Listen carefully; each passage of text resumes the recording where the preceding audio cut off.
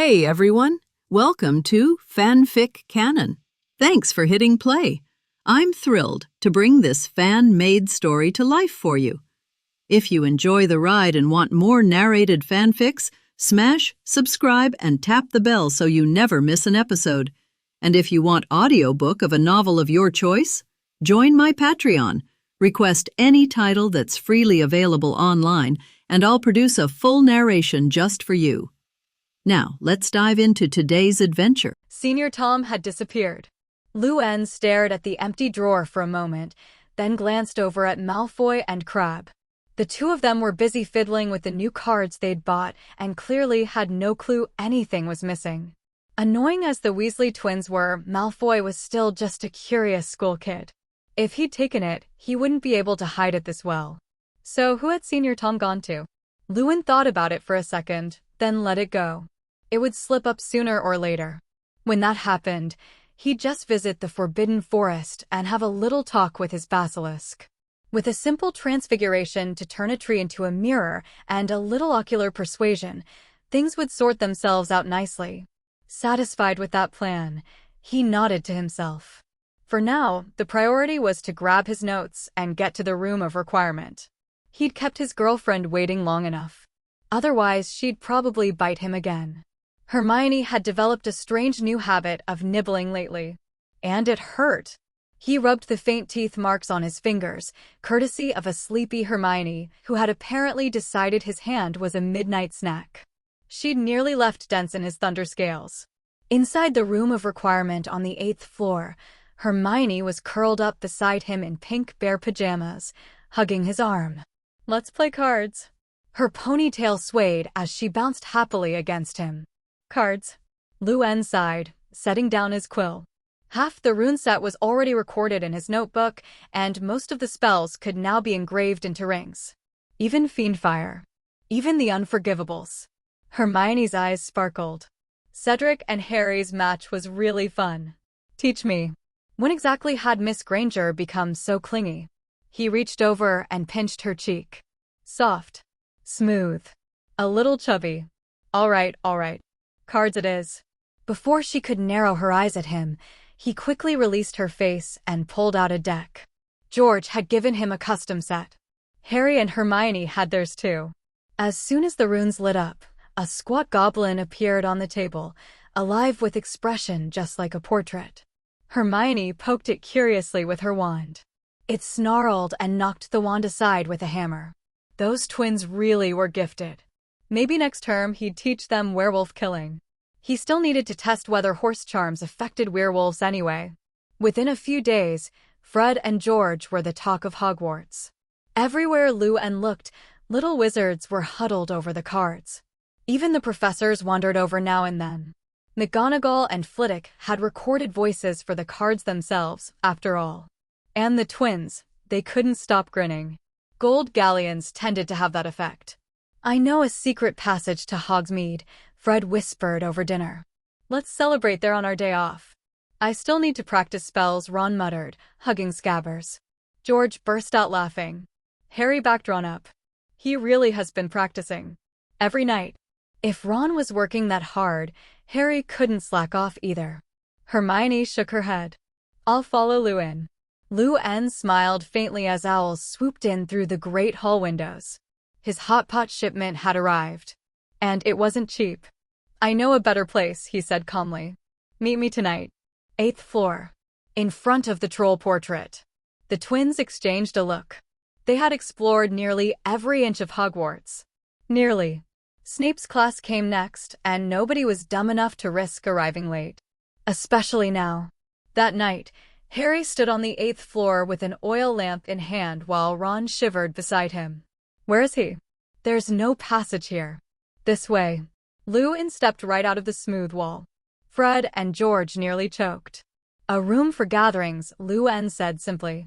He paced past the portrait 3 times, and a door appeared. George stared. "How did you even find this?" "By accident." Fred snorted. "Sure you did." Luann only smiled. The doors swung open. The night was just getting started. Fred and George clearly didn't buy Luann's story. "Found it by accident?" Fred scoffed. "Right.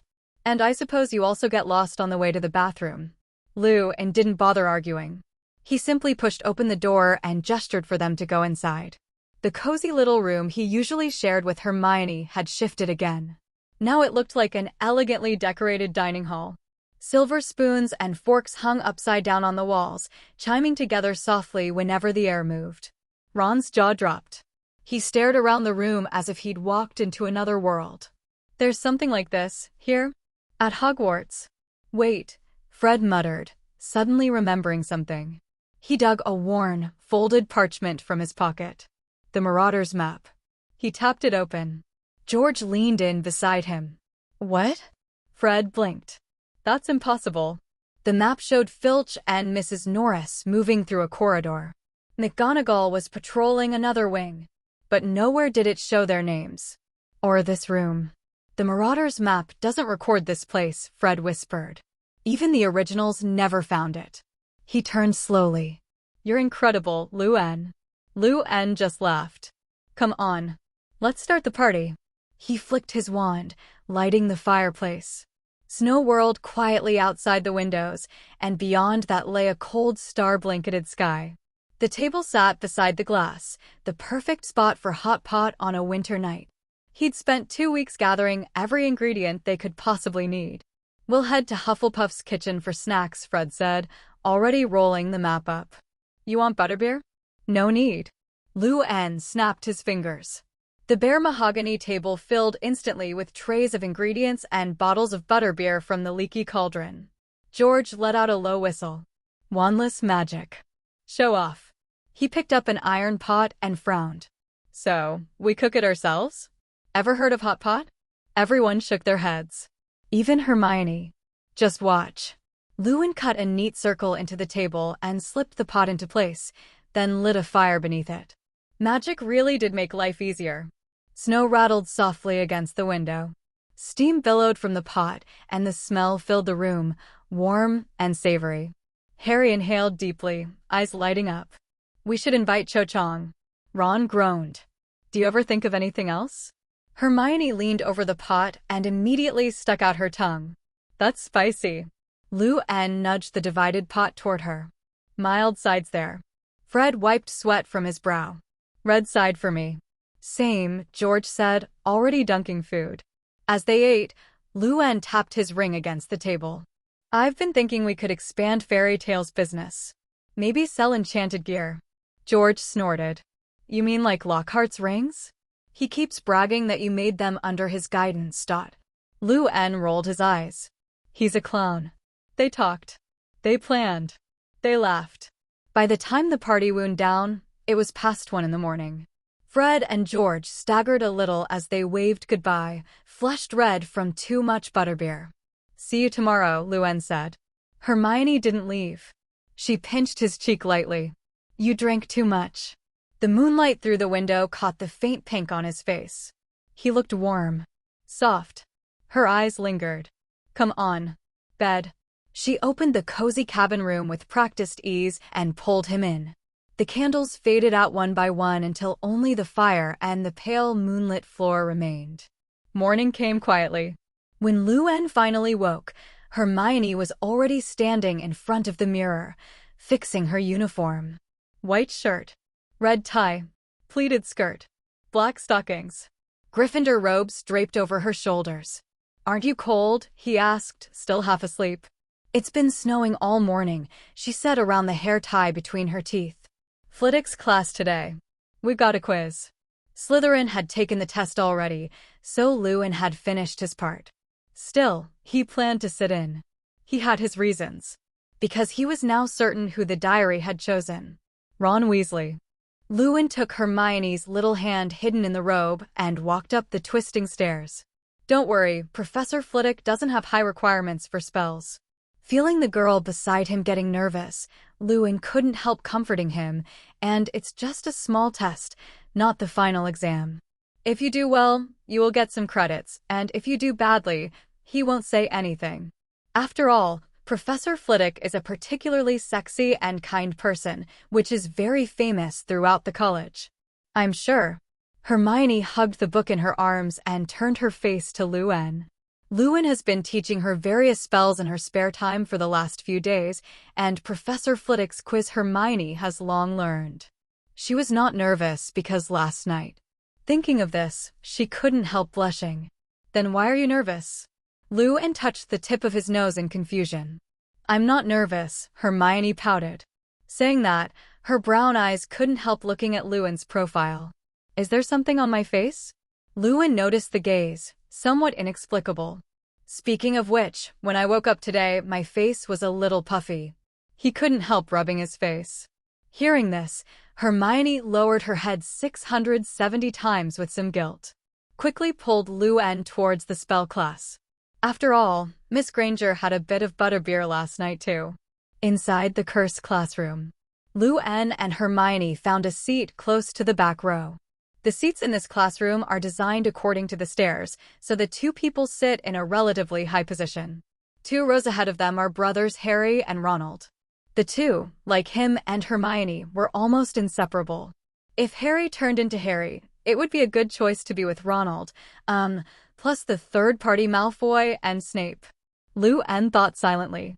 Harry suddenly felt a chill behind his back and quickly turned his head to look.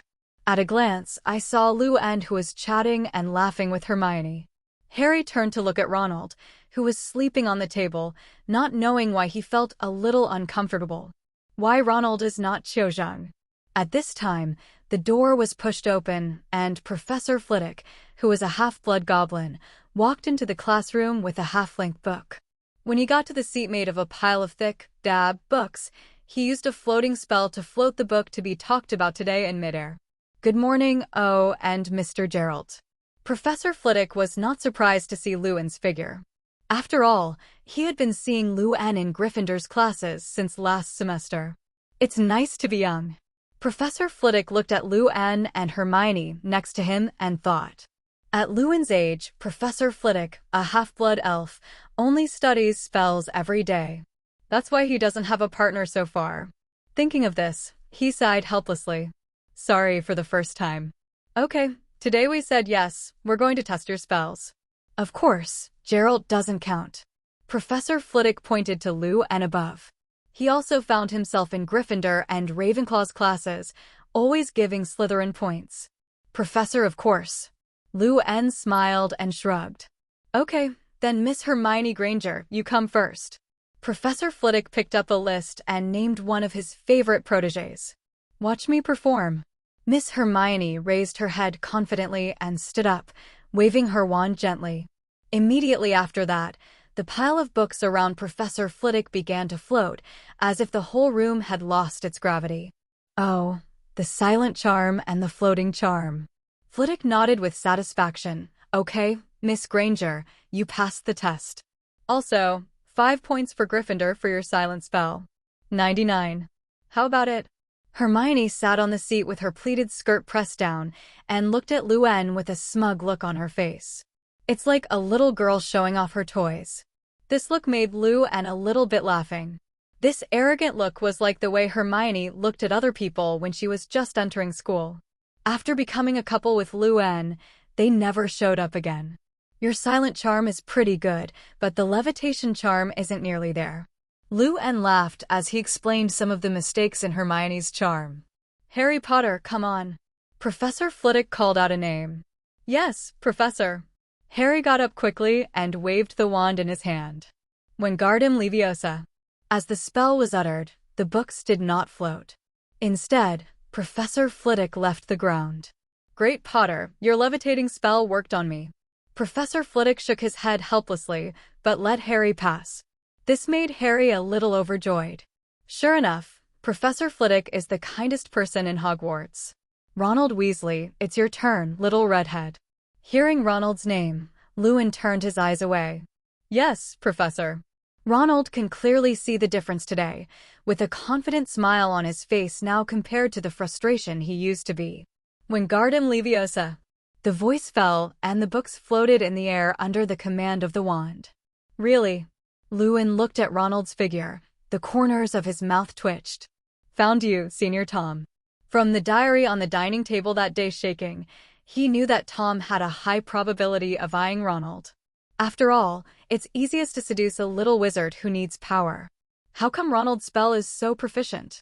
Hermione also noticed the anomaly.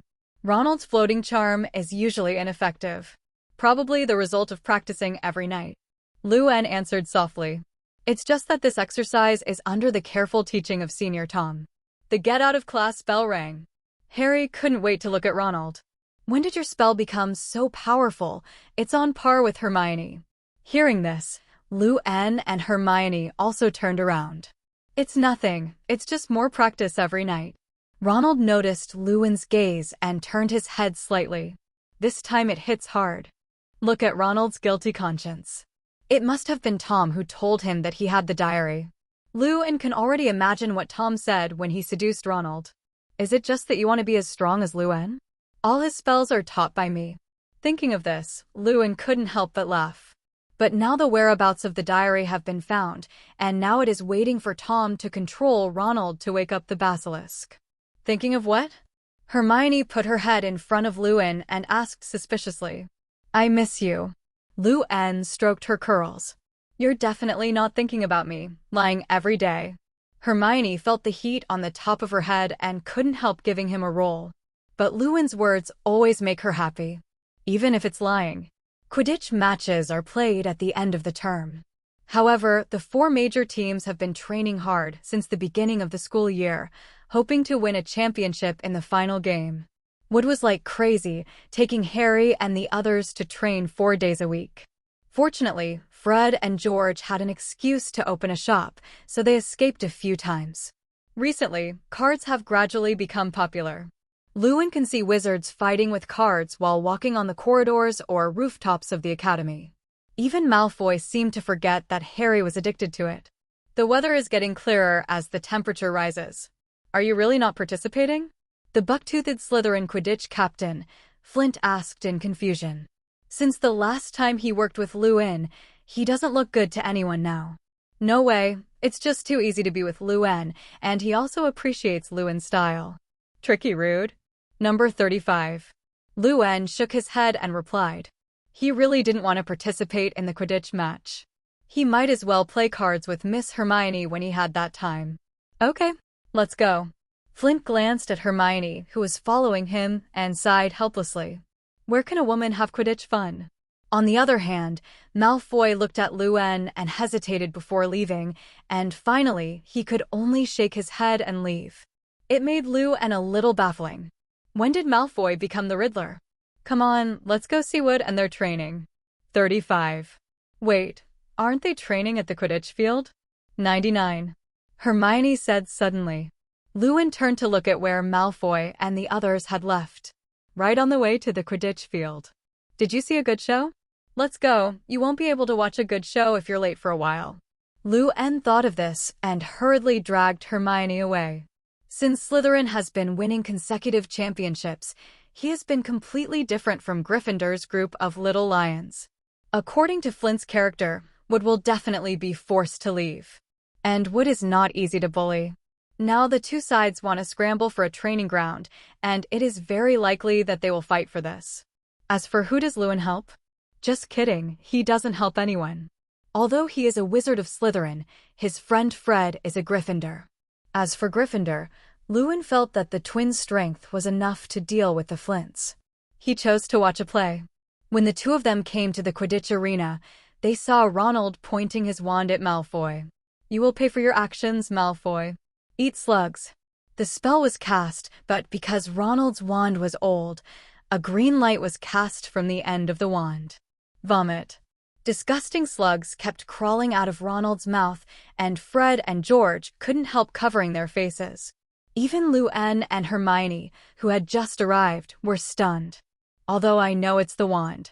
Hermione looked at Ronald, who was crawling on the ground and spitting slugs, and shook his head helplessly.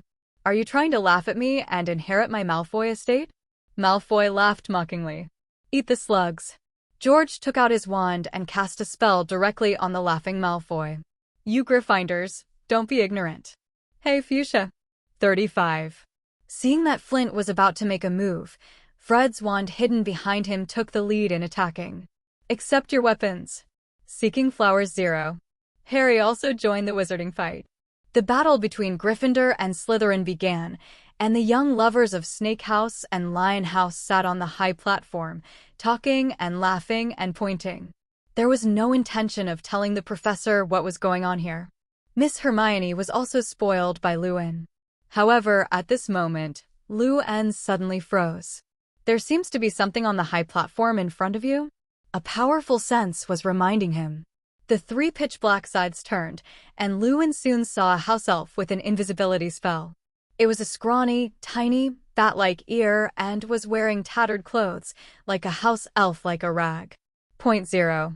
Luan is somewhat impressed. It seems to be the elf of the Malfoys. Is it Dobby or Dobby? But what is it doing here? Under Luan's suspicious gaze, the house elf hesitantly pointed at Harry, who was among the wizards.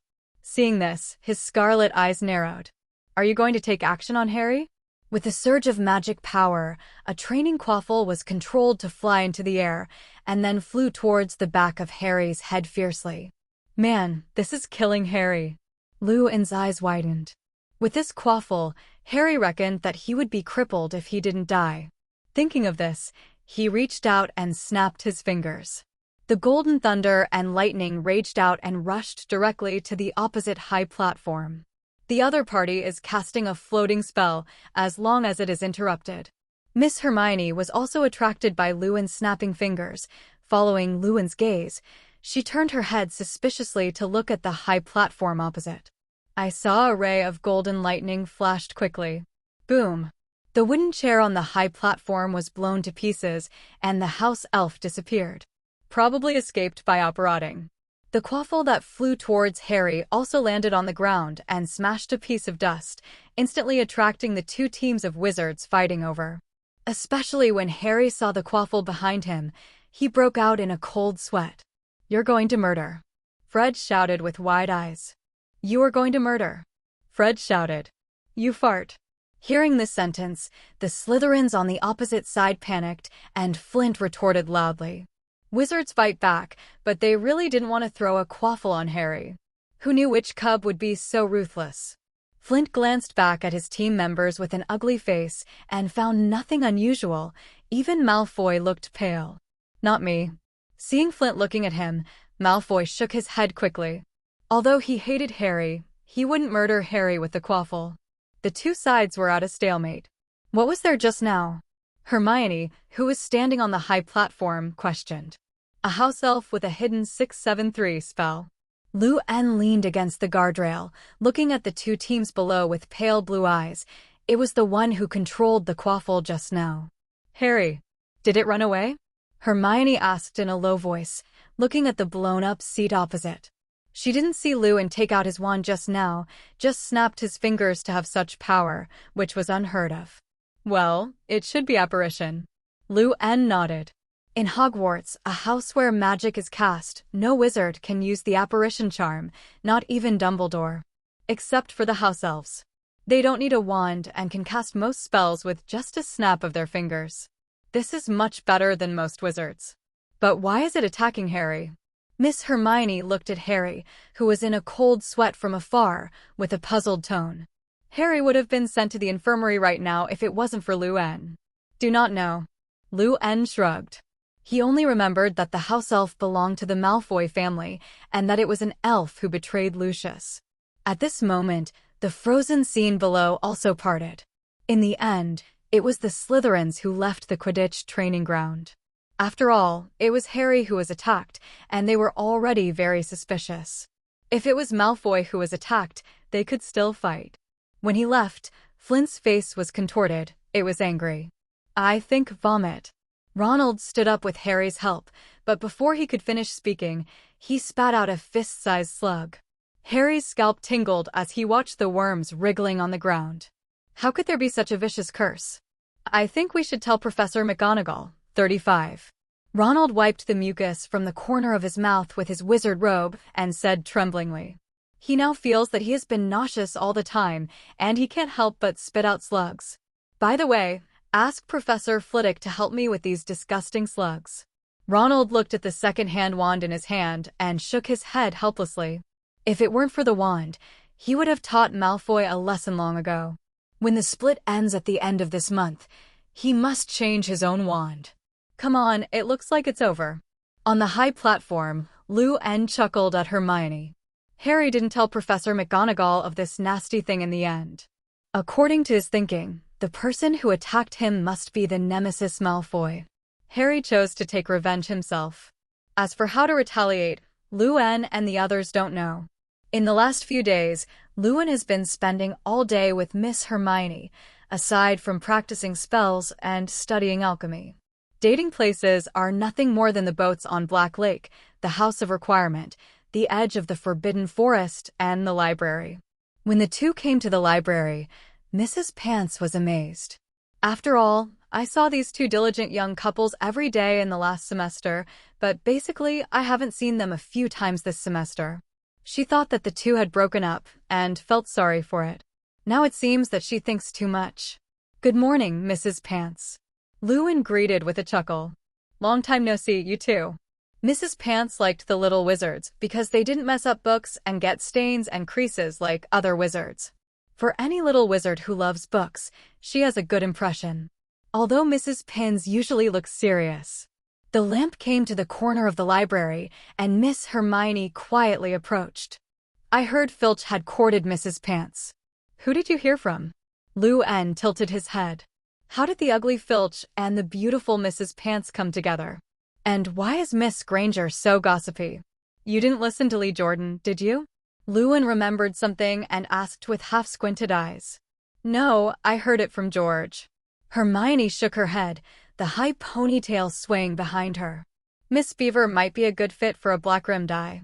Lou-en thought, looking into his bright brown eyes. Lee Jordan confessed to Angelina in the library the other day and was reprimanded by Mrs. Pants. 99. Lou-en explained. There is no doubt that the scandal between Mrs. Pants and Filch was spread from here. Lee Jordan again? Hermione remembered that Lee Jordan trumpeted her relationship with Lou-en, which was why so many little witches lost their crushes. Thinking of this, she couldn't help but laugh. Lou-en can only be Miss Granger alone. What are you laughing at? Lou-en opened a book and looked suspiciously at Hermione, who covered his mouth and snickered. No, it's nothing. I'm wondering if there really is a basilisk in the school. Hermione quickly changed the subject and pushed her book in front of Lou-en. The basilisk? Lou-en stared blankly. Can he still not know if there are basilisks? The basilisk hidden in the basement for nearly 1,000 years has long since become his psychic object, and now it is up to Senior Tom to wake it up. Speaking of which, Ronald has been getting the diary for almost half a month. Why hasn't he been controlled? Maybe it exists. Looking at Hermione's gaze, Lou-en gave an ambiguous answer. He can't answer that he has seen the basilisk, and he also put some blood on it and made a contract, right? Really? 35. The keen Miss Granger saw Lou-en touching the tip of her nose. So the basilisk really exists?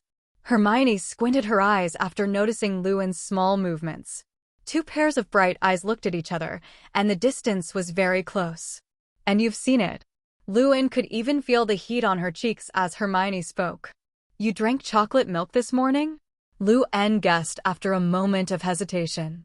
9. Miss Hermione also noticed that the distance between the two was too close and quickly took a step back. Don't change the subject. 35. She grunted in dissatisfaction. I have not seen. Seeing Hermione ask, Lou-en shook his head and lied. He had found out that some of his habits had already been figured out by Miss Hermione. So this time he didn't have any extra moves. Yes. Hermione gave him a suspicious look. What good is it for me to lie to you? 13. Lou-en touched her brown curly hair angrily, messing it up a lot. I just got my hair done. Hermione quickly broke away from Lou-en's palm and sat across from him with the book in her arms. Okay, don't think about the basilisk. Maybe it's just a rumor. Seeing Hermione nodding lightly in agreement, Lou-en was also slightly relieved. Basilisk's eyes have the characteristics of death, and this ability may not even be able to withstand it, so it is absolutely impossible for Hermione to participate. Auditorium at night. Have you seen Ronald?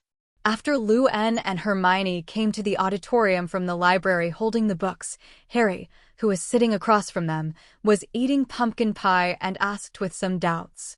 I haven't seen him this afternoon. I wanted to take him to practice Quidditch together. 35. In the second year, Ronald also signed up for the Quidditch team, but he didn't know if he would be able to join in the end. No, Luann and I have been studying in the library all afternoon. Hermione shook her head. You haven't seen him all afternoon? Luann looked thoughtful when he heard Harry's words. I didn't see him during the lunch break. Harry spread his hands helplessly. After the herbal medicine class in the morning, he saw Ronald returning to the dormitory in a trance to rest. But when Harry got to the dormitory, he realized that Ronald's bed was long gone. Don't worry, you can't lose him. Hermione ordered a dinner and said softly, Ronald is so big, how can he still get lost at Hogwarts? From her point of view, Harry was simply overthinking. After all, these two are inseparable all day long. Luann took a cup of black tea and took a sip. He didn't speak, but his pale blue eyes narrowed. According to Harry's description, if nothing else, there will be an accident tonight. Is the basilisk going to be awakened at this time? He couldn't help thinking. After dinner, Harry decided to find Ronald. And Luann and Hermione went with them. In the corridor on the second floor. Why are there so many people in front? Harry looked suspiciously at the crowd that surrounded him in front of him. Suddenly he looked a little dazed. A hoarse voice entered Harry's mind, which made his scalp tingle, and the mark on his forehead hurt a little. Did you hear strange noises just now? Harry asked the two of Luann while covering the scar on his forehead. Strange sound. Hermione frowned beautifully. No. How about you, Luann? I do not have either. Luann shook his head. But looking at Harry's appearance, he knew that the basilisk had been released by Ronald, who was controlled by Tom. Knowing that Harry has the ability to speak Parseltongue, being able to hear basilisks is not uncommon. But I do hear, the sound is gone. Harry looked around and saw nothing but the walls on either side and a large group of little wizards in front of him, and the loud hoarse voices disappeared from his mind. As if it was just an illusion. Let's go over first and see what's going on ahead. After speaking, Luann pulled Hermione towards the crowd. When he came to the crowd's side, Luann was suddenly taken aback. VF *********. Hermione quickly covered her mouth and let out an exclamation. The little wizards around also had expressions of horror on their faces. Someone actually attacked Filch? Which little wizard did this well? I saw Filch, who had a gloomy face originally, fell to the ground motionless at this time, and the oil lamp he used for patrol fell on the slate and shattered into several pieces. It was petrified? Luann didn't expect the first victim to be Filch, the watchdog. Did you look into the basilisk's eyes through the mirror in the window? Luann thought to himself as he looked at the bright, patterned glass on the wall. If the eyes of the basilisk are seen through other media, it will have the effect of petrification, and it does not have the characteristic of death. How so? Harry also squeezed in at this time, and his emerald green eyes immediately saw the figure on the ground. F**********, dead? His expression was a little stunned. No, it was just turned into stone. 95. At this time, Cedric, who was wearing a little badger robe, came over and his face was a little dignified. I just told Professor Flitwick about what happened here. Yes, Harry murmured, and suddenly his eyes widened. Ronald hasn't been found yet? That little red-haired wizard? Cedric asked suspiciously. Yes, have you seen him? Harry asked quickly. Now he doesn't care if Cedric is his rival. I saw him go up the stairs just now, looking tired. Cedric pointed to the stairs above. The professors are still very fast. The first person to arrive was Snape. His black robe was blown by the wind with his fast pace, and his cold and indifferent expression made the passing wizards quickly move away. Petrochemical. Snape crouched down and glanced at Filch's condition, frowning involuntarily. This is no ordinary petrification spell. How is it, Severus? Professor McGonagall and Dr. Madame Pomfrey also came over. It's not life-threatening, but some potions need to be prepared. 99. The story of Filch's attack soon spread at Hogwarts.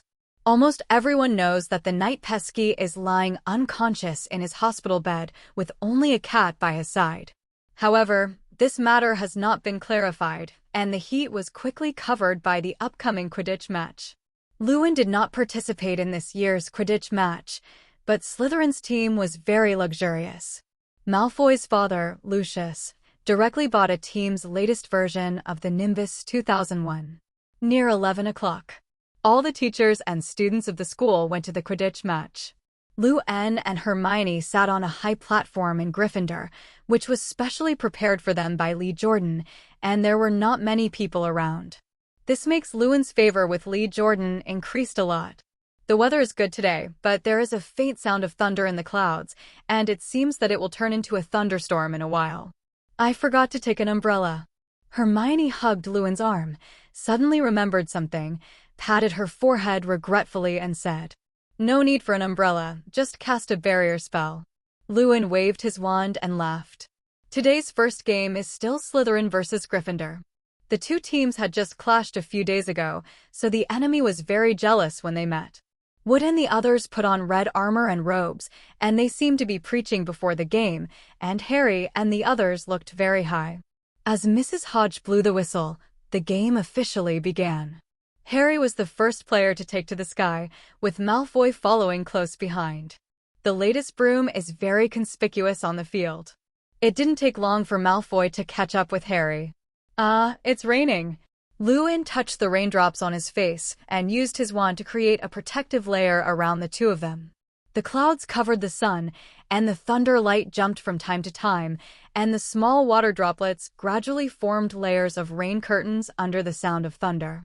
Lou-Anne looked up at the golden thunderbolt in the sky and felt a burst of coolness. As a thunder dragon, he likes this kind of weather very much, and the thunder light in the sky looks delicious. The gap in this game is really too big. Fred and the others couldn't touch the ball fired by the other party at all, and the score came to 90-10. If Harry didn't manage to get the snitch, he would lose the game without a doubt. The crowd on the Slytherin side was roaring, as if celebrating the victory in advance. "Come on, Harry.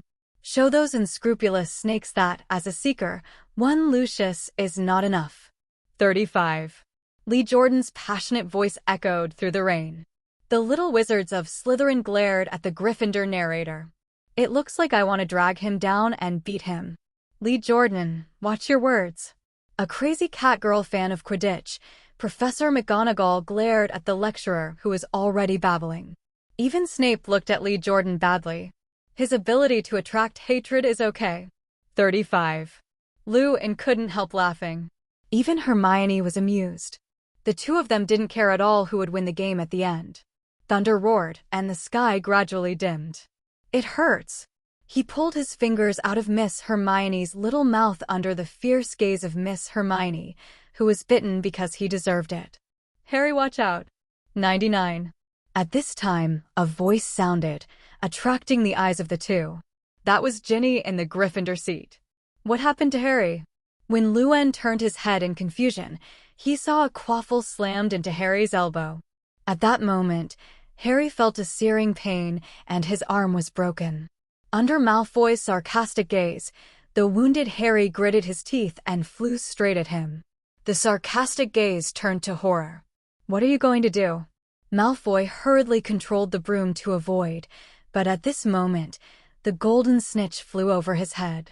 Oncoming Harry took the snitch, and with a bang, water splashed on the ground. The winner of the race fell headfirst into the muddy ground. Gryffindor let out a loud cheer. "We are the champion." Lee Jordan is also enthusiastic. "No, aren't they going to see Harry?" Lou-Anne pointed to Harry, who had slammed his head into the dirt, and said, "I see his arms are going soft." "Oh, it's just a small injury, you believe me." 35. Lockhart pointed his wand at Harry's fractured arm and smiled confidently. "Isn't it just a fracture? I used to treat myself often." With an unknown spell chanted, the originally firm arm suddenly became soft as rubber. Harry's eyes widened. "Mistake, hee mistake." Feeling the gazes of the people around him, Lockhart rubbed his head and smirked twice, then turned around and ran away. I knew Lockhart was unreliable. Lou-Anne shook his head helplessly. In the end, Harry was sent to the school infirmary by him using the levitation charm. That new professor of dark magic defense class is really stupid. How can he just use magic to make people's bones disappear? Madame Pomfrey said angrily. This was the first time in the 2 years that Lewin had been at Hogwarts that he had seen this lady angry. As you can imagine, Wang Jiahao, what Lockhart did this time was outrageous. In the end, under Madame Pomfrey's treatment, Harry had to lie on the hospital bed for several days and drink the unpleasant raw bone spirit. How miserable. Looking at Harry's frowning expression, Luen sympathetically took out a few bottles of the modified bone spirit from the Shui space. This raw bone spirit was made by me. It tastes like chocolate, and the medicinal effect has not diminished. 35.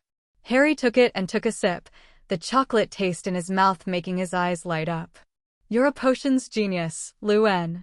Madame Pomfrey looked at the bottle of raw bone spirit in confusion. This is what you cooked? Yes, ma'am. Luen nodded closer. Well, the effect of the drug is not known yet, but it can be tested with Mr. Potter. Looking at the floppy arms, Luen shook his head pitifully. The last time the quaffle didn't hit the back of Harry's head, this time it smashed him into a broken bone. I really don't know what kind of hatred it is. Where did Harry provoke that house elf? Although I didn't find the elf when I was watching the battle on the high platform, it was obvious that the flight path of the quaffle was controlled by the floating spell. Combined with the last quaffle, it was easy to guess. Thank you, Luen. Harry held the bottle of chocolate-flavored bone spirit, tears welling up in his eyes. If it wasn't for Luen's potion, he would probably be connected to the raw bone spirit in the school's medical office for 3 or 4 days, and the dog would shake his head when he smelled it. It's just not for people to drink. You better rest here. Luen stood up and took Hermione's little hand, turned and left. But on the stairs leading to the 8th floor, the two of them met Ronald, who was about to go downstairs. To see Harry? Luen asked with a chuckle. Ronald looked very decadent at this time, looking like he didn't wake up. Good evening. Ronald's eyes were a little dazed, but after seeing that it was Luen and Hermione, he still managed to smile. I'm going to see how Harry's injury is. See you tomorrow. After speaking, Ronald yawned and went down from Luen's side. He looked odd. 35. Miss Hermione frowned as she looked at the swaying back. Probably didn't wake up. Luen replied. Let's go. There's class tomorrow morning. We two go to bed early. Who wants to sleep with you? You sleep on the sofa tonight. Listen to you. Luen didn't bother to argue with the duplicitous Miss Granger. She would sneak out of bed in the second half of the night anyway, and use the floating charm to carry him to the bed. I don't know how many times this has happened. Got used to. But Ronald should be completely controlled by Tom like this now. I have to find time to control the basilisk myself. Luen thought. The next morning, waking up from the soft bed, Luen used his wand to help Miss Hermione, who was still asleep, arrange her clothes and hairstyle. The sun from outside the window shone on the quilt, and the whole room of requirement had a scent of jasmine. That was the smell that often came to Miss Beaver's curly hair. Wake up, it's time for breakfast. After Luen cooked a rich breakfast with his cooking skills, he went to wake up his little girlfriend. Hermione was sitting on the bed at the moment, half squinting looking at the scenery outside the window. She stretched. She was not surprised that the sleeping on her body had turned into a shirt and a short skirt. Have become accustomed to it. Good morning. Hermione covered her mouth and yawned. Get up and eat quickly. Luen hung his apron on the wall and smiled at Hermione. You made breakfast? Hermione's eyes widened, slightly surprised. This is also the first time Luen has cooked at Hogwarts. You don't even look at the time. 39. Luen pointed to the clock behind him. It was already 8 in the morning. If you go to the auditorium for breakfast, you will waste another half an hour. He simply made it himself using the ingredients of Shinwei space. It doesn't take much time anyway. Come here. Hermione lifted the quilt to reveal her little feet in black stockings, but put on her shoes and went to wash. Dab. Luen's meals are almost all wuxia, at least according to Hermione. After all, during the holidays, Luen cooks every day. Although she also thought about learning to cook, but she didn't have much time. In Hogwarts at 8:30, the little wizards were all walking in the corridor, talking and laughing as they walked towards their classrooms. This morning's class was Lockhart's Parallel Dark Magic Defense class. When Luann and Hermione walked to the door of the Dark Magic Defense class, they turned around and saw a group of little wizards pointing around a wall. What are these people doing? Luann curiously walked over and took a look. There was a notice posted on the wall. Duel Club. Or is Lockhart the lead professor? Luann was stunned. Originally thought that after what happened to Harry last time, he might settle down for a while, but he really didn't expect it. Opened a duel club the next day. Luann, what is written on it? Harry's voice came from behind him. Luann turned his head to look, only to see Harry coming over with a bandage on one hand. Didn't Professor McGonagall tell you to stay in the medical office for a few more days? Luann wondered. Why did you run away in just one night? Professor McGonagall knew it would be sad. You must know that Harry fought his life to win the Golden Snitch and Gryffindor won, and Professor McGonagall laughed like a flower. It's Lockhart. He said there was a new dueling club today, and he said there was an opening ceremony that I must come. Harry said helplessly. Lockhart. This can be regarded as a refresh of Luann's lower limit for this Oblivion spellmaster. When it comes to being a dog, Lockhart is definitely number one. I heard from Lockhart that this club came about because Filch was attacked. Harry twisted his broken hand, and after a night of time, the bones had grown a lot, and he could barely move. And this dueling club teaches some practical spells to deal with attackers. Speaking of this, Harry couldn't help but get excited.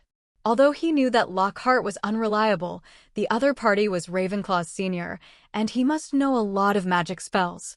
Finally able to learn some useful spells, Harry thought. Seeing Harry's happy look, Luann hesitated for a while without hurting his confidence. By the way, Ronald isn't with you? Harry shook his head quickly. Last night, he went back to sleep after watching me. He should be rushing over here now. Isn't that Ronald? Saying that, Harry pointed to a little wizard who was yawning in the distance. Why do you look like you haven't woken up? Harry looked at the thick dark circles under Ronald's eyes and questioned. I feel like I haven't slept enough for the last few days. Ronald rubbed his eyes that could not be opened and said sleepily. What are you all looking at? He asked curiously. There are so many little wizards here, Ronald. Can see it at a glance. The Wizarding Duel Club, the class starts today. Luann replied. He glanced at Ronald's current state, and it was obvious that Tom had been under control for several days. Duel Club. Ronald glanced at the notice posted on it. Is Professor Flitwick going to teach us? It would be nice if it was Professor Flitwick. Miss Hermione sighed. After all, Professor Flitwick's trophies and glory are real, a dual champion with a winning streak, and the use and proficiency of magic spells must be above Lockhart. How can Ravenclaw be a parallel importer of Lockhart? I really don't know how he graduated from Hogwarts. Hermione said weakly. Wait, wouldn't it be Lockhart teaching us? Hearing this, Ronald grasped the point immediately, and then his face collapsed. He remembered all kinds of unreliable Lockhart, plus the bone in Harry's arm was lost yesterday. Is it really okay for such a person to be a dueling professor? I don't know what Headmaster Dumbledore thinks. Even Harry was speechless. Luann doesn't really care anyway. He has almost learned the magic spell technique. Whether it is the 3 unforgivable spells or the black magic spells such as Dementor, he is very proficient. So this duel club is just a decoration in Luann's view. Does it matter who teaches the dueling club? Okay, let's go to class first. Luann looked at the few people who were not in high spirits and greeted them. What happened to Lockhart? Lockhart's forgetting is a masterclass. Luann even suspected that Lockhart graduated successfully with a forgetting curse when he was in the Hogwarts assessment. In the classroom of the dueling club. The second-year wizards of Slytherin and Gryffindor are here, and they're honored to be the club's first students. I'm honored that Principal Dumbledore can let me be the host of this duel club, I know you. Dressed in a gorgeous azure gown and cape, Lockhart ambled across the middle of the classroom with a smile on his face, 10 silver rings on his fingers glistening in the sunlight. And behind him was today's assistant, Severus Snape. Snape's face was cold, and his wide black bathrobe was replaced by a slim-fitting jet black dress, making him look very tall and thin. Lockhart liked the attention of everyone, but Snape hated it, even Lockhart walking in front of him. If it wasn't for Dumbledore, he wouldn't want to deal with the conceited Ravenclaw at all. Okay, so now it's up to me, Gilderoy Lockhart, to start your first game. Lockhart smiled and pointed his wand at the smooth, carpeted floor. Boom, one by one. Under the expectant gaze of the little wizards, a rectangular ornate stage slowly rose, and Lockhart himself was already standing on it.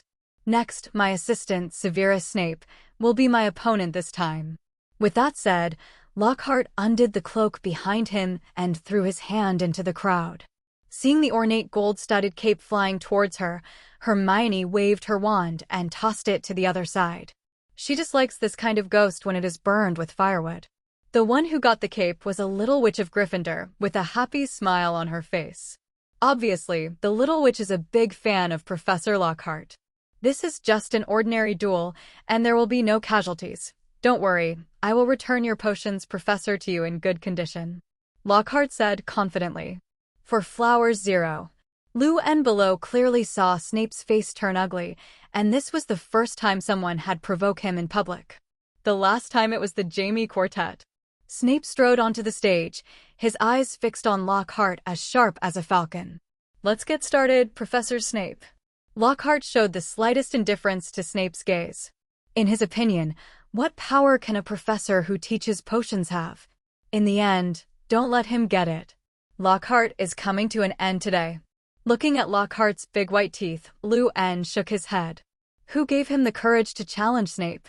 With the salute between the wizards ended, Snape and Lockhart both retreated to the sides of the stage, wand holding hands in an attacking gesture.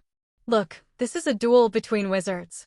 Lockhart looked at Snape, and the wand in his hand instantly swung out. But obviously, his combat experience was not as rich as Snape's. After seeing Lockhart's gaze, Snape swung his wand long ago. Accept your weapons. A dazzling light shot from the wand and rushed towards Lockhart, who had not yet chanted the spell, at great speed. Obtuse, stupid. Why did Dumbledore find such a dark magic defense professor? Snape narrowed his eyes in thought. And Lockhart looked at the spell rushing towards him, and suddenly he was in a hurry. But the moment it touched him, a ring on his finger shone brightly. Snape's spell seemed to strike an obstacle and disappeared without a trace. Iron Armor Curse. Snape's eyes widened, looking at Lockhart, who was somewhat dazed across from him, with incomprehension. He just absolutely didn't wave his wand. How did the Iron Armor spell work? Suddenly, Snape turned his gaze to a ring on the opposite finger that shone with azure blue light. Is it the ring thing? 1. Is it the power of those rings? Snape frowned and looked at the 10 delicate rune rings on Lockhart's hand, and suddenly had some impressions. He turned his head to look at Lou and Hermione in the corner of the classroom. The young couple of Slytherin and Gryffindor were talking and laughing. He remembered. Lou and Hermione also have an identical rune ring on their hands. Although he didn't know what the runes above meant, Snape could tell that the words were ancient runes. And Lockhart's 10 ring runes are different, each one different. Does it represent 10 different spells? Snape had a guess in his mind, and he guessed right. Cough cough dash. At this time, Lockhart also opened his eyes that had just been closed in shock. He looked down at the ring flashing blue light on his finger, a little overjoyed. 673. Gerald's stuff is really good. If the ring wasn't there just now, Snape's weapon to kill you would have knocked him off the stage. Thinking of this, Lockhart stared at Snape, frowning across from him, holding his wand. Finished, picked a hard stubble. Who knew Snape, a potions professor, could have such a powerful spell skill? Lockhart clenched his palms. He had already experimented with the abilities of the 10 rings above, and he was familiar with each one. In order not to lose face, I can only use these magic props. I have to admit, Professor Snape is still very strong. Lockhart forced a smile. However, it was obvious just now that I wasn't serious. The duel begins now. 39. Lockhart snapped his fingers under Snape's icy gaze, a ring gleamed, and fiery flames swept through his body. Nice ring. Snape looked at the scorching flames and glanced at the rings in surprise. I didn't expect that even the Vulcan can be carved into it. And these rings are products of alchemy. Powerful blast. 9. Seizing the opportunity, Snape's wand aimed at the figure in the flames again. I have to say, even with 10 rings, Lockhart's combat experience is still absurdly poor. Before the wand in his hand could react, it was struck by Snape's spell. It's useless, I still have this. Lockhart laughed confidently, and the iron armor charm was activated again. A ring can be used multiple times. But the iron armor. Snape narrowed his eyes and waved his wand in his hand. God is invisible. The spell was whispered, and a green light shot straight at Lockhart in the flames. Offstage. It's Chifeng Wuying. Miss Hermione, who had been practicing for a week, recognized it immediately. But when she looked at Lockhart on the opposite side, she was a little puzzled. Why didn't he control those flames to attack Snape with a levitation spell? Hermione asked in confusion. How could I know? Luen shook his head. Who knows what the parallel importer of Lockhart thinks? He used a Vulcan to clear the way and simply surrounded himself. Those flames can't stop any spells. I have to say, Lockhart in flames really has a cool feeling. Lockhart is going to lose. 35. At this moment, Luen suddenly said softly. The ring he made could only use the iron armor charm twice at most, and the second time was very unstable.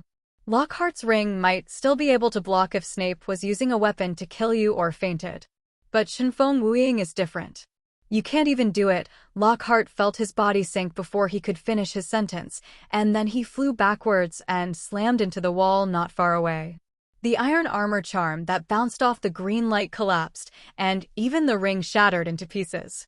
Since the iron armor curse blocked most of Chifeng Wuying's power, Lockhart only had a little nosebleed. I didn't even see you use the other 8 rings. Snape walked over coldly, pulling Lockhart up with a levitation charm. The ring is nice, but that's not your power. Cough cough dash. Lockhart staggered to his feet, and the smile that originally hung on the corner of his mouth also stiffened. He really didn't expect Snape to be so strong. You know this is. I negotiated with Professor Snape. The spell just now is the flip and disarm spell, and this is what you will learn next. 9. Lockhart has become what he is now and is still stubborn. Liar, the one just now wasn't flipped in the air. Hermione retorted softly. What he says is what he says, after all, it's so miserable. Luen looked at Lockhart, who was forced to smile and didn't know what to say for a while. After all, he already had 10 magic rings, but he couldn't even hold on to Snape's 5 moves. This man is useless. Okay, then you will find your opponents and fight on the stage later. Soon everyone found their opponent. Luen's opponent is, needless to say, the lovely Miss Hermione. And Harry was up against Malfoy. Because Snape called the 2 of them by name and let them go up first. The wizard salutes. An embarrassed-looking Lockhart presided over the duel, blood still oozing from his nose. No way, Snape didn't give him a counter-curse. Just have to wait for it to recover. He suffered heavy losses this time around, and one of the iron armor spell rings was damaged. It seems that there is a chance to go to Luen to buy some more. After all, this is something that can save lives. Okay, start. Lockhart sullenly announced the beginning of the wizarding duel. Fuchsia. Harry took the first shot, pointed his wand at Malfoy and shouted. The weakness of voice spells is obvious, that is, when you shout the spell, the other side runs away. Flip in the air. After dodging the spell, Malfoy quickly counterattacked. Harry was thrown out of nowhere, crashing hard on the back half of the stage. Oolong out of the hole. As a wizard of sly 0.1 fling, who knows best what it means to pursue a victory, a plume of white smoke emerged from Malfoy's wand. Hiss. As the smoke cleared, a small piebald snake appeared in the duel arena. Many little wizards near the table were startled. Even Hermione couldn't help hugging Luen's arm. Oh, a snake. Lockhart said to Snape with a smile on his lips, but Snape didn't pay him any attention at all. He could only ask for his own boredom. Harry looked at the wandering snake, and suddenly a voice came to his mind. It's the same sound as last time in the hallway. However, before he could react, a cold voice sounded. Enough, Gerald, you go up and show them. 39. Looking at Harry lying on the ground in a daze, Snape directly declared the winner of the match. Gerald, you go up and show them a demonstration. Snape said directly. The first wizard duel ended with Malfoy winning. Seeing Harry still lying on the ground in a daze, Snape's eyes flashed with sarcasm.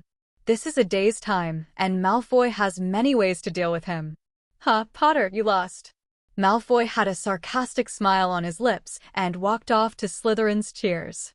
He is still very popular in the same session of Slytherin. After all, Malfoy is a relatively high-class, pure-blood family. Got it, Professor. After hearing Snape's words, Lou-Anne nodded and said to the girl beside him, "It's time for the two of us to go up." "Ah, so fast." Miss Hermione was clearly not ready. "You don't have to be merciless. Just let me see what you have learned so many days." Lou-Anne chuckled and held out a hand. "What can I learn? I am bullied by you every night." 13. Hermione muttered softly, then put her hand on it. The hands are small, but the grip is fleshy. "Have you gained weight recently?" The moment he stepped onto the stage, Lou-Anne whispered a question in her ear. "I always feel that the recent Miss Hermione has a chubby face." Hermione's brown eyes narrowed involuntarily, and after shaking Lou-Anne's hand away, she walked to the other side of the stage. "I'm not going to keep it." 35. Snape watched all this with a frown silent. And Lockhart is relatively familiar with Lou-Anne, and he bought 10 rings from him. It's a pity that the iron armor curse was broken. He was still thinking about whether he should go to Lou-Anne to buy one after class. The passive activation of the iron armor is simply fantastic, and it is definitely a life-saving trump card in times of danger. Looks like there's still a couple. 35. Lockhart was wearing a white trim gown and waved his wand down. "Start now. Pass out." As soon as the words fell, Hermione waved his wand at Lou-Anne. A dazzling light flashed in the classroom. "Armor protection." Lou-Anne swiped his wand up indifferently. The blue brilliance seemed to meet a shield in front of him, turned into a circle of blue ripples, and finally dissipated in the air. "Iron spell?" Snape raised his head slightly, watching the battle between Slytherin and Gryffindor with a pair of falcon-like eyes. Lockhart used the spell twice, but Snape knew it was all due to the alchemy ring. You must know that the Iron Armor spell is an exam spell for senior grades, and it is not that easy to learn and master it. If it were so easy to learn, it would not be the content of the exam. "Accept your weapons."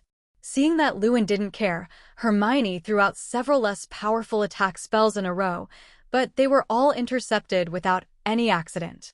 "You're cheating." 35. "Perhaps you can try Avada." Looking at Hermione's anxious look, Lou-Anne said jokingly, "After all, Avada Swarming is an irresistible curse, which can ignore the defense of the armored curse." Hearing this, Hermione glanced at him angrily. If she didn't have Shinfeng Wuying's counter curse, she would have to give her little boyfriend a shot. Thunderbolt. It's all petrified. Seeing Hermione sigh, Lou-Anne also gave up the iron armor spell and turned from defense to offense. But his spell was not finished yet, and Miss Hermione, who seized the opportunity, took the lead. "You just didn't dodge on purpose." In the end, Hermione won the match, and at the last minute successfully petrified Lou-Anne. But she clearly saw that Lou-Anne could dodge. "You're wrong, I just didn't avoid it." 55. Lou-Anne looked at the wizards who were still fighting on the stage, and took a sip of black tea. "Liar." Hermione's brown eyes rolled at him. "Accept your weapons." "Armor protection." Two voices sounded, attracting the eyes of Lou-Anne and the two of them. It was Pansy and Ronald who just came to power. It's just that these two people didn't show it, and the scene was silent for a while. How can you learn advanced magic spells after listening to them once? Seeing the two of them follow suit, Hermione shook her head speechlessly. "Yes, I am." Lou-Anne smiled and stroked her brown curly hair in a low ponytail, causing the girl to throw herself into her arms in dissatisfaction. It was Harry, standing in the corner with a complicated expression on his face. He had indeed heard the familiar roar just now, which came from the snake that Malfoy transformed into. The important thing is, he can actually understand. "You said you could understand the snake?" The bruised Ronald asked loudly. The wound on his face was exchanged with Pansy. After the careful teaching of Senior Tom, Ronald barely won in the end. And Pansy was also bruised by the flying curse and the fuchsia. Shadash. Seeing his friend so loud, Harry quickly covered his mouth. Didn't think you were a Parseltongue? Ronald stared, looking a little shocked. Parseltongue, you mean I can understand snakes? Harry's expression was a little dazed. Apparently it was the first time he knew the name. So, if you have time, go to the library to read more books. Hermione kindly gave her opinion. No. The Parseltongue you're talking about should be common among wizards, right? Harry ignored Miss Knowles and asked hastily. It's common among dark wizards, like Mysterio. 35. Under Harry's desperate eyes, Luann said this. Don't scare him. Hermione shook Luann's arm involuntarily. Not feeling it. Luann thought. Don't panic, you have to know that one of the 4 founders of Hogwarts can speak Parseltongue. It's just an ability. 5. Seeing Harry's pale face, Hermione explained to him. After listening to Miss Hermione's words, he looked better, but then Luann asked again. Do you want to know who the founder was? Which founder? Harry asked subconsciously. The founder of Slytherin, Salazar Slytherin. Hermione covered her mouth and said softly. Slytherin? The founder of Slytherin. Harry's face was covered in gray, as if he had lost his soul. Slytherin is not a bad guy. Seeing Harry like this, Hermione wasn't happy. She hugged Luann's arm tightly and said dissatisfiedly, You are so prejudiced. Harry looked up at Luann and shook his head quickly. I didn't mean that, you know, Luann. It was Luann who had been with their Gryffindor for too long. If it weren't for the green robe on the other side, they would subconsciously forget that Luann was a Slytherin. I really don't know how the Sorting Hat is assigned. How could someone as kind as Luann be assigned to Slytherin? It's almost as outrageous as Lockhart being assigned to Ravenclaw. It's okay. Luann chuckled lightly. After the morning club was over, a few people went to the restaurant to eat. Fred and George had already sat in their seats and waved to Luann and the others. What happened to your face, Ronald? When he got closer, George looked at Ronald's bruised face and wondered. Who bullied you? Fred also narrowed his eyes. Although the two of them didn't seem to care about their younger brother, they still had a place in their hearts. Lockhart opened a duel club this morning, and I was with Slytherin's Pansy Parkinson. Hearing the twins questioning him, Ronald explained his duel with pride. Not to mention that Pansy almost surrendered to him.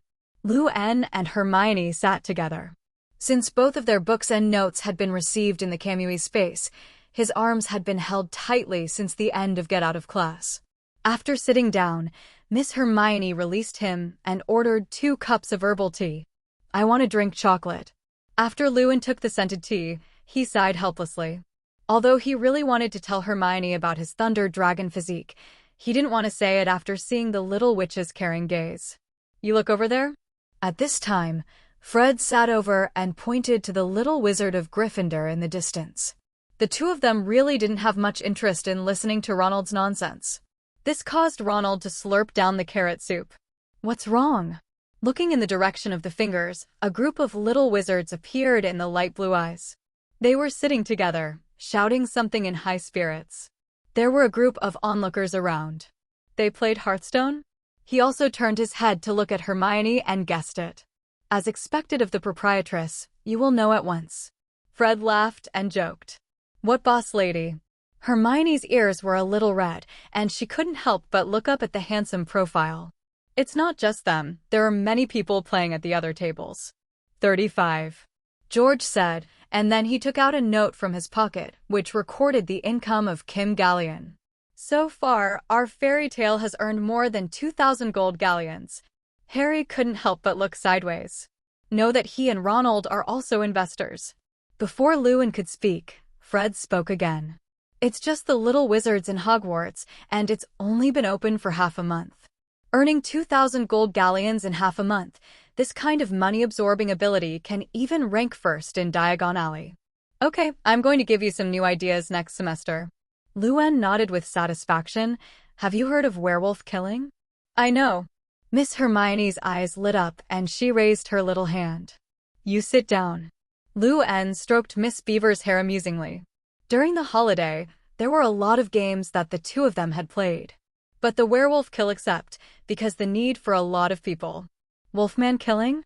Fred wondered, Do you mean hunting wizards who turned into werewolves on a full moon night? 5. Werewolf killing is also a board game. Lewin took a sip of Miss Hermione's scented tea and explained with a smile. By the evening, Lewin had already told them the detailed rules of the game and played a few words. But it's clear that someone with a low IQ is always voted out. What kind of ghost game is this? You want to vote for me again? Ronald protested, unconvinced. 66, you must be cheating. Won't you hide your expression? Fred pointed to the corner of the other's mouth speechlessly. You can't help laughing as soon as you get the werewolf card. It's hard not to guess your identity. However, the game is not bad. George looked at the note in his hand thoughtfully, with the identity of a werewolf written on it. If it is combined with magic, it may be similar to Hearthstone. The magic transformation is up to you. Lewin is only in charge of giving opinions. He does not have the imaginative imagination of the twins. Do not worry. After hearing Lewin's words, Fred and George laughed immediately. 6 werewolf killing doesn't require too many cards, only a few identity cards, so it's not difficult to study it before next semester. Not to mention they have an off-site technician, Albus Dumbledore. Although Dumbledore did not join Fairy Tale at the kind invitation of the 2 brothers, Wang Zhao, he could help them solve some small problems. After chatting for a while, Luen and Hermione left. Hermione kept a happy smile on her face as she headed to the room of requirement on the 8th floor. Miss Hermione's reasoning ability and logic ability completely crushed Fred and the others in the game of werewolf killing. Luen, the referee, can see it clearly. The whole situation of the game has been completely grasped by her. Have so much fun? 99. Lewin asked with a chuckle. No fun without you. Miss Hermione replied mischievously that she had learned it from Lewin. Look, is that Peeves? At this moment, she pointed to the top of the stairs and pulled the corner of Lewin's shirt and asked, Peeves? Lewin looked up. Peeves has been avoiding him since the last time Peeves was used by him to perform an illusion. It's the first time I've seen it this semester. I saw Peeves hanging on a painting with a weird smile on his face and a harsh sound. It's pranking again. 35. Luen shrugged. The 1-year-old wizards have been tortured enough for a long time, and many people complained when they were eating. It always feels like it hasn't appeared for a long time. Hermione murmured thoughtfully, and she also glanced at Luen. Peeves seems to have a particular fear of Luen after laughing at the 2 of them for the first time. Seemingly attracted by the voices of the 2 people, Peeves turned his head and glanced back. The funny expression immediately froze. Gerald. Peeves screamed, and then rushed into the wall in a panic. What the hell did this ghost see in the illusion? Lewin couldn't help thinking curiously. It is very rare to be able to scare Peeves to such a degree. After seeing Peeves disappear, Luen and Hermione walked to the room of requirement on the 8th floor. Tonight, he will make some more alchemy props. 677. For example, the rings of the 3 unforgivable curses. The next morning, inside the Hogwarts Great Hall. Today is a day off, so the 2 of them got up late, and there were not many little wizards when they got to the auditorium. After a simple breakfast, Lewin took Hermione to practice spells on the edge of the Black Lake. It's after-school tutoring. Because in Dark Magic Defense class, Lockhart will only teach some common little magic spells, such as what to kill you weapons and so on. Nothing at all, especially after the last elf incident. Although Lockhart's spell is still very bright in the wizard duel, only he knows that the spell is all activated by the ring. Without those rings, let alone the god of fire, he couldn't even cast the iron armor curse. Lockhart from Ravenclaw does have wisdom, but that wisdom is completely skewed. Just like forgetting it all. The wand gesture is wrong. Seeing a puff of white smoke from Miss Hermione's wand, Luen knew she had failed again. Dab. The use of thunderbolt blasting should be done with a pick gesture.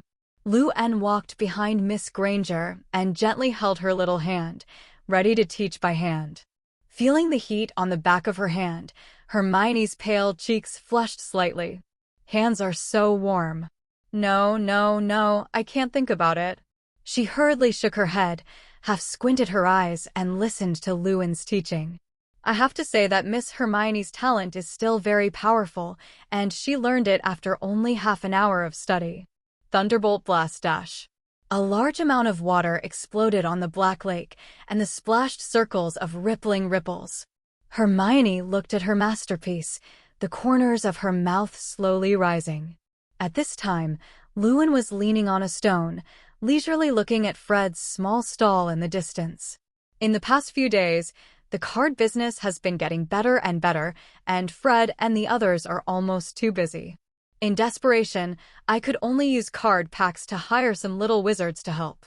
Lou and Gerald. A confident calling sounded, causing Lewin to turn his head to look. I saw Lockhart walking towards this side in a gorgeous cloak, his exposed white teeth very conspicuous in the sun. Are you here to buy a ring? Lewin remembered the broken iron armor ring during the duel against the wizard.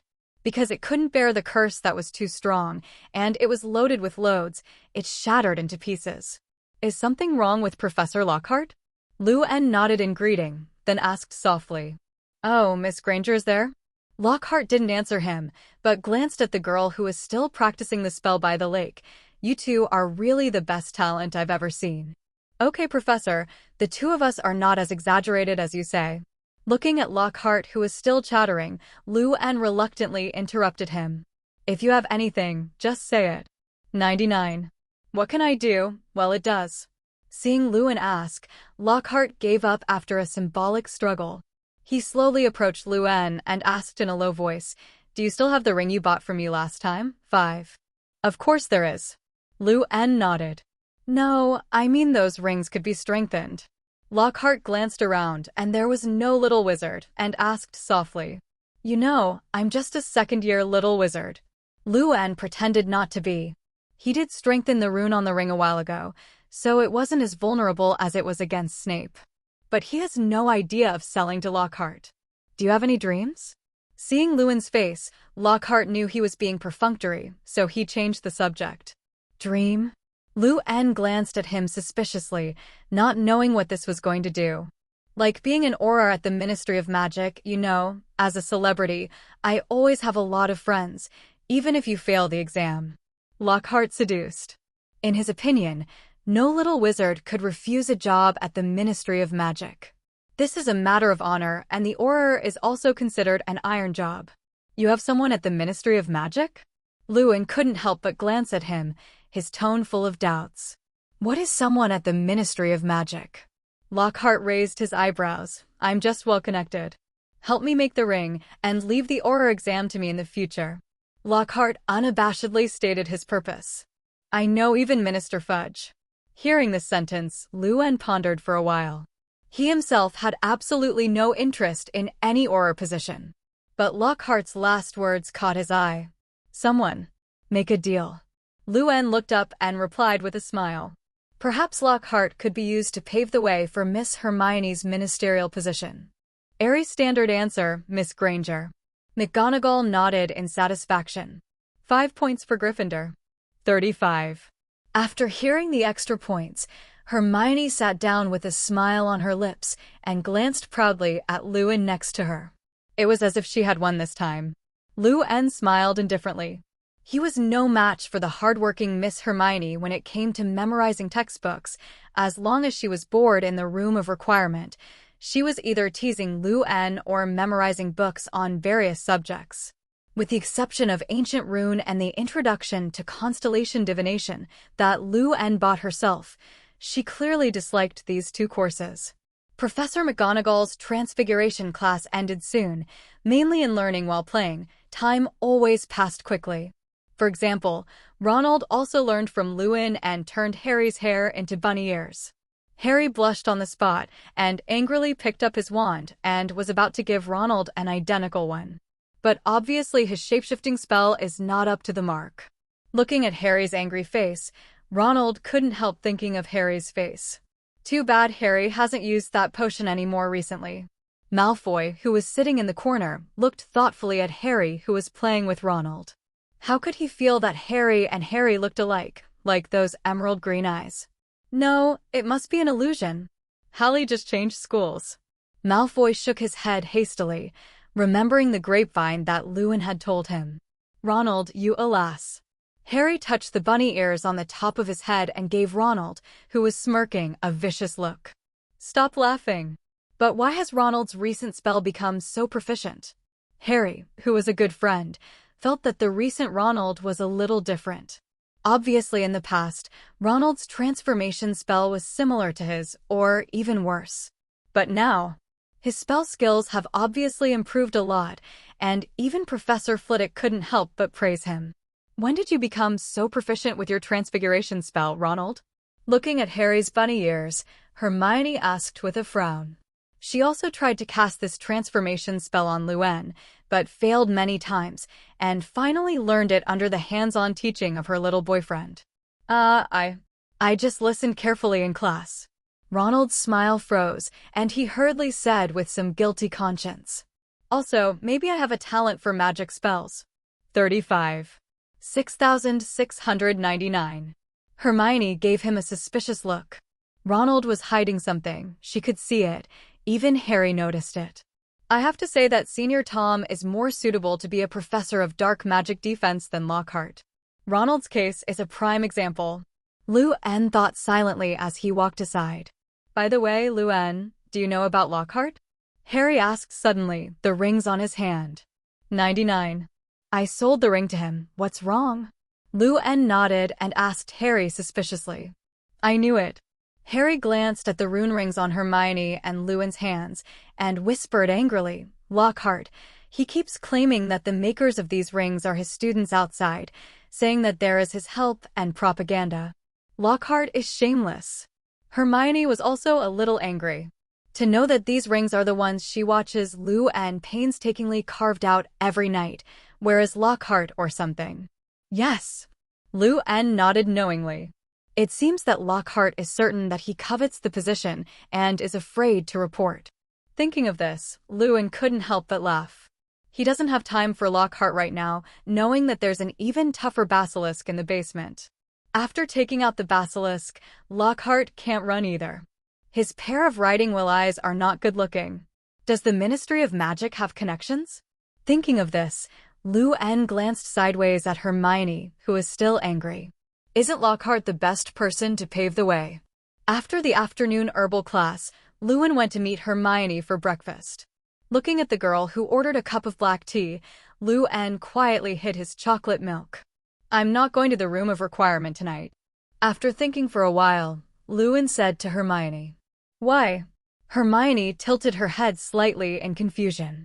I have something to do tonight. Luann stroked her rose-scented curls, then whispered. Be careful not to get caught by Filch and Snape. Flowers 0. Hermione nodded, not asking what Luann was going to do. But she still cares to remind. Don't worry, Filch and Snape won't catch me. Filch had recovered a few days ago, and on the first day he got out of bed, he couldn't wait to take his cat to patrol. According to some gossip, Filch's first words after waking up were the word basilisk. This made Professor McGonagall hurriedly write to invite Dumbledore, who was still playing poker in Nurmengard, back. This also led to an extra Snape when patrolling at night. The twins on the last night trip were also caught once by Snape and punished for cleaning the bathroom for a week and going to Lockhart's office every day after class to help extract letters. That's why the two of them haven't been seen in recent days. Near the night, on the corner of the 8th floor. Goodbye, my dear Miss Granger. Luann touched her head, then turned to leave. Tonight he is going to channel his basilisk. However, before he could turn around, the black pattern tie was grabbed by Miss Hermione. The two of us haven't had this semester yet. Under Luann's questioning gaze, Hermione's face slowly turned red, and her speech was a little hesitant. If she couldn't tell, she simply didn't say it, and pulled over the tie directly, causing Luann to lean against the wall by surprise. Well, Luann's eyes widened. You're drinking chocolate again tonight. Miss Hermione bit him, and before Luann recovered, she turned and ran into the Gryffindor's lounge. Really? Luann looked at the disappearing back, the corners of his mouth slowly raised. It's so sudden every time. Inside the Slytherin's lounge, Luann closed his scarlet eyes, and Malfoy and Crabbe were already lying unconscious on the bed. Harley, my Harley. 35. As he was leaving, Malfoy shouted, causing Luan to look back. How badly it was scourged by Harry. Dreaming of Harley. Luan shook his head, then activated the coordinates marked in the Forbidden Forest. Then the art of psychic will begin to prepare. 1. The bright moonlight was blocked by dark clouds, and the mottled tree shadows swayed slowly under the blowing cold wind. The Forbidden Forest at Hogwarts is definitely one of the most dangerous places in the school, and there are all kinds of magical creatures in it. There are unicorns that can only be ridden by pure girls, centaurs who divination constellations, and cunning eight-eyed spiders. The more you go to the depths of the Forbidden Forest, the more dangerous it is, because no one knows what is in the dark. Even when Hagrid patrolled the Forbidden Forest at night, he simply walked around the edge of the Forbidden Forest and rarely went to the depths of the Forbidden Forest. In addition to going to see the pet eight-eyed spider that I raised. The last time Luan was here was a battle with Voldemort who possessed Quirrell, so he set up a space coordinate in place. When Luan slowly emerged from the center of the whirlpool, he opened his scarlet eyes and looked around. The huge pit that was originally bombed by Fongtion's 677 halberds has been filled up, and a few trees have been planted. Probably Dumbledore did it. After all, Dumbledore and Hagrid had also explored terrain and dealt with unicorn corpses. The smell of blood. Luan gently twitched the tip of his nose, and a faint smell of blood came from the depths of the Forbidden Forest. Not very thick, should have died a long time ago. Fluorescent flashes. With the wave of the wand, a shining point of light illuminated the dark surroundings. The leaves made a salsa sound when the wind was blowing, as if there was something hidden in it. Maybe, take the timid Miss Hermione here on a date? Luan thought maliciously. But after looking at the surrounding environment, he still decided to go deeper. This is still under Hagrid's patrol range, to minimize trouble. At this moment, Luan suddenly set his eyes on the tree trunk beside him. It was a spider the size of a broomhead, and it was crawling on a tree trunk with 4 pairs of jet black eyes staring at Luan. Have you reached the range of the eight-eyed spider? He muttered to himself softly. A golden magic circle appeared in his hand, and a long spear made of thunder and lightning was thrown onto it, and the green liquid flowed down the lines of the tree, exuding a stinky smell. It was just a small spider. Even if the huge eight-eyed spider came out in person, Luan would have the confidence to kill it. After walking for a while, he stopped. It was a huge open space, overgrown with weeds, and a clear pool, surrounded by huge dense trees. The shadow of the moonlight is reflected on this pool, like a mirror in the dark night. This place should be fine. Luan took out his wand from his sleeve and cast a transformation spell on the surrounding tall trees. Soon, with the activation of the transformation spell, a huge and smooth prism surface stood around, surrounding the pool. Well, there's still a magnifying glass. After everything was ready, the 3 sickles in Luan's eyes slowly turned. Now let's see if the basilisk can stare him to death, or the kaleidoscope illusion will control the basilisk first. Then start psychics. He slowly closed his eyes, and his hands began to seal. Hai Su Yu Shen Wei. After finishing the seal, Luan patted his palm towards the ground. The strange patterns were like spider webs swimming on the ground, and they were soon connected into a circular pattern. At the same time, he hid his body in the shui space to avoid being attacked by the basilisk. Boom! A burst of white smoke suddenly appeared, and the smoke was so large that it almost covered the entire open space. Hiss! A hoarse roar came from the fog, accompanied by huge dust. Coming. Luan turned his back to the summoned basilisk, and the wand in his hand dispelled the mist. A pair of rapidly rotating sickles were also projected onto the prism through a magnifying glass when the fog dissipated. In the blink of an eye, a pair of kaleidoscopes appeared on the surrounding prisms. The basilisk originally violently hit and stopped slowly. Successful? Luan felt the silence behind him and was a little surprised. When he turned around, he saw the controlled basilisk behind him at a glance. It was a huge head, the scales on the body showed an emerald green in the moonlight, and there was a sticky transparent liquid on the body. It is worth noting that the original golden vertical pupils of the basilisk have been replaced by 3 sickles. It looks like the lethal effect and petrification effect are gone. Luan couldn't help thinking. But it's not bad. At least the overall value of this snake with a life of nearly 1,000 years is ridiculously high. Snake venom, snake teeth are all good materials. And, who said that without the lethal pupil, there would be no attack power? With such a large body, it is also an existence that walks sideways in this forbidden forest. But, where to put it? Make a suitcase like Newt-senpai? Hiss. Just as Luan was thinking about what to do with the basilisk, the controlled basilisk let out a hissing sound. Luan turned his head to look, and he didn't know when, the 4-eyed spiders were already crawling around. Pairs of black spider eyes stared at Luan in the middle. They smelled the same kind of blood on this human. However, although there are more and more spiders, they still dare not approach this pool. Luan rubbed his arms a little hairy. He has a dense phobia. Because the spiders are afraid of the basilisk, they dare not come here. Looking at the dense group of big spiders, Luan stretched out his hand and glanced at his watch. It is already 1 o'clock in the morning. It's over soon. He glanced at the basilisk waiting for an order and didn't let it rush up. Instead, choose to take care of these annoying spiders yourself. Thunder dragons. Luan took a deep breath. The golden arc at the corner of his mouth burst out wantonly, and the golden hair was also surrounded by crackling arcs. Roar! Golden lightning spewed out of his mouth, forming a semicircle with unstoppable power, sweeping towards the group of spiders by 0.1. Boom, one by one. Huge trees couldn't help being destroyed and fell to the ground scorched. The thick charred smell filled the air, and the ground was full of thunder arcs, bright as day, as if it were a restricted area of thunder seas.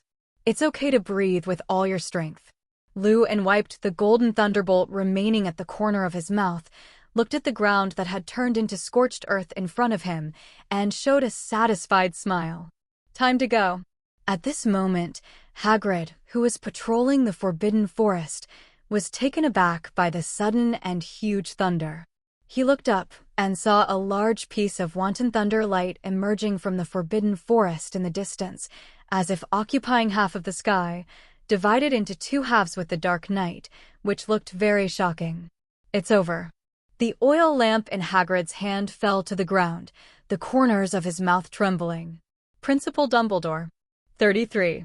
After channeling the basilisk to the basement, Luan yawned and went back to the dormitory. After returning to the dormitory, the time has come to around 2 in the morning. After extinguishing the still shining wand, Luan lay down on the soft bed and went to sleep. It was really uncomfortable without Miss Hermione as a throw pillow. In the Forbidden Forest at Hogwarts. Seeing that something was wrong, Hagrid immediately notified Headmaster Dumbledore, along with professors such as Snape and McGonagall. Dumbledore's face was serious. Just yesterday, he was playing poker with his old friend, and this big thing happened just after returning to Hogwarts today. If the Ministry of Magic knows, it is estimated that it will be a big trouble. Snape also followed behind Dumbledore and them with a cold face. Did a Thunderbird run into the Forbidden Forest? Professor McGonagall couldn't help but say. She couldn't imagine anything else that could control the lightning in the sky. 13. No, I didn't see any figures in the air. 35. Hagrid shook his head immediately. His research on magical creatures was profound, and Thunderbirds had seen it before. The kind of lightning that blocks half of the sky is not something that Thunderbirds can release. Just like those fire dragons' flames, no, maybe not even dragons' flames can reach that range. 39. Hearing Hagrid's words, Snape frowned tightly. He didn't know much about magical creatures, so he couldn't understand Hagrid's shock. Oh, Merlin's beard. When Hagrid pointed to the place, the short Professor Flitwick's eyes widened for a while, looking at the coke ground scattered with thunder and lightning in disbelief. More than a dozen sturdy trees fell to the ground, chopped into coke and burning with roaring flames. If not stopped, the fire will get bigger and bigger. All curses end. Dumbledore frowned and took a step forward, aiming the Elder Wand in his hand at the restricted area of the mine. As the light flashed by, the arc showed no signs of weakening. What happened? The professors behind him were stunned. Isn't it magic? Natural lightning. Dumbledore's eyes were solemn. It looks like there's something terrific hidden in Hogwarts. Thinking of this, he controlled the water in the pool with the Elder Wand and poured it towards the slowly burning flames. Wait, those are eight-eyed spiders? Snape used his wand to control the corpse of a creature that was still intact, and the corners of his mouth twitched when he saw the eight eyes clearly. He has long heard of these spiders in the Forbidden Forest, and their venom is the best potion material. But these spiders are swarms, so no one dares to provoke them, not even Snape. After seeing this spider, Hagrid obviously took a step back with a guilty conscience. After all, these spiders were bred from his eight-eyed spider. This group of spiders has provoked a creature that shouldn't be provoked. Professor McGonagall covered his mouth and said, "As I get older, I can't stand these pungent smells. I've sealed the Forbidden Forest with a spell, and no little wizards are allowed to come near here." Dumbledore said in a very soft voice. His tone was flat, as if nothing had happened. "Hagrid, move out of the hut and stop patrolling the Forbidden Forest. We have to keep them safe." Listening to Dumbledore's words, several people present nodded in agreement. No amount of sunlight, however bright, could penetrate Slytherin's subterranean patterned windows.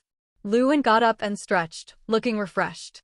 "After releasing all the excess power in the body, it is strange that I feel uncomfortable." However, he also did not expect that his full-strength dragon breath would have such great power, and it seemed that the fusion with the Dragon Slayer crystal was deeper. After the lamp came to the auditorium, Luwin saw Hermione waiting for him at a glance. Well, there's also the Weasley brothers waiting for him. "Have you heard what happened last night?" As soon as he sat down, Fred asked several people mysteriously. Hearing this sentence, Luwin's mouth twitched. "No way. What's the matter?" Miss Hermione questioned. "She went to bed early last night because there was no Luwin to accompany her. That thunderbolt in the Forbidden Forest." "Really?" Luwin lowered his head and took a sip of black tea, keeping silent. "I saw it too." At this time Harry also came over. Ronald was still yawning, obviously unaware of what happened last night. Because Gryffindor is on the 8th floor, if nothing else, most people in Ravenclaw who live on the top floor should have seen it. "I heard the thunder, but I didn't see the lightning you said." Hermione shook her head. "The girls' dormitory and the boys' dormitory are opposites, the side that Ben can't see the Forbidden Forest. The golden color that renders the sky is really shocking." Fred explained to several people vividly. "Am I really that great?"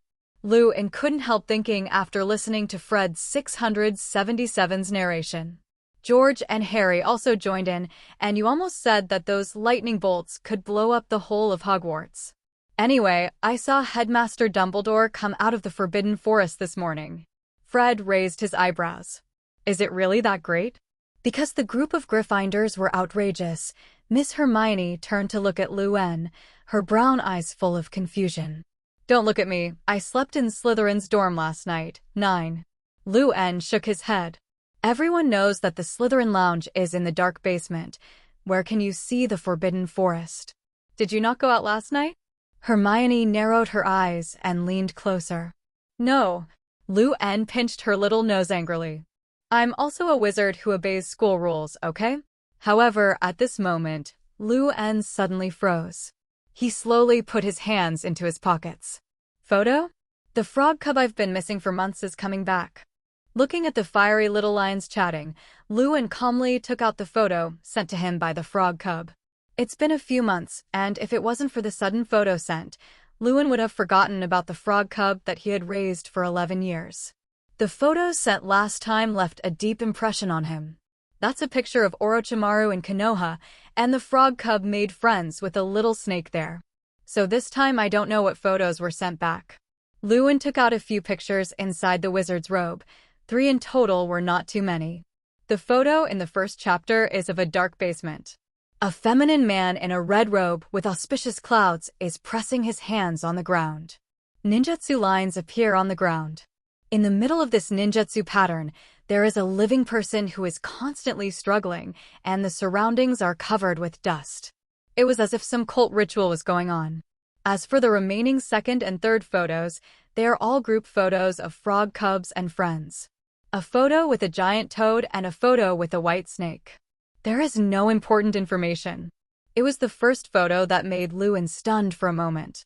He had some impressions of this ninjutsu in his mind, as if it was to summon the soul of the dead from the Pure Land, which was considered an S-rank forbidden technique to blaspheme the dead. But is there a Pure Land in this world too? Lewin does know that there is a legend of death and the three brothers here. At least Harry Potter's invisibility cloak and Dumbledore's Elder Wand are clear signs that the Deathly Hallows do exist. What about the god of death? If death also exists, it means that this world does have space to store souls. Thinking of this, Lewin couldn't help shaking his head. Why do you think so much? The frog cub may not bring back this ninjutsu. Glancing at the date in the lower left corner, came back 2 nights later. What are you looking at? A melodious voice sounded, and Hermione lay on Lewin's shoulder at some point, looking at the photo in his hand with brown eyes. Isn't this your frog cub? 99. She suddenly remembered the scene of meeting Lewin for the second time on the train, when Lewin had a cute green frog nestled on top of his head. But I saw it once and never saw it again. It went on a trip and sent me pictures and came back. Lewin received the first photo in the Shui space and then handed the next 2 group photos to the girl to see. Can your frog cub really travel? Hermione blinked her smart eyes and said in surprise. She thought that what Lewin said on the train was just a joke, but she didn't expect to send back photos now. Looking at these 2 group photos, a hint of amazement flashed in her eyes. Is there still such a big toad in this world? There is also that smart and delicate little white snake, which doesn't look so scary, but rather cute. I travel a lot, and I haven't seen it a few times in the last year. Lewin replied with a shrug. When he didn't come to Hogwarts before, Frog Cub would often accompany him as a lonely person at home. But since he came to Hogwarts, Frog Cub hadn't seen it, and if he hadn't sent back a few photos from time to time, he would have almost forgotten. And frog cubs weren't as fun as Miss Hermione. Looking at the lovely white face lying on his shoulders, Lewin leaned over gently, a gentle touch on her cheek. There are still people watching. Hermione closed her eyes in embarrassment, her ears turning crimson. She wiped her cheek with her hand and couldn't help complaining. We didn't see anything. Hearing Hermione's words, Fred and George shook their heads quickly. Then let's find a place with no one? Lewin ignored the little lions next to him, took Miss Granger's little hand, and left the table. I hold a grudge for what happened last night. Lewin chuckled softly on the carpet, leaving the Hogwarts Great Hall. I want to go to the library. Hearing Lewin mentioning what happened last night, Hermione quickly changed the subject with a guilty conscience. If you go out with Lewin on a date today, she will definitely be eaten to death. The blushing and hypoxic state is likely to persist throughout the day. Miss Hermione knew it. Library. Lewin looked at Hermione beside him with pale blue eyes. I don't think Mrs. Pants would notice where the corners are. This is simply not a hint, but an undisguised statement. It's over, I can't run today. Miss Hermione finally gave in. Let's go boating on the Black Lake. 99. Do you really need to breathe? Hermione pinched the tip of Lewin's nose with some doubts about life. At this time, Lewin was lying on the boat with a comfortable face, looking at the blue sky leisurely. Miss Hermione hesitated for a while, then lay down beside him. The 2 of them rowed the swaying boat and looked at the owls in the sky, the sea of clouds, and the night strolls flying by from time to time. What do you think Thustrals look like? Hermione touched the handsome cheek beside her and muttered softly. Dot like a Pegasus, but with bat-like wings and pitch black, Lewin replied, trust me, you wouldn't want to see Thustrals. 99. Yes. Hermione's brown eyes faded, not knowing what to think. For the next 2 days, it was nothing more than a simple normal class. The legend of the basilisk was also suppressed by the heat of the card, but only Harry, who always wanted to find the basilisk. Because he did hear what the basilisk said. And Lockhart has been featured in a newspaper again in recent days, the Daily Prophet. And also said that these rings were made by Lewin under his guidance. He also claimed that Lewin Gerald was one of his most satisfying students. This put Lewin in a newspaper as well. I really don't want to face Lou-en doesn't have time to deal with this jumping clown. He is now waiting for his traveling frog cub to come home. Today, Wang Qian's night was the day the frog cub came back, so he didn't go to the room of requirement with Hermione either. After arriving at the dormitory, the first thing Lou-en did was to lock the door. However, an illusion was applied to Malfoy and Crabbe. I don't know how many times these two brothers and sisters have been used as experiments by him this semester. Cuck. Lou-en hurriedly turned his head to look at the head of his bed with the sound of a full-fledged frog croaking. I saw my frog cub putting down the huge luggage behind him and flying towards Lou-en. Your trip is so long. Lou-en hugged his frog cub and touched its little head with his fingers. Let me see what goodies you brought back. 35. After Lou-en opened the cylindrical bag, a scroll with a strange font written in a brush rolled out. There are also 4 fonts similar to traditional Wuxia characters on it, and Lou-en half squinted his eyes. Foul, Earth reincarnation. Reincarnated from the dirt? Lou-en opened his pale blue eyes and looked at the ninjutsu scroll in his hand, not knowing what to say for a while. Originally, he was still guessing whether his frog cub would bring him back this ninjutsu, but he didn't expect it to be brought back. He pursed his lips, then reached out and untied the rope on the scroll. As the rope slowly loosened, the contents of the scroll appeared in front of him. Forbidden technique, reincarnation of dirty earth, a precious specialty from the world of Naruto. Effect: this technique can summon the souls that have already died back to the world and resurrect them in the form of entities. Please note that if the soul is in a sealed state or not in the Pure Land, it cannot be summoned. Usage: please remember the gestures on the scroll. When performing the reincarnation of the dirty earth, prepare a sacrifice of a living person and have the blood and DNA cells of the person who needs to be resurrected, and then the soul of the dead can be attached to the sacrifice. Body. At the moment when the scroll was opened, all the information of the reincarnation of the dirt appeared in front of his eyes. Is it impossible to summon if it is sealed or not in the Pure Land? Lou-en thought for a while. He knew that there was a god of death in Harry Potter, but he didn't know if there was a Pure Land. Do an experiment. He turned around subconsciously and glanced at the drooling Malfoy. No, if you fail, your good friend will be gone. And it's easy to spot. Why don't you find it, Lockhart, and try it? Spreading the scroll flat on the table, Lou-en squinted under the dazzling light. Anyway, as a professor of dark magic defense class, Lockhart, even if there is a little accident, it is estimated that no one will find out. If successful, it would be equivalent to giving Lockhart a body that will not die, so that he can control him in the future. Thinking of this, Lou-en began to think about how to start planning. The first thing you need is a human sacrifice. It seems that there is time to take a trip to Nocturnally. There are quite a few dark wizards and Death Eaters there. After the plan was made, the corners of Lou-en's mouth slowly curled up. I hope this world has a Pure Land. The content on the scrolls is not difficult to learn, just some common knots and some chakra flows. I don't know if it is the function of the frog cub. He can use the magic in his body to replace the existence of chakra. After a night of practice, Lou-en was almost mastered. This is not like other ninjutsu with dozens of seal gestures. Reincarnation only has 4 seals, and finally there is a summoning hands. Since there were no creatures to experiment with, Lou-en did nothing and went to bed. The next morning, Lou-en woke up early. Next to him were sleeping the frog cub that came back last night, as well as a scroll unfolded on the table. There is nothing to hide on the scroll of reincarnation, and only he can understand the words on it. Malfoy and his sidekick Crabbe were still sound asleep. Every time they were brought down by illusion, the two would sleep until noon before waking up. Put the scroll on the table into the Kamui space, then Lou-en touched his frog cub and put it into the hood of the robe. It's hard to come back, and this morning, the frog cubs must be replenished.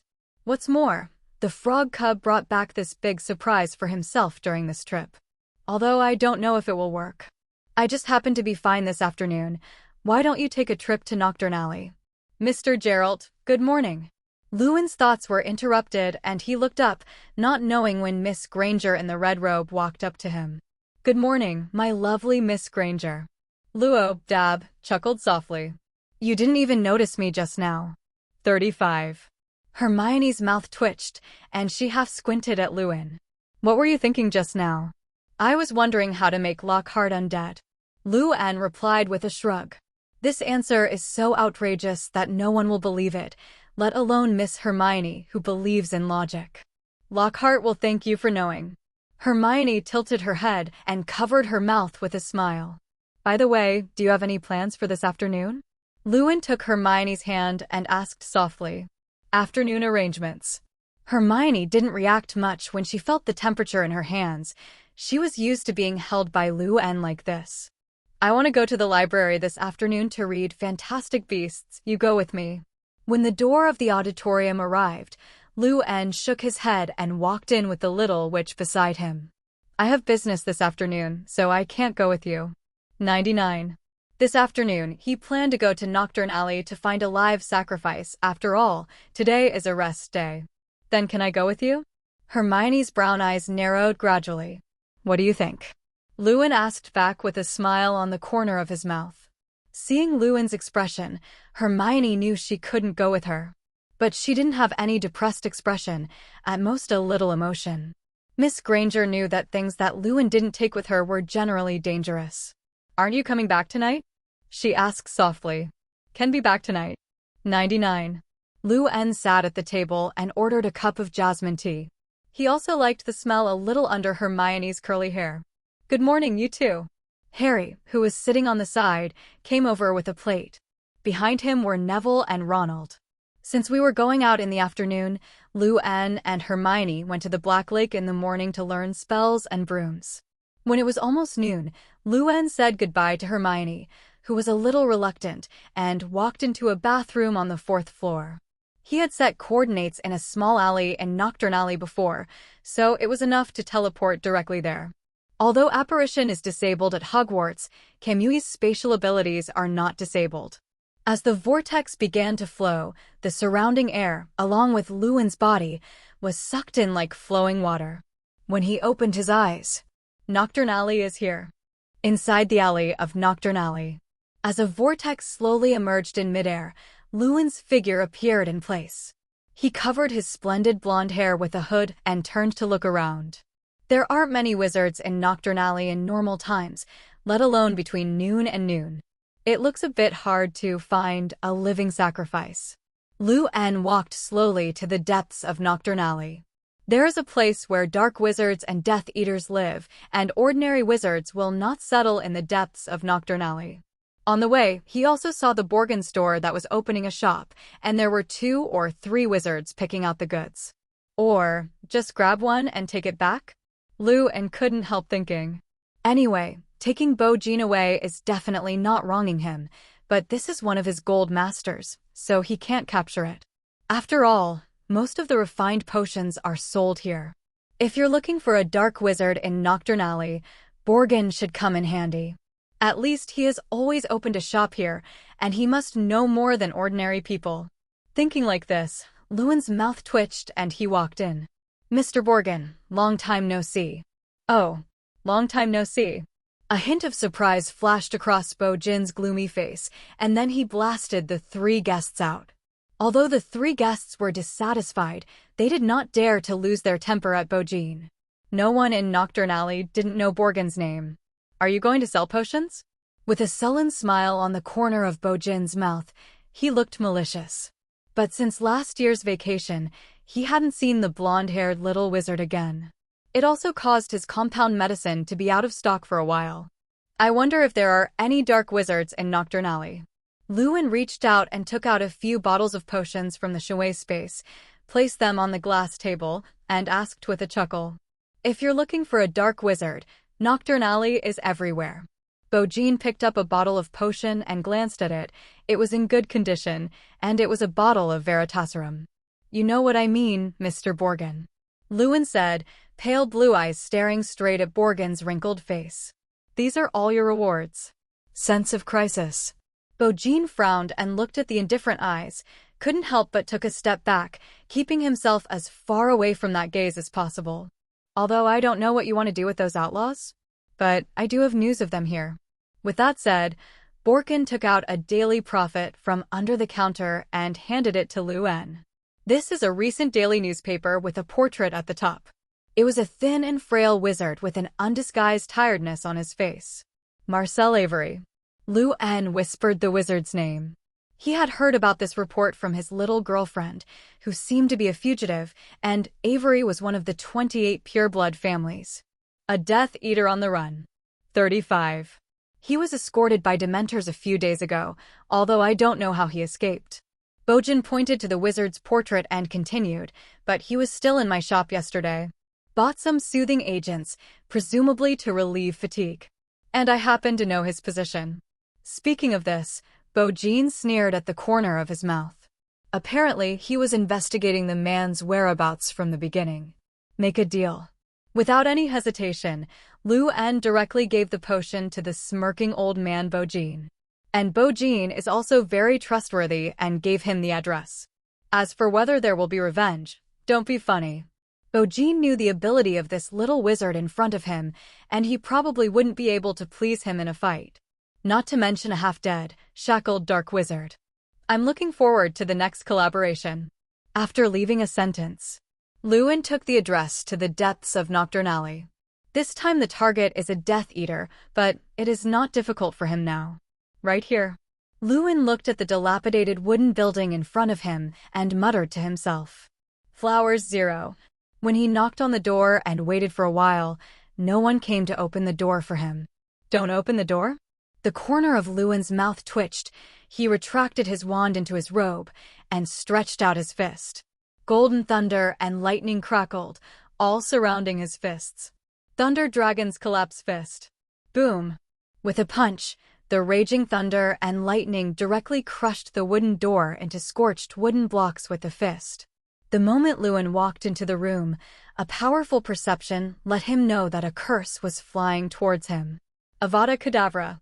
The green killing curse flashed by, but when it was about to hit, Luen's body turned into lightning and disappeared in place in a blink of an eye. 0. And the tall and thin wizard who was hiding at the door and clutching his arms was gasping for breath. A pair of nervous eyes looked around, but did not see the figure. Are you looking for me? At this time, a dull voice came from behind him, but before Marcel could react, he felt like he was being picked up. You're from the Ministry of Magic. 99. He shouted loudly, and the whole person's expression looked like he was going crazy. Is this too much demulcent? Luen frowned slightly. Relievers also have side effects, and people who drink too much may experience hallucinations in their brains. It was obvious that Marcel's demented appearance was the result of drinking too much demulcent. Forget it, drinking too much won't affect you as a living sacrifice. Without any hesitation, Luen stomped on Marcel's wand with one foot. Then he took out his wand and cast a petrification and binding spell on him. Throwing the immobile Death Eater Mather into the divine space, Luen is ready to return to Hogwarts. It's only been 3 hours since I came out. Finding a sacrifice this time was much easier than he had imagined. The next step, then, is to figure out a way to kill Lockhart. With the whirlpool, Luen returned to the bathroom on the 4th floor. It was only evening, and there was still a lot of time to spend with Miss Hermione. The evening dusk is hidden in the clouds, and the fire on the horizon is like a burning flame. Miss Hermione, without Luen's company, had to go to the library alone this afternoon to study. When Mrs. Pants saw Miss Granger alone, she was stunned for a moment. Why did the little witch come alone? I can't learn. Hermione closed the Fantastic Beasts book, which was like a brick in her hand, a little depressed. She found that without Luen to accompany her, she couldn't see anything. It's all because of Luen's business this afternoon. Hermione thought angrily. Why are you stunned? At this time, a smiling voice sounded from the side. Luen. When Miss Hermione heard the voice, she immediately turned around and threw herself into his arms with a face full of surprise. Good afternoon. Good afternoon. Luen 680 touched the curly hair behind Hermione and replied softly. Is your business done? Looking up, the girl asked suspiciously. A small thing and a breeze. Luen said and shrugged. Capturing a Death Eater on the run wasn't really a big deal for him. But now that there are living sacrifices, Lockhart is about to die. First, try to see if there is a concept of pure land in this world. As for Lockhart, dead is dead. No one would care that a dark magic defense professor went missing, Dumbledore didn't care, and Lewin didn't care either. The professor of the dark magic defense class is a one-year consumable item, and it is not surprising that it expires early. Come on, dear Miss Granger, it's time for dinner. Lewin bent down and held out a hand to Hermione, chuckling softly. Hermione nodded happily and placed her small hand lightly on Lewin's palm. But when she got up, the keen Hermione saw some charred sawdust on Lewin's shoulder, and she reached out to help sweep it down. Let's go. Lewin took the thick book and returned it with his wand. Goodbye, Mrs. Pants. 9. When leaving, Lewin politely said goodbye to Mrs. Pants. See you tomorrow, the little couple of Slytherin and Gryffindor. 5. Mrs. Pants covered her mouth and smiled. It can be seen that she likes this unusual couple very much. A Slytherin and a Gryffindor fall in love, although it turned yellow in the end. But what struck Mrs. Pants was that a Slytherin was gentle and polite, and a Gryffindor studied every day like a Ravenclaw. This is simply too rare. Is the Sorting Hat about to die? Looking at the two backs leaving, Mrs. Pants whispered to herself. Inside the house upon request. This hut has become a dedicated dormitory for the two of them, and they generally do not leave here except when necessary. You want to learn divination with me? 35. Lewin, wearing a turtleneck sweater, took a sip from the steaming coffee.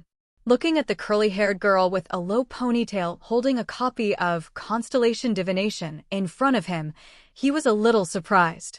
What's your expression like? Hermione pinched Lewin's cheek in dissatisfaction. Can't I learn divination? No, it's not impossible. Lewin took a sip of coffee. It's mainly because you're not interested in divination?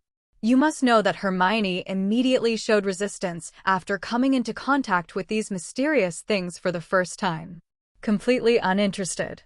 Why do you want to study now? I just want to catch up with you. Hermione hesitated before speaking. Then have you succeeded long ago? Lewin said and rubbed into her arms, causing Miss Granger to grit her little tiger's teeth. I mean knowledge. 99. Hermione said weakly. Since she has been studying with Lewin since the beginning of the school year, she naturally knows how far he has reached. He is very proficient in potions and herbal medicine. Even the divination, magical zoology, astronomy, and alchemy that he learned later, Lewin is involved. And the level of research is very deep. Maybe Lewin is a genius in all aspects, except for the history of magic class. But what about Hermione? Alchemy has not yet been thoroughly studied. Don't use that much pressure. Seeing Miss Granger's dejected expression, Lewin quickly comforted her. Even if I learn more, is it not yours in the end? But since you have said it all, of course I will teach you. With that said, Lewin used his wand to put out the fire and the lights. So let's start learning now? With an exclamation from Hermione, Lewin picked her up with a princess hug and then walked slowly to the bedside, which was reflected in the moonlight. Aren't we going to study? Hermione said softly, a little guilty. Yes, of course I learned. 99.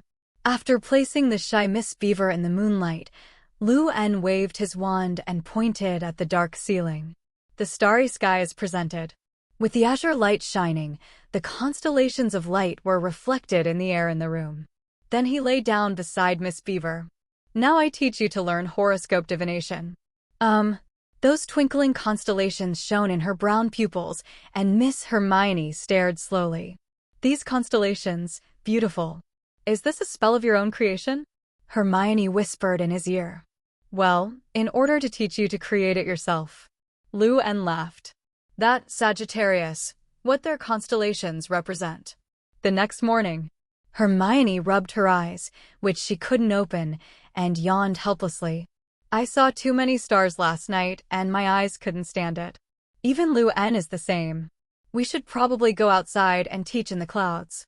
Asterisk 0.1. Lewin suggested. I agree. Hermione raised her hand in agreement. Let's go to the auditorium for dinner. After changing their clothes, the two went to the auditorium of Hogwarts. By the way, I have something to do to find Lockhart. After eating, Luan suddenly said to Hermione, "You go to the Green Lawn and wait for me, I'll be there soon." Row. Inside the office of the defense class of dark magic. Bang bang. "Come in, I have no reason to refuse the arrival of an admirer." Lockhart's confident voice came from inside the office. Luan, who was standing outside the door, pushed the door in without hesitation. Before Lockhart could ask a question, he spoke first. "Professor Lockhart, do you want to be famous? Professor Lockhart, do you want to be famous?" Hearing this sentence, the quill in Lockhart's hand paused and looked at the little wizard in front of him in a daze. "Want to be famous?" Lockhart couldn't help but laugh a little. Who is he? The most prestigious travel writer in the wizarding world, a recipient of the Order of Merlin 3rd Class, an honorary member of the Anti-Dark Magic League, and a 5-time winner of the Witcher Weekly Award for Most Charming Smile. With so many honors, you, a little wizard, told me, "Do you want to be famous?" Think. Lockhart nodded with a smile. Who would despise the feeling of being in the spotlight with everyone's attention? Moreover, he also wanted to see what attention this talented little wizard could get. "Professor Lockhart, you should know about Filch some time ago, right?" Looking at Lockhart's smile, Luan's mouth twitched. Here he has two choices. One is to see if he can fool Lockhart to follow him to the basement of the basilisk, and the second is to force him to control it with a riding wheel. It's best to follow him, but it's still a little troublesome to use a wheel-shaped die. After all, Lockhart has a dark magic defense class today. Oh, petrified Filch? Clearly Lockhart knew about it too, and his eyes were fixed on Luan. "You know who did it?" he asked softly. "Just this one thing, but there is no way to make him famous in front of those reporters. Best known at Hogwarts. What's more, it may be thankless. You should tell Headmaster Dumbledore about this." He replied with a shrug. "That's not what I'm talking about." Luan chuckled and shook his head. "As a Ravenlaw, you must have heard the legend of the basilisk in the Chamber of Secrets?" The basilisk. Lockhart's eyes widened, ignoring whether Luan was wearing an honorific. If it is normal, he will also teach this genius little wizard what respect is. You are different from you. As an outstanding graduate of Hogwarts, Lockhart has of course heard the legend of the Chamber of Secrets basilisk. If it was just a legend, he would not be so panicked, but the key point is that the basilisk is a real magical creature. Its eyes have the ability to make people die, and mediums such as glass and water will be petrified. And the petrified Filch a few days ago. By chance of fame, you mean basilisk? Lockhart put down his quivering quill and squinted at Luan, who was smiling. If you kill the basilisk, let alone become famous. With the help of his contacts, it is easy to get a Merlin medal again. But this has to be life to get a. After several days of investigation, I have found the location of the basilisk. Luan met Lockhart with pale blue eyes.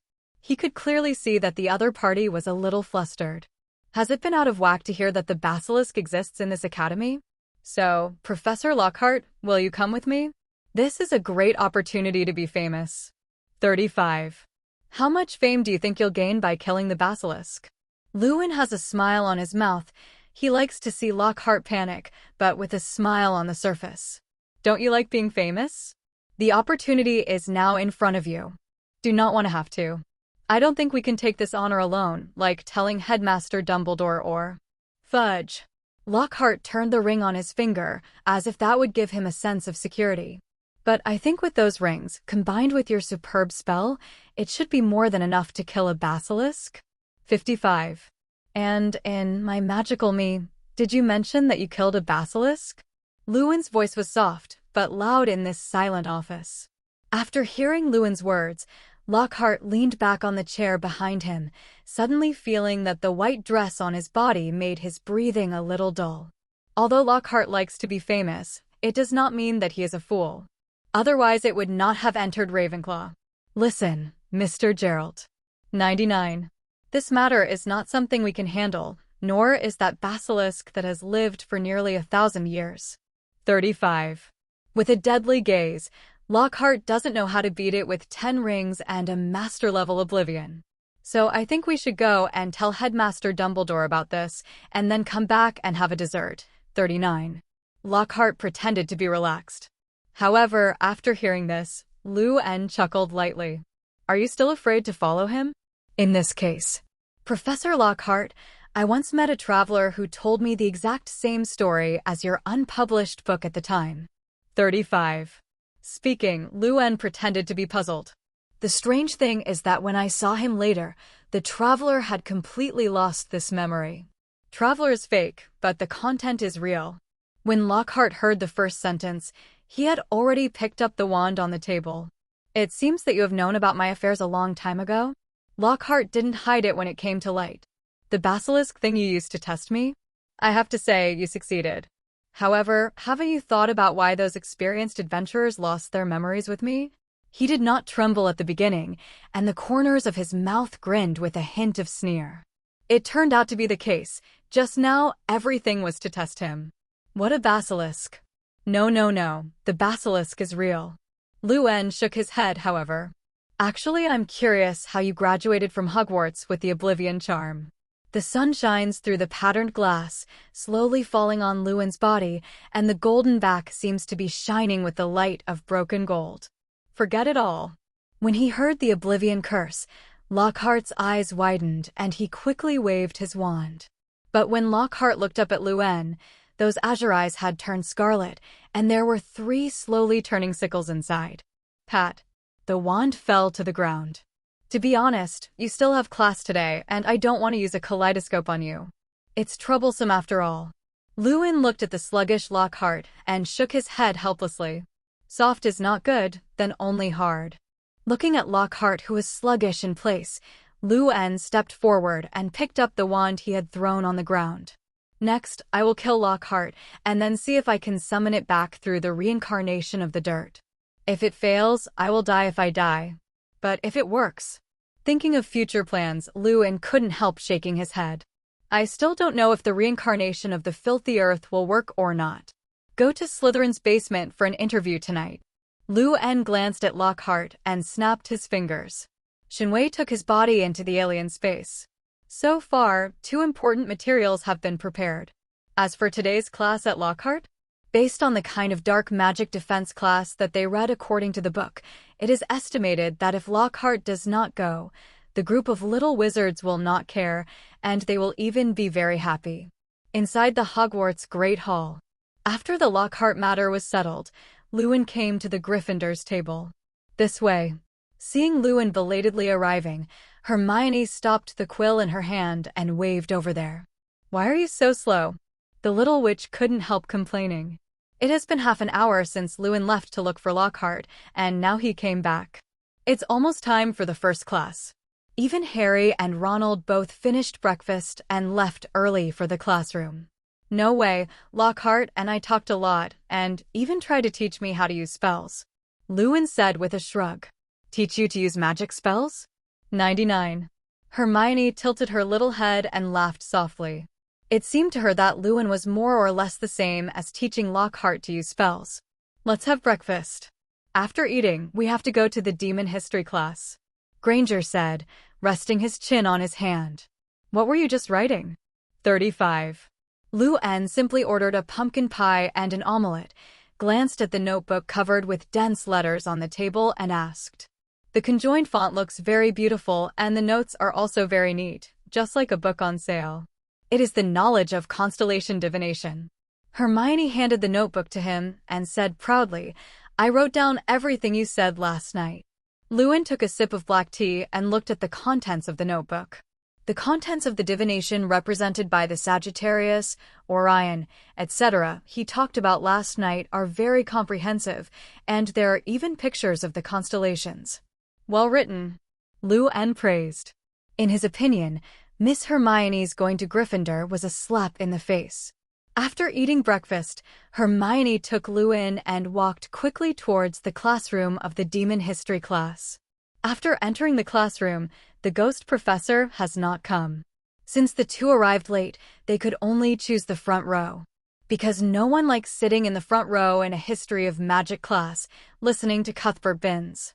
That was just torture. Soon, A ghostly figure came through from behind the wall. It was Cuthbert Binns, who was neatly dressed. Now take out your magic history textbook. We're going to continue. The solitary lecture of Cuthbert Binns began. His voice seemed to have a hypnotic feeling.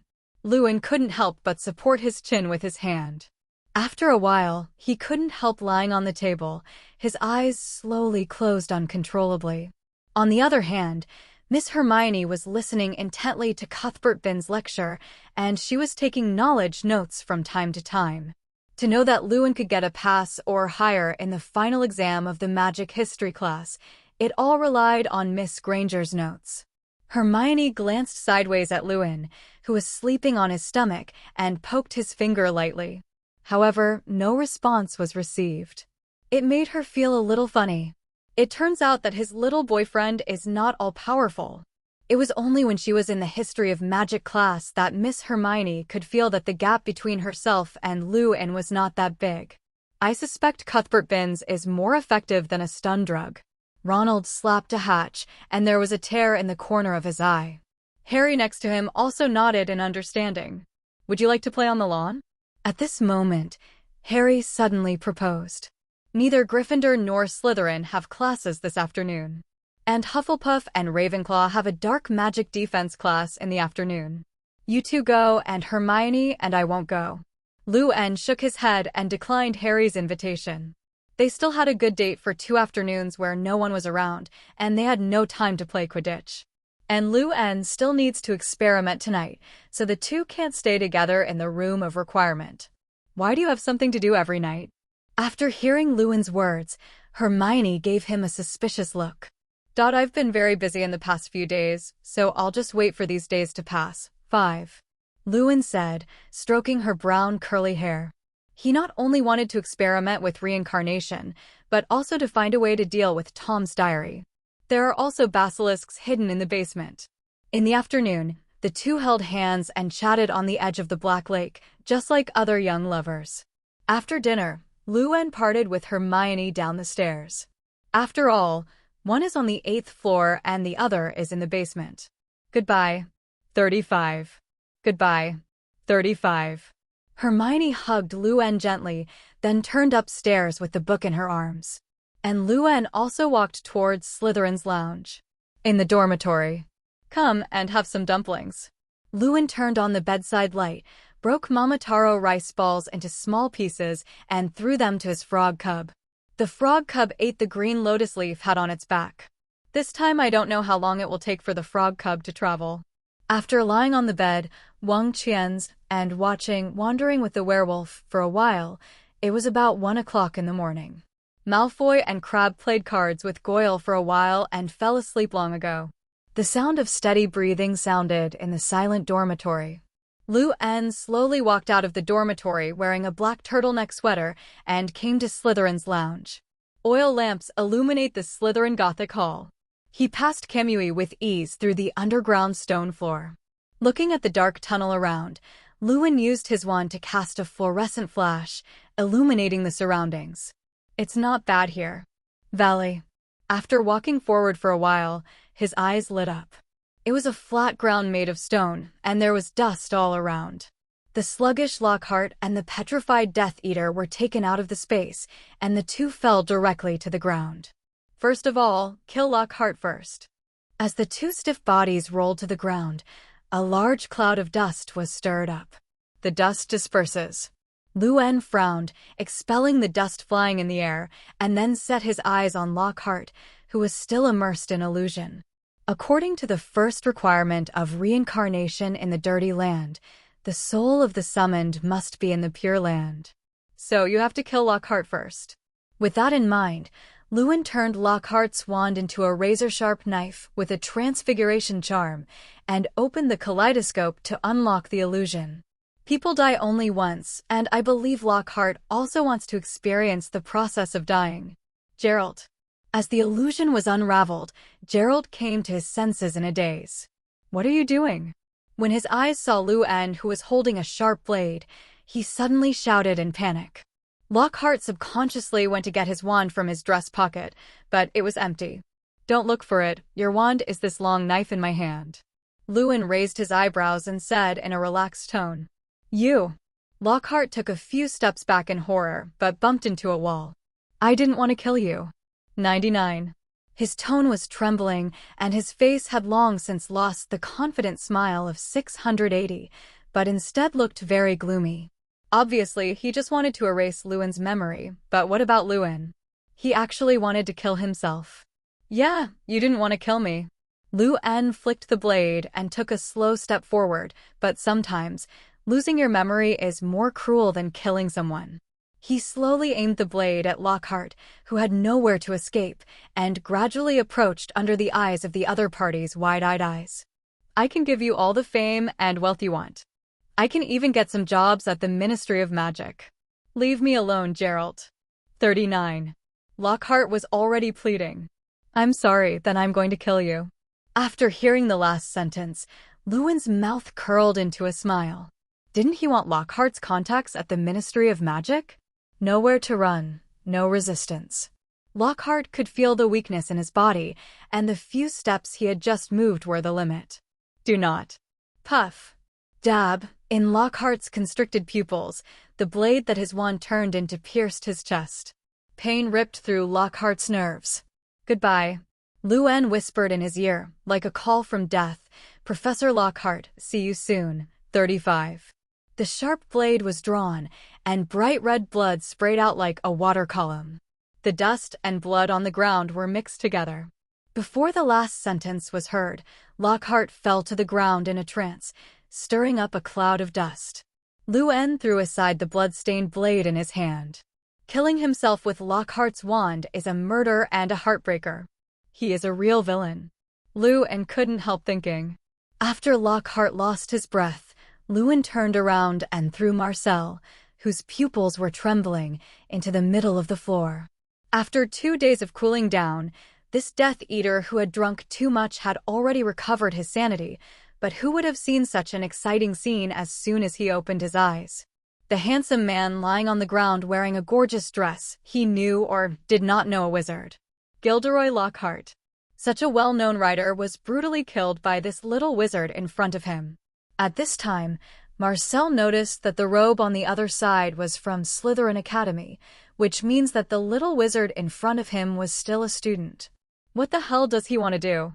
Watching Lewin take off a lock of Lockhart's blonde hair and start printing his fingers in front of him like he's doing an evil call, Marcel grew alarmed inwardly. People are always startled by things they don't understand. "The container is ready. Don't let me down, Professor Geralt." 35. Lewin half squinted and muttered to himself. The seals in his hands were all finished, and as his hands hit the ground, unknown runes began to spread under his hands, eventually surrounding Marcel. The art of reincarnation of dirty earth. With a light drink, the dust on the ground began to surge, and they all moved towards the panic-stricken Mather in the middle. Being petrified, he could only let out a desperate whimper. After about half a minute, Mather was already covered in dust. "Failed?" Lewin murmured softly. "It seems that there is no pure land in this world." However, at this time, Mather, who was originally petrified, moved slightly. This caught the attention of Lewin, who had been watching the kaleidoscope. As the dust expelled, the reddish-haired Marcel had turned into blonde strands. That face gradually formed a familiar face. It was the face of Mr. Lockhart, known as the most beautiful smile. Success? Lewin opened his eyes wide and looked at the figure lying on the ground. From the perspective of body shape and face, there is no longer the original appearance of Marcel.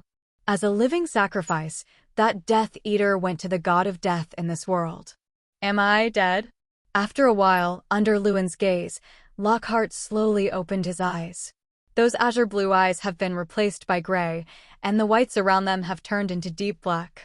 Irregular cracks appeared on the face that countless witches were fighting for, as if it were a ceramic. Lewin stepped aside and picked up the blood-stained blade on the ground, which had been stained with a lot of dust and looked dirty. "Professor Lockhart, I said we would meet." Lewin's chuckle sounding in a good mood. "Lewin Geralt." Lockhart, who was lying on the ground, sat up quickly and looked at Lewin, who was holding a sharp blade. He stared blankly at the corpse behind Luen. Wasn't that himself? Wait, you don't come here. Watching Luen getting closer, Lockhart quickly raised his butt and ran towards the back. Then, before he could react, the sharp blade penetrated directly through his body, and at the same time there was a voice. Congratulations on becoming an undead. With the sharp blade piercing his chest from behind, Lockhart's wand plunged directly into the stone wall in front of him with tremendous force. Am I going to die again? Lockhart fell to his knees weakly, his gray pupils gradually dilated. Luen's footsteps sounded behind him, every step of the way very loud. But this voice sounded to Lockhart like a death killer, quietly approaching. Congratulations, Professor Lockhart. Now you are a undead. 35. Luen thought about the vocabulary, patted his shoulder and chuckled. When Lockhart heard this sentence, he froze in place for a while. He watched the deformed blade of his wand stick firmly on the stone wall, and at that moment he was indeed pierced through his entire chest. But why am I not dead? And wasn't he killed just now? What happened to the corpse on the ground exactly like me? There were too many questions tangled in his mind. Professor Lockhart, did you hear me? Luen looked at Lockhart in a daze and couldn't help but patted his shoulder.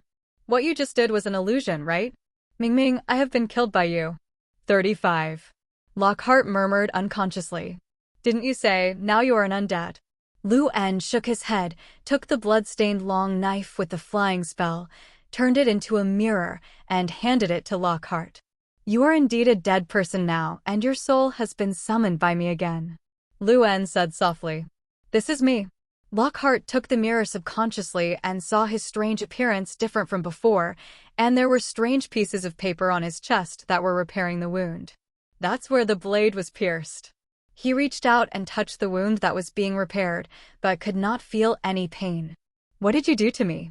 As Lockhart calmed down, he suppressed his mixed emotions and asked. It's just taking your soul from the hands of death. Luen shrugged. Took my soul? Or from the hands of death? Normally, Lockhart would have thought Luen was a lunatic when he heard this. But it was different now, because his body was still lying beside him, and even the blood had not yet coagulated. What do you want to do? Lockhart stood up and turned to Luen. After killing him, he was resurrected. Lockhart really didn't understand why the little wizard was doing this. And if what Luen said was true, then this spell to summon the souls of the dead back would definitely cause an uproar. No idea, I just want to try this spell to see if it works. Luen is telling the truth. After all, from the beginning, he wanted to use Lockhart, the jumping clown, as an experiment to see if there was a pure land in this world. The result was an obvious success. You killed me just to experiment with a spell? Lockhart's gray eyes widened, his nose crooked in anger. He had already been killed once anyway, and he had nothing to fear now. You still wanted to use the Oblivion charm on me. 35. Luen walked over to Lockhart's body and collected his blonde hair in a jar to prevent any accidents. Lockhart stared at Luen's handsome face.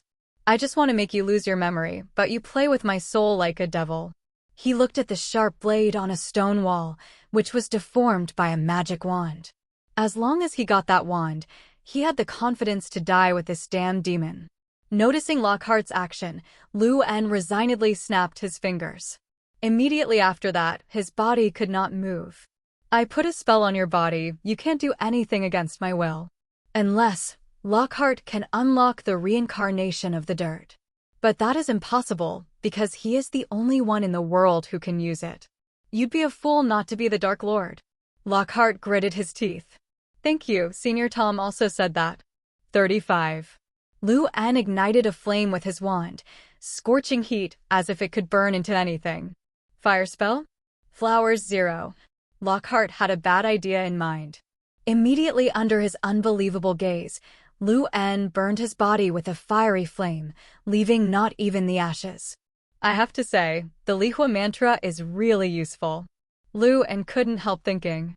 Okay, don't look at me so angrily. 35. Noticing Lockhart's cannibalistic gaze, he walked over slowly. Don't you think you're still alive and well? And most importantly, you now have an endless lifespan and an immortal body. 35. Hearing this, Lockhart couldn't help but glance at Lewin, then slowly lowered his head. It seems to be thinking about the meaning of this sentence. The only condition is to surrender to me.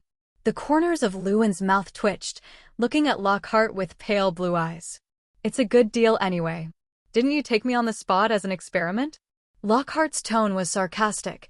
He hadn't forgotten what Lewin said at the beginning. However, endless lifespan and undead body. He looked at himself in the mirror. The eyes can also be changed back through the transformation spell, but these cracks are the only ones, and I don't know if the repair spell can be used. It doesn't matter, your answer is not that important to me. After all, I can control you at any time. Lewin didn't care about the sarcastic tone. He just looked at the silent Lockhart. Make a deal. After a long time, Lockhart slowly raised his head and gave his answer. Wise choice.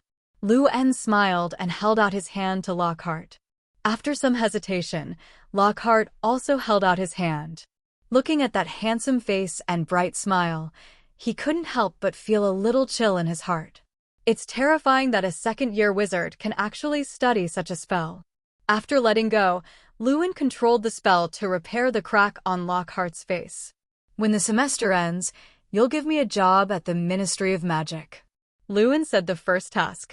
Hearing this, Lockhart looked at the ring on his hand. He suddenly understood something. After hearing what Lewin said, Lockhart suddenly understood where the problem was. You want me to go to the Ministry of Magic? Lockhart touched the restored skin with his hand and turned to look at the demon who played with the soul. It must have been a word when he bought the ring that day, and then he was targeted by this little wizard. Try to aim for the position above. Lewin patted him on the shoulder and said softly, Now that you have an immortal body, I believe that for a celebrity like you, promotion is a very simple matter. After a year and a half of precipitation, Lewin is now about 1.7 meters tall. Although he is a head shorter than Lockhart, he can still be patted on his shoulder. Oh, you want to control the Ministry of Magic? Lockhart immediately thought of Lewin's purpose. 687 must know that in the second grade, I am afraid that Voldemort was still trying to figure out how to integrate into the quagmire of Slytherin's group of snakes. But what about Lewin? Such a young grade is ready to send an intern at the Ministry of Magic. No, it's just to pave the way. Lewin explained with a smile.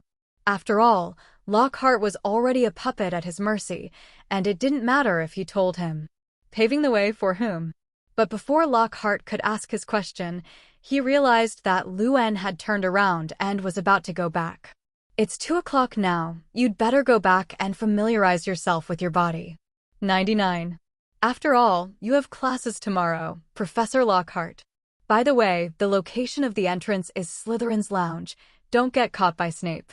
After he finished speaking, under his surprised gaze, Lewin's figure was slowly sucked in by a vortex. What kind of spell is this? Lockhart's mind was a little confused, and more had happened tonight than he could have imagined. First of all the ashes of his body have been burned by the fiery fire curse, and then he borrowed someone else's body to be resurrected. Pat. A crisp sound made him slowly turn around. At some point, the blade turned back into his wand again. The ebony rod was still covered with dry blood and dust, which belonged to its owner. Lockhart bent over to pick up the wand, looking very complicated. Inside the auditorium. Good morning, Lewin. 35. Lewin, who had just entered the auditorium, heard an ethereal, lark-like voice. It's Luna. This voice is so recognizable that it is estimated that once you hear it, you will never forget it. Good morning, Lou. Hermione? When Lewin turned his head, he saw not only Luna in the azure robe, but also Miss Hermione with a smile beside her. Good morning, my Mr. Gerald. Hermione's delicate face was smiling, and her brown curly hair was scattered behind her, looking full of energy. How did you two get together? 99.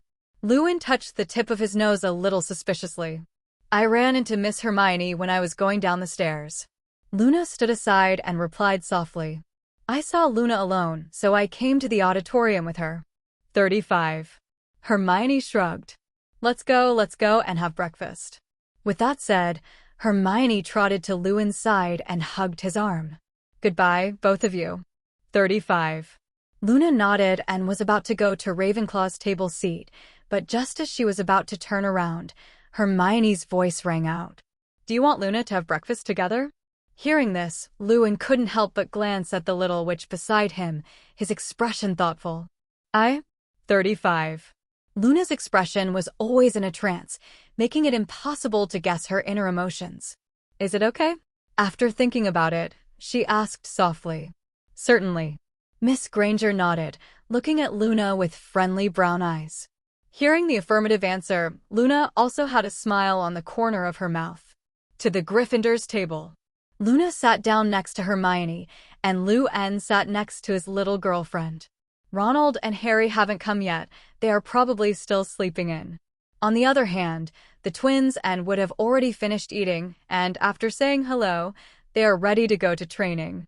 You saw that Harry remembered to send him out of class for Quidditch training. After Wood made a request to Luan, he took the unlovable twins to train. Originally, the two of them wanted to take advantage of the lack of classes in the morning to think about how to make Werewolf Kill. It is worth mentioning that the card store has been handed over to Cedric and Lee Jordan, because these two people are also considered to be in the gang. Fred and George, who were already understaffed, agreed immediately. After all, only the two of them are busy in the whole fairy tale. Harry occasionally comes to help. Ronald is a troublemaker, and Luan and Hermione date and study every day. A cup of sweetened milk tea. Seeing Hermione and Luna chatting, Luan said softly.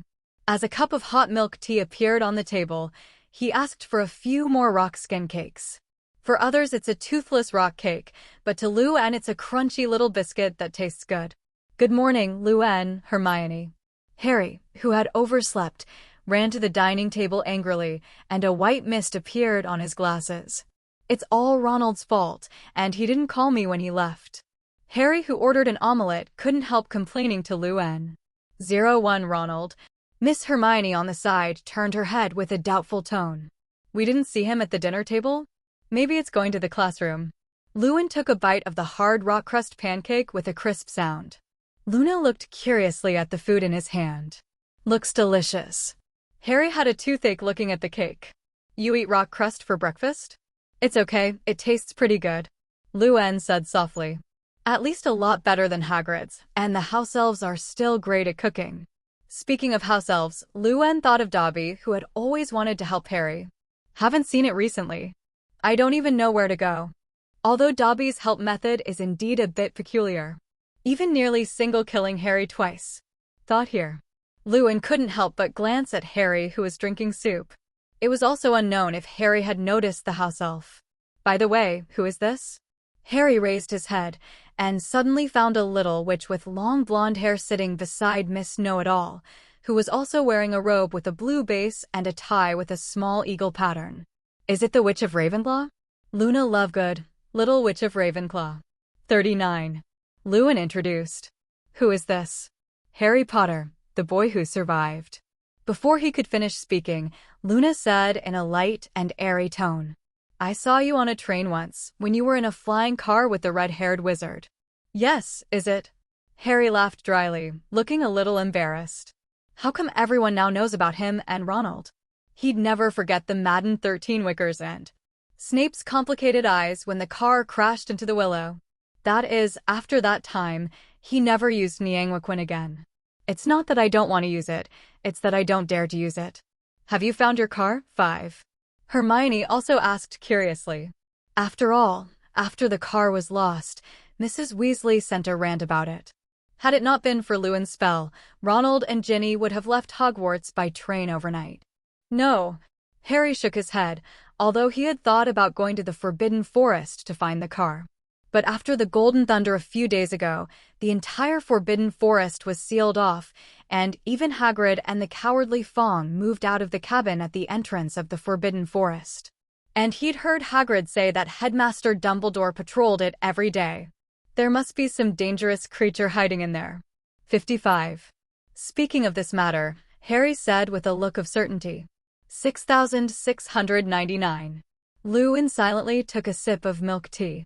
In a sense, he is indeed a dangerous creature. After breakfast was over, Luan and the others waved goodbye to Luna. Today's class is Dark Magic Defense, Slytherin and Gryffindor together. And Ravenclaw and Hufflepuff have a history of magic class together. It's Lockhart's class again. Hermione looked listless. She didn't know what to do in Lockhart's class. The class was full of nonsense, and not a single sentence was the focus of the final exam. Miss Hermione didn't even know how to take notes. Lockhart. Luann, who was next to him, remembered last night, and the corners of his mouth twitched. I don't know if he is familiar with the reincarnated body of the Dirty Earth. Inside the Dark Magic Defense class. The three of us came relatively early, so we picked a seat near the back wall. And Harry stood up and looked around, looking for Ronald. Unfortunately, it was not found. Ronald isn't in the classroom? Don't worry, you can't lose him. Hermione looked at Harry speechless. Why was Harry so anxious every time he couldn't find Ronald? Is Ronald controlled by Tom again? Luann squinted as he thought. If nothing else, he should be in the basement now. It looks like I'm going to the basement tonight to settle the matter with Senior Tom. The basilisk has now been controlled by his kaleidoscope, and he has no idea what Tom will look like when he sees his basilisk. The class bell rang. Lockhart was nowhere to be seen in the classroom. I don't understand why Headmaster Dumbledore hired such a professor. Why do you think so much? Maybe we'll change professors next year. Looking at Hermione lying on the table next to him, Luann reached out and took a strand of brown curly hair, wrapping it lightly around his fingers. Besides, isn't the self-defense spell I taught you enough? He picked up his curly hair and gently swiped it at the tip of the girl's nose. Go away, you. Feeling the movement on the tip of her nose, Miss Hermione knocked off the messing hand and gave him a shy look with her brown eyes. I just like to see your expression. 35. Luann smiled and poked her puffy cheek with his hand. It looks so cute. Harry beside him felt out of place. With a thud from the classroom, Lockhart with blonde hair walked in. Different from the confident smile in the past, his smile now looks very reluctant. Why does he look half dead? Hermione let go of the fingers biting Luann, wiped the saliva from the corner of her mouth and asked in a low voice. Who knows? Luann looked at the fingers with a row of teeth marks and shook his head in response. Miss Granger does look like a lion cub sometimes, in terms of biting people. Today's Lockhart donned a blue embroidered dress 693 with a red base cape on the back. Just like the decorations in the past. Okay, the little wizards are quiet. Lockhart clapped his palms and shouted. His eyes had changed from gray to blue, and the whites of his eyes had returned to normal. It looks like it must have used a transfiguration or confusion charm. Let's talk today, some ways to deal with werewolves. Lockhart glanced at Luann in the corner without a trace. I saw Luann looking at him with his chin on his hand. He also smiled after noticing Lockhart's gaze. Just like the usual meeting, like a harmless little wizard. But after what happened last night, Lockhart didn't dare to think so. After all, he killed himself and took his soul from the god of death and put it on an unknown sacrifice to resurrect. Lockhart spent the night studying his body. But no matter how you look at it, it is exactly the same as the original. If it weren't for those penetrating gray eyes and black whites, he would have thought he was dreaming. He's reading from the book again. Hermione shook her head helplessly. No, I have to find Ronald. Just after class, Harry left such a sentence and then ran out with the book in his arms. I don't know if I can't stand Luann and Hermione, or I really went to Ronald. How do I feel like he wants to stay away from us?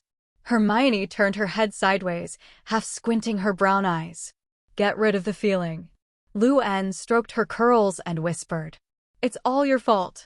Hermione shook her head, not letting his hands mess with the hair she'd made all morning. Why do you blame me for anything?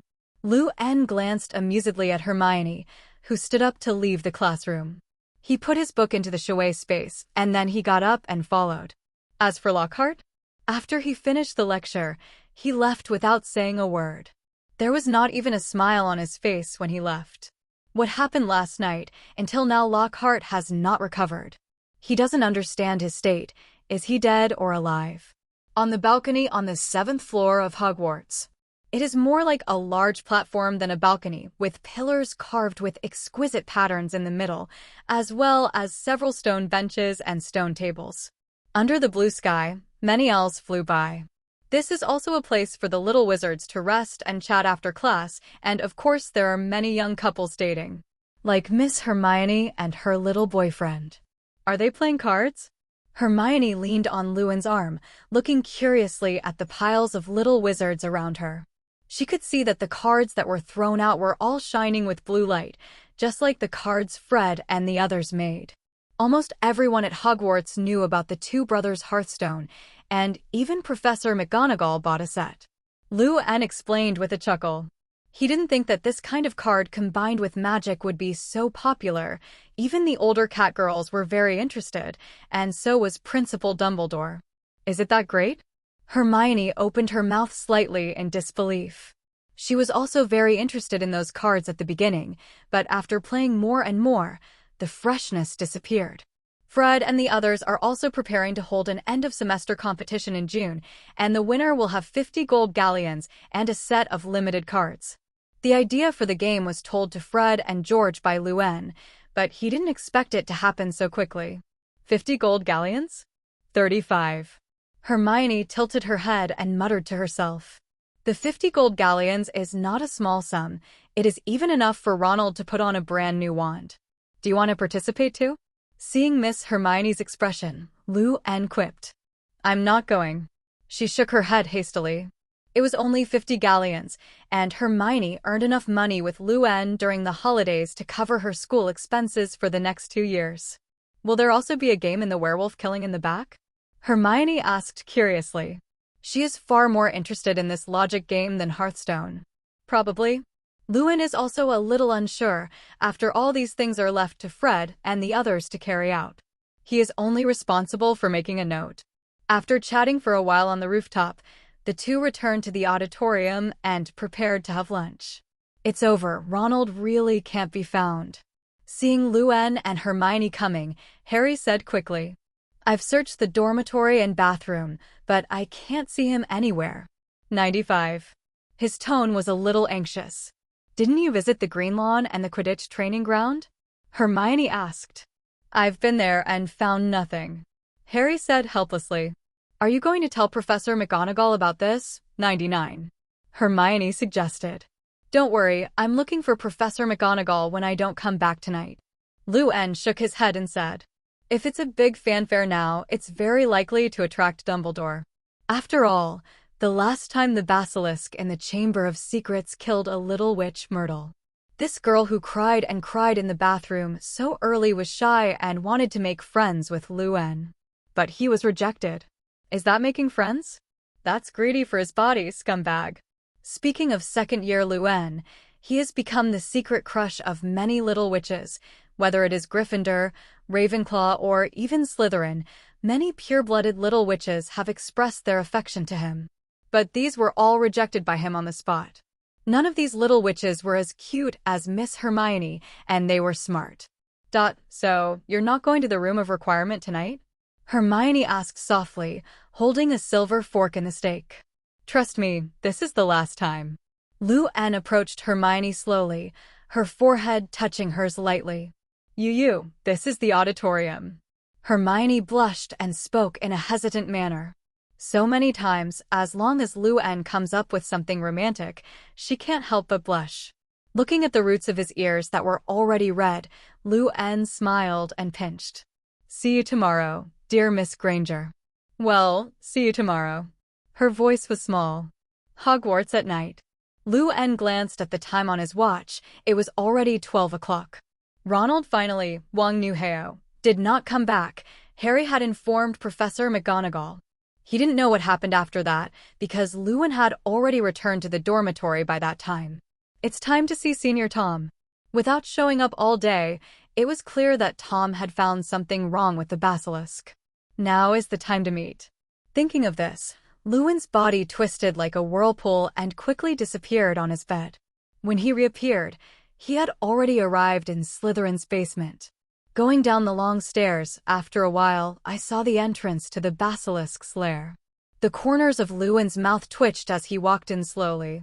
As the angle of view gradually widened, Lou-Anne, who was standing above, saw the tall and thin figure standing on the square below at a glance. Senior Tom, long time no see. Long time no see, Senior Tom.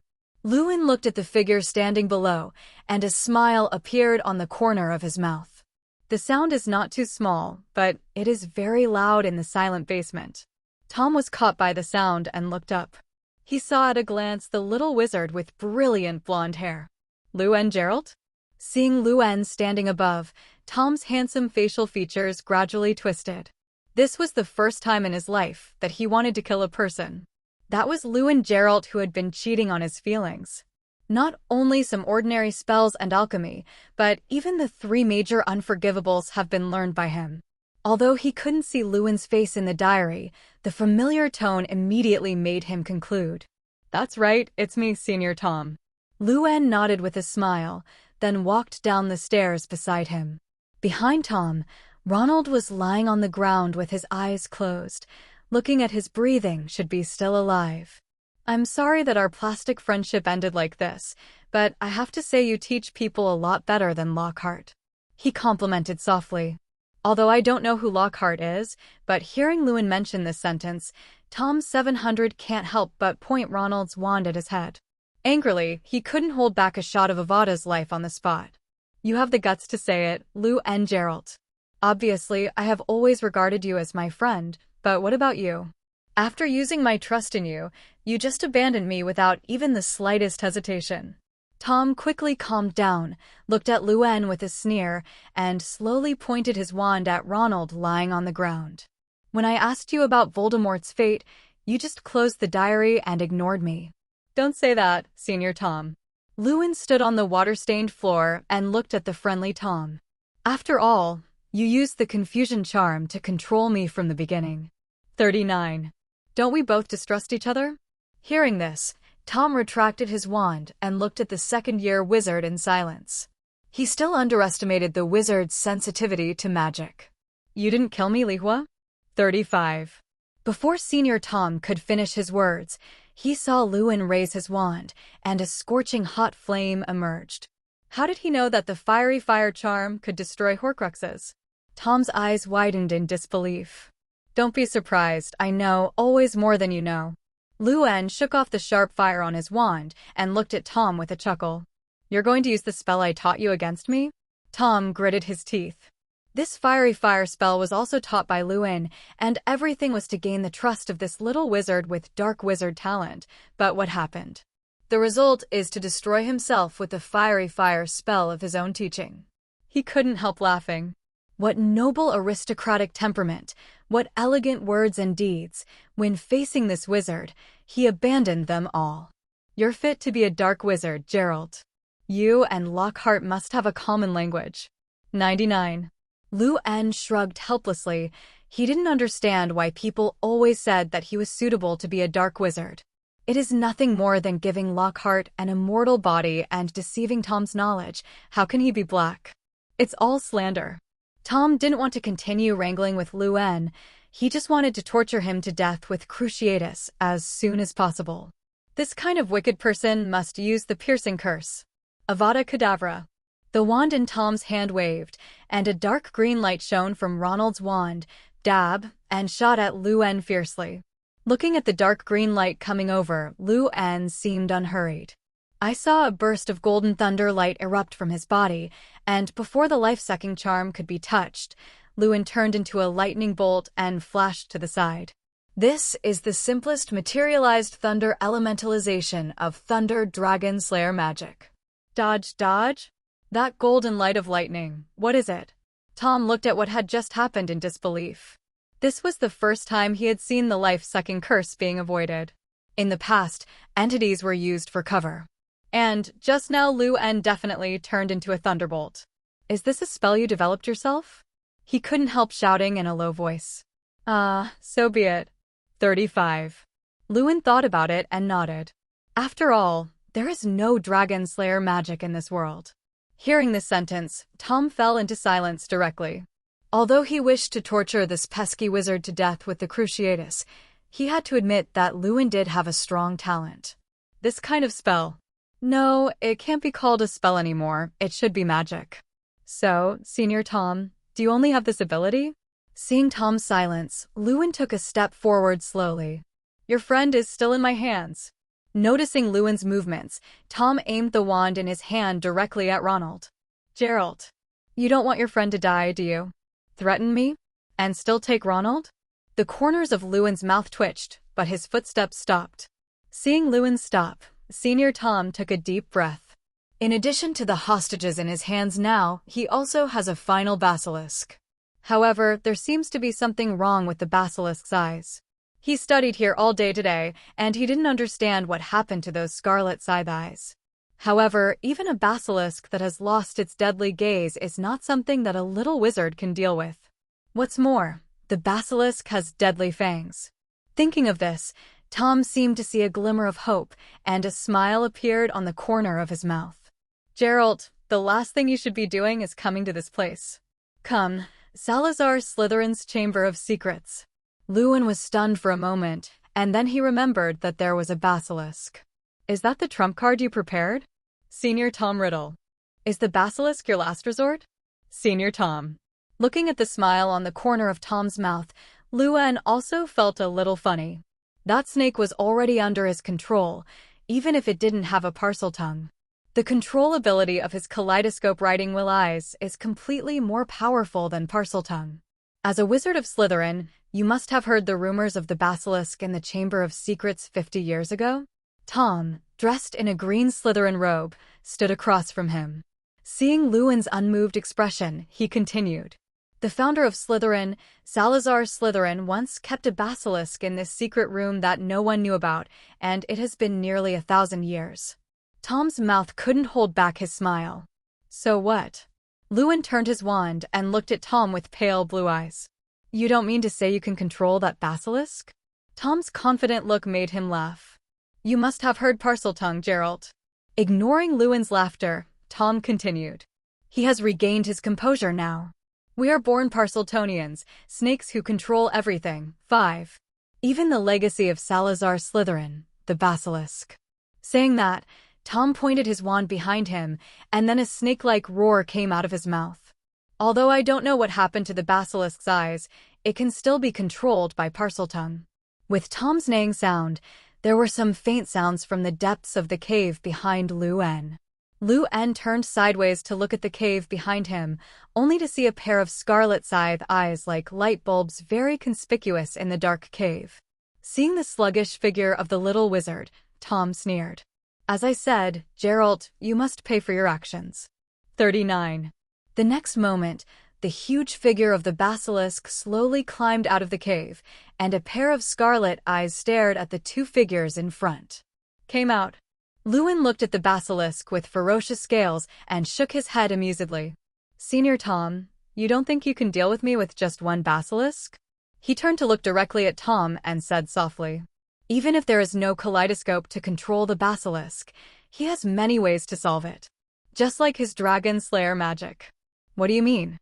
Looking at Lewin's indifferent eyes, Tom suddenly felt something wrong. Why doesn't he get scared when he sees a basilisk? You know, even when he saw the sleeping basilisk for the first time, he was almost scared to death. But what about Lewin? His kill the wizard. 35. Suppressing the bad thoughts in his heart, Tom didn't want to drag it on, and directly controlled the basilisk to attack with his Parseltongue. But what happened next made him dumbfounded. I saw the basilisk winding its body and crawling in front of Lewin, slowly lowering its noble head, as if welcoming its master. That's what I mean. Lewin reached out and touched the basilisk's head, then looked up at Tom, who was standing beside him stunned. How can you control the basilisk? Tom couldn't keep his cool. He groaned loudly. That's impossible. I'm the heir to Slytherin, and you don't speak Parseltongue. Seeing that his last whole card was gone, he was completely panicked now. Is Parseltongue important? Lewin chuckled. Under Tom's terrified gaze, his eyes quickly turned into a pair of eerie scarlet pupils with 3 sides. These eyes. After seeing Lewin's eyes, Tom froze in place, and he looked at the basilisk's pupils subconsciously. Yep, exactly the same. It was you who controlled my basilisk. Lewin Gerald. Before, he was like a clown performing on stage, and Lewin was the only audience in the audience. Seeking flowers 0. Thinking of this, Tom has collapsed. Fizz, wake up. He did not believe in evil and tried his parcel tongue again, but this time the basilisk did not give him any feedback. Its scarlet eyes were fixed on Tom, and he couldn't help but feel chills behind his back. Even if he can only be regarded as a soul body now, he can still feel the oppression brought by the basilisk. Geralt, what the hell did you do to my snake? Anger filled Tom's heart, and even hearing from Ronald that Voldemort had been beaten by a newborn baby, he wasn't as bad as he is now. Okay, Senior Tom, stop doing those useless struggles. Luen snapped his fingers crisply. The basilisk twisted its huge body and charged towards Tom, its emerald green scales rubbing against the slate, making a harsh sound. Avada Sua. 35. The green killing curse struck the basilisk, but the scales resisted it. Seeing that his spell had no effect on the basilisk, Senior Tom fell into despair. It was the first time in his life that he was so desperate. At this moment, the basilisk's razor-sharp teeth bitten at Tom, who was sluggish in place. But his body turned into a group of crystal light spots and disappeared in midair. The diary is flying. Looking at Ronald still asleep on the ground, Lewin reached out and took the diary next to him. If Tom had just taken Ronald hostage, he might have hesitated for a few seconds. But the already numb Tom did not. As the diary was slowly opened, a font with sharp strokes appeared on it. Destroy me, Geralt. Destroy you? Luen laughed. Ever since he knew that reincarnation could be used in this world, he had already thought about the arrangement of Tom Riddle, the 6th grade senior. It's a pity that such people are not used for their own use. Looking at the diary in his hand, Luen naturally wouldn't let the benevolent Tom just disappear. And being able to become the second-generation Voldemort also means that Senior Tom is definitely a talent. It would be a pity to do things for oneself if not reincarnated. What the hell do you want to do? Kill me, Geralt. Tom's angry handwriting appeared on the diary, which had not been answered by Luen for a long time. The body just now was the limit of his strength, and now the remaining soul can only be resurrected in this diary again, just as he was deceived a few months ago, communicating with Luen Geralt. It's not like killing you. Luen wrote Ronald's wand into a quill pen. You. Senior Tom, do you want to have an active body too? 99. 700. Tom's words were not finished, but Luen covered it. Question mark. The diary slowly made a question mark. You're going to kill Ronald Weasley? Ha ha ha, Gerald, don't try to lie to me. Now you don't want to get any knowledge from me. Kill Ronald? Luen subconsciously glanced at Ronald lying on the ground. The other party's face was pale, and if it wasn't for the heaving of his chest, he would have thought Ronald had been killed by Tom. Are you referring to recovering your body by sacrificing Ronald? It seems that Tom has a lot of knowledge, at least this method Luen has never heard of. So there is such a way to shape the body, my friend, you haven't mentioned it? 39. Pooh. After writing a letter, the diary fell into silence. No matter what Luen writes next, Tom just doesn't respond to him. After a moment of contemplation, Lewin's beautiful handwriting appeared on the diary. I remember Mrs. Sprout, who seemed to have some rich manure for her plants yesterday. After writing this sentence, Tom finally couldn't hold back his emotions. Fertilizer? What fertilizers can plants use? I beg you, Tom, be a man. He was really fed up with Luen, a second-year dark wizard. Even darker than him. Now Tom would rather be burned alive by a fiery spell than communicate with Luen. It's really killing people. I help you recover, you help me do things. Seeing Tom respond to himself, Luen relied on the snake's head to write this sentence. He knew Tom would not agree, but he just wanted to see Tom's frantic look. Geralt, why didn't I realize that you still like to dream? Tom sneered. If you want me to do things for you, you might as well burn the entire diary with a fiery fire spell. Who is he? He is the second generation of the Dark Lord. Even if Tom is still a student now, he can't help the liar Luen. An unexpected answer. Luen shrugged and closed the journal. Resurrection of Senior Tom still needs a living sacrifice, although there is a ready-made sacrifice lying on the ground. Unfortunately, it cannot be moved. Okay, you go back to the cave and wait. I'll take you to eat 8-eyed spiders in the Forbidden Forest in a few days. He snapped his fingers, and the basilisk slowly returned to his lair and continued to sleep. Glancing at the watch on his hand, it was already 2 o'clock in the morning. I didn't expect to spend so long with Senior Tom. Lewin raised his hand slightly, and Ronald, who was unconscious on the ground, was lifted up by the levitation charm. For now, let's send Ronald to Gryffindor's dormitory.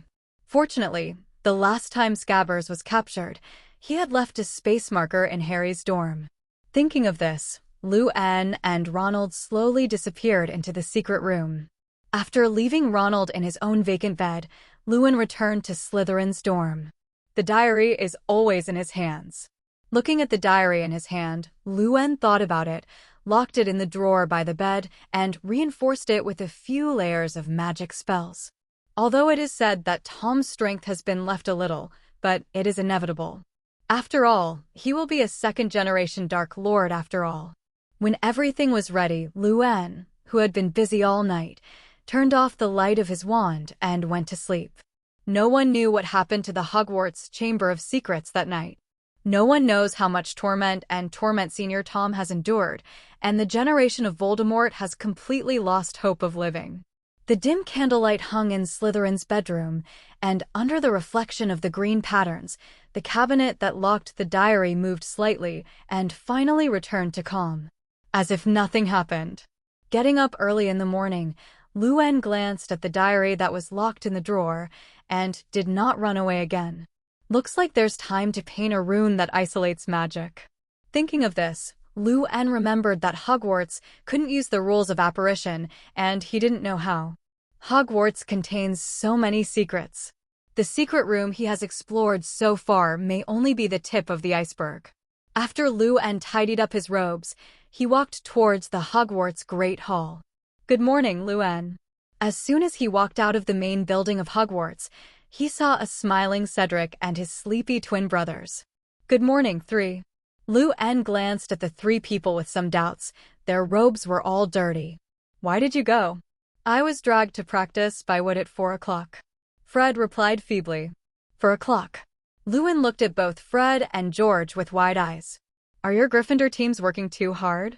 I went to the training ground at 6 o'clock in the morning and played with them at 0.1 for a while. Cedric said with a smile. They Hufflepuff is not a training freak like Wood. Everything is going on as usual, like a fitness game. Winning or losing doesn't matter to their group of little badgers. Wood just wanted to win. George couldn't help but complain. Let's go to the auditorium for breakfast. 39. Lou-Anne smiled and shook his head. After reaching the auditorium, Cedric went to Hufflepuff's table on the side, while Lewin followed the twins to Gryffindor's table. As soon as he sat down, he saw Ronald, who was pale and tired. There was Harry, who was a little worried. Good morning, my little witch. Lou-Anne chose to first give a light hug to Miss Hermione, who was reading a book. Good morning, my little witch. Lou-Anne and Hermione, who was sitting in the chair, hugged gently. Are you done with your work? As he was about to let go, Miss Hermione whispered in his ear. She looked at Lewin's brown eyes with anticipation. Of course, everything is done. It was almost impossible to reincarnate Tom Sr. from the dirt. Lou-Anne nodded with a chuckle and gave an answer that satisfied the little witch. The reincarnation of the filth requires living sacrifices and Tom's DNA, and it is not known whether Tom in the state of the soul can pluck off a hair. In short, there is no way to complete it now. After all, it is not every day that fugitives appear in Nocturne Alley. And after the resurrection, Senior Tom, he hasn't figured out where to send it. Have a honey muffin and a glass of milk. Under Hermione's dissatisfied gaze, Lou-Anne ordered a rich dessert breakfast. Dessert again. The little girlfriend looked at her little boyfriend helplessly. What happened to Ronald? After cutting a honey muffin 13, he looked at Ronald, who was listless, and turned to Hermione. Although Lewin knows what happened to manager Ronald last night, it's better to pretend he doesn't know and ask. Professor McGonagall looked for him one night yesterday, and he was in his own bed the next day. That's all Harry told me. With that said, Hermione snatched a muffin from Lou-Anne with a silver-patterned fork. Sure enough, you can't let him eat too many sweets. Taking a bite of the honey-filled muffin, Hermione narrowed her eyes. So sweet. I don't know either. I didn't find him last night. 39. Harry also looked at Ronald, who was sleeping on the table, in confusion. As a result, the next morning, he suddenly appeared on the bed, and his face was pale. He didn't even know where he went last night. Someone cast an oblivion spell on Ronald? The clever Hermione guessed. Forget the spell. Lou-Anne once taught her in the room of requirement. So at once Hermione remembered the spell. I do not know either. Harry shook his head. You might as well take Ronald to the infirmary. Lou-Anne took a sip of milk and said to Harry. He also has a general understanding of Ronald's situation. It should be that Tom has been controlling his body, which caused Ronald to have no memory of yesterday. Okay, I'll ask you to help Ronald and me take a break from the potions class in the morning. Harry didn't hesitate, just shook Ronald awake and was about to leave the table. Looking at the backs of the two leaving, Lou-Anne always felt that Harry looked quite happy. Is it because you don't have to take Snape's class? Things that can be solved with a single drop of mother-in-law. After breakfast, the two went to the potions class hand in hand. Snape's mood has recovered a lot in recent days, so the little wizards don't need to panic. After all, in the first few classes, many wizards blew their cauldrons because of Snape's gaze. In this class, maybe he didn't see the ragged face similar to James's, so Snape was in a much better mood. Of course, Gryffindor points are still deducted. Hesitation Harry and Ronald are both gone, and Hermione can do anything. So this time the points were deducted from Neville. Every time I take Snape's class, I always get deducted. Hermione looked sullen. This year, thanks to Snape's unremitting efforts, Gryffindor was at the bottom of the list. Although so far it has not broken the bottom record of the previous year. Didn't you add it all later? Since the weather was a little hot today, Lou-Anne put himself and Hermione's robes into the camuy space. Only the white shirt and tie inside were exposed. Miss Hermione's low ponytail was also twisted into a small ball, looking like Professor McGonagall. Did you know that Professor McGonagall is known as Little Hermione? Lou-Anne pointed to her hairstyle and couldn't help joking. You talk too much. Hermione wanted to grab that finger, but fluttered in vain, only rubbing her little tiger teeth and looking at Lou-Anne. After fighting for a while, the two decided to stay in the room of requirement directly. Because it's too hot today. Even Miss Hermione rolled up her white sleeves, sweat dripping down her white forehead. Cool as the wind. Lou-Anne snapped his fingers, and a cool wind enveloped the two of them. This spell is just the most basic life spell, and it can be cast even without a wand. This spell is good, teach me tonight. Hermione felt the cool wind around her, her brown eyes sparkling. No problem. Lou-Anne nodded. He got this spell from Senior Tom, and it wasn't taught in Hogwarts charms class. Stroll on the old stone stairs of Hogwarts, surrounded by lush green grass, with the hot wind blowing like layers of heat waves. Lou-Anne glanced at the portrait of the fat lady on the 8th floor and smiled kindly. Humph. But the fat lady turned her head away after seeing the nasty little couple. She's been like this since the last time she didn't close the door. Hermione explained with a chuckle, covering her mouth. But it's early, and she doesn't often sleep in Gryffindor's dormitory. Sooner or later, I'll tell Professor McGonagall about your sleepless nights. The fat lady made a face at Hermione, and it saw Hermione take her wand and aim it at her. Beautiful Miss Granger, you know I'm just joking. Didn't expect the fat lady to be such a person? Lou-Anne is a long-time acquaintance. Come on, let's go to the hut. Hermione smiled happily. Night falls. Inside the room of requirement on the 8th floor of Hogwarts. Since the evening was also hot, Hermione wore only a light off-white dress. She was sitting on the couch taking notes from charms and transfiguration. And Lou-Anne rolled up his white sleeves and carefully transformed a suitcase with his wand. He remembered that a certain Hufflepuff senior had a suitcase with various creatures. See if you can figure out a way to put the basilisk in there too. After all, keeping the basilisk in the secret room all the time is not an option. In the Forbidden Forest, it is more likely to be found by Dumbledore. It has to be said that this space-extended luggage is really not easy to make. Looking at the suitcase full of runes in his hand, Lou-Anne's handsome face showed a satisfied look. Almost something. Lou-Anne, who was sitting on the sofa with his suitcase, muttered to himself. The traceless stretching spell was not too difficult for him, and soon the space in the entire suitcase was wide enough to be the size of an auditorium. Then use the rune to fix this huge space so that it will not collapse suddenly. As the suitcase was ready, Miss Hermione also came over curiously, and a pair of white feet wearing slippers lightly stepped on the wooden floor. "Why did you make this?" Her beautiful eyes blinked, and she looked curiously at the suitcase in Llewellyn's hand. This huge space is like bare land, only the earth-colored ground does not have any other colors. I remember that the untraceable extension spell seems to be considered illegal by the Ministry of Magic. If you don't tell me, I won't tell you. No one knows we broke the law. Llewellyn was about to pinch Miss Beaver's nose in a funny way, but the other party avoided him directly. Yes, we too broke the law. Hermione pounced on him from behind, rubbing Llewellyn's cheek with her little head. The curly hair is still itchy to the touch, but the floral fragrance is very strong. Smelling it out, Miss Hermione has a unique fondness for the scent of jasmine. Itchy. Hermione picked up a strand of brown curly hair and tipped the tip of his nose, a slight smile on the corner of her mouth. After the space in the suitcase had completely stabilized, Llewellyn finally realized what was missing. Some lights and greenery and water. Lights can be solved with magic, and as for plants and water, Hogwarts can be found everywhere. But it takes some time. Closing the suitcase in the corner, Llewellyn grabbed Hermione, who was about to run to the bed. "Where do you want to go?" Llewellyn asked with a chuckle. Too late, I want to go to bed." Hermione's smile froze. She knew the retribution had just come. "Sleep?" Llewellyn pushed her slightly, pulling her over with a cry of exclamation from Hermione. "You didn't look sleepy just now."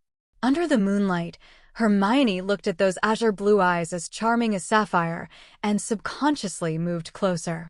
However, before she could get close, Llewellyn stopped her with his hands. "What are you doing?" Hermione pouted angrily. "Obviously, the atmosphere is so good. Every time you take the initiative, this time it's me." 39. Noah. 35. The next day. The weather has been getting hotter recently. So the two took off the robes representing the academy and walked out of the room of requirement in just plain clothes. Maybe it was last night. When she woke up this morning, Hermione turned her head to look at Llewellyn. It looks like a little girlfriend who is upset. This look intrigued Llewellyn. After waiting in the auditorium, Harry saw the two at a glance. "You two have a fight?" Harry's tone was somewhat curious, not worried at all. "You fight, Ronald. I can't fight Llewellyn." Hermione said something angrily. "Me and Ronald, can I be the same as you and Llewellyn?" Harry shrugged in his seat. Listening to the meaning of Hermione's words makes him and Ronald a couple. "Good morning, Llewellyn, Hermione." Sitting next to Harry was Ronald, who had just been discharged from the hospital today. His complexion was much more rosy than yesterday. "It looks like you're recovering well." Llewellyn glanced at Ronald, who was in good spirits, and asked, All right." Ronald looked at Llewellyn's eyes and looked a little dodgy. After all, after he woke up, the diary disappeared. "Good morning, little wizards." 35. Just then, Lockhart with brilliant blonde hair came over. A confident smile appeared on his face again.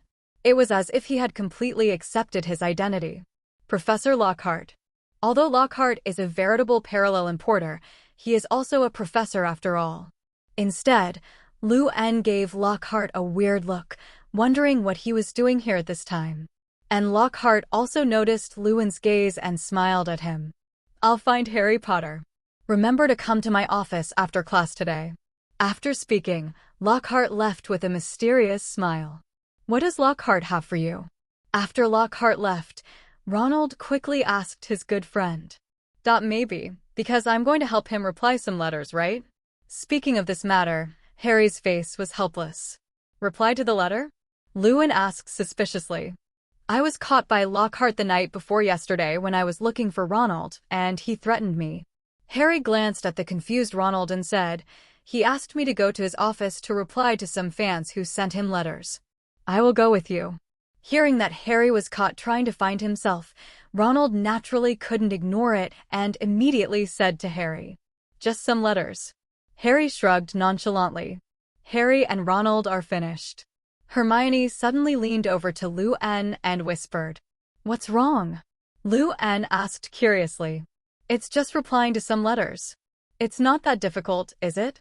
Last time I saw Luo, Zhao's good, Heart's letter, there were dozens of owls delivering letters for him." Hermione said with half-squinted eyes. "Dozens of owls?"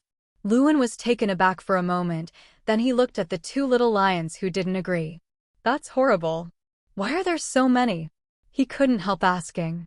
Lou-Anne remembers that there are not so many letters from owls to Lockhart.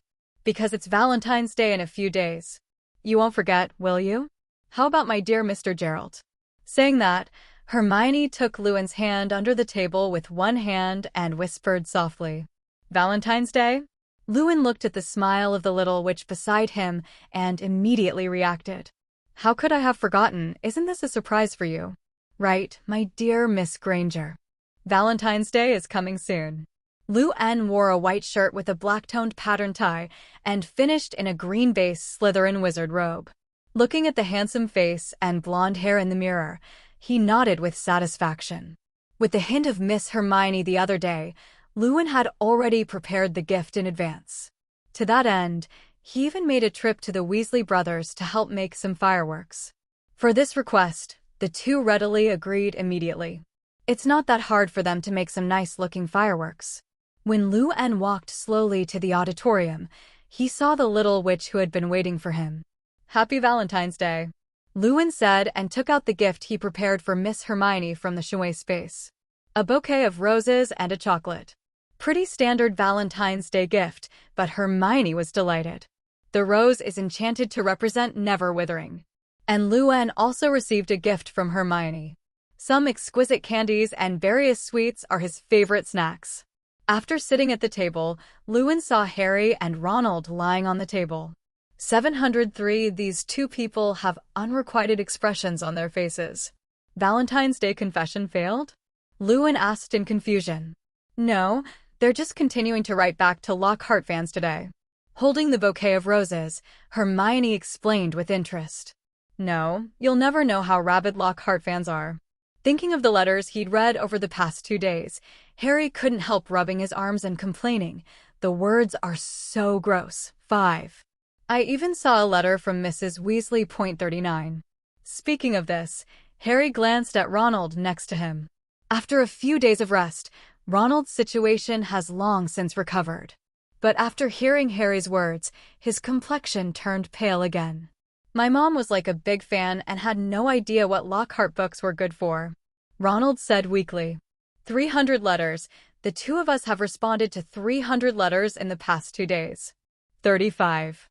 Harry couldn't help shaking his hands when he remembered helping Lockhart reply to fans these past few nights. It's so hard. Dab. Might as well let Filch take him to lockdown. Just as the two kept complaining, today's owls flew in from the skylight of the auditorium. Miss Hermione's owl brought her a letter from the Grangers and a copy of the Daily Prophet. And Lou inside has more things. A small gift box is beautifully packaged, and there is a pink envelope sealed with wax into a love heart. There are about a dozen or so. Ronald and Harry were both dumbfounded. Mr. Gerald, you have so many suitors. Hermione leaned over and hugged his arm, saying a little sour, You know, I like you alone. After Lou-Anne glanced at those Valentine's Day gifts, he shook his head helplessly. Although Lou-Anne knew that many little witches were watching him, he was inseparable from Hermione almost every day, and there was absolutely no chance for other little witches to intervene. However, even so, there are many little witches who are ready to give it a try. So, are you going to reply to them one by one? Hermione asked with half-closed eyes. She did not expect that so many people would dig her corners. I don't have that much time to reply. Lou-Anne shook his head and said. Then he put these gifts into the Chouet space. After all, those who gave the gifts were watching him, and it was not good to leave them on the table in person. Hey, Harry, you got a love letter too? At this moment, Ronald suddenly shouted in surprise. I saw Harry staring blankly at a letter in his hand, and the tone on it proved that it was a love letter. It turns out that someone likes it too? Take it apart and see. 35. Ronald urged on the side. Don't rush. Harry slowly opened the letter from Hedwig with anticipation. However, after seeing the contents of the first line, he was stunned. His face gradually turned red. What's wrong? Hermione asked curiously. Just read a letter. Don't you feel ashamed like this? See for yourself. Harry took a deep breath and placed the letter in his hand in the center of the table. His eyes are green like a freshly pickled toad. He's as black as a blackboard. I hope he's mine. He's really handsome, a warrior who conquers the Dark Lord. Are you sure this is a love letter? Luan couldn't help laughing when he saw the first sentence. Green eyes are like toads, and I don't know how Snape will feel when he sees this love letter. The only thing Harry had that resembled his mother was his emerald green eyes.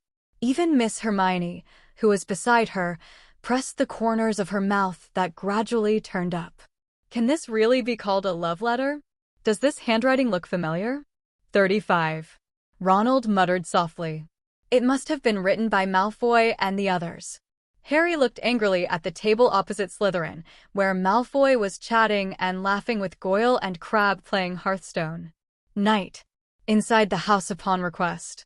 Haha, that letter was written by Ginny, not Malfoy.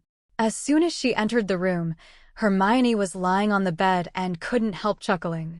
She had seen Ginny's notes, which were exactly the same as the letter Harry received today. Then if you don't tell Harry, he's probably holding a grudge against Malfoy again now. 39. Luan hung the robes of the two on the hanger, looked at the little witch crawling on the bed, and said softly. After hearing Ronald's muttering, he immediately guessed who wrote Harry's love letter. Who else but Ronald's sister Ginny? Autumn Zhang? After the two dawdled for a while, Luan glanced at the watch in his hand, and then put out the candle in the room. What do you want? 95. Hermione asked nervously. The time is almost up. Luan leaned against the window and pulled Miss Hermione over, who was a little panicked. Do you want to see fireworks? Just for you, fireworks. 35. Hermione's brown eyes couldn't help looking out the window. On the lawn at Hogwarts, where the window of the room of requirement faced the clearing, a wisp of golden light dragged the smoke into the air. Fireworks. Hermione looked out the window with a pair of smart eyes, and the eyes that approached her gradually lost their minds. The golden light is very conspicuous in the night sky, dragging the tail smoke.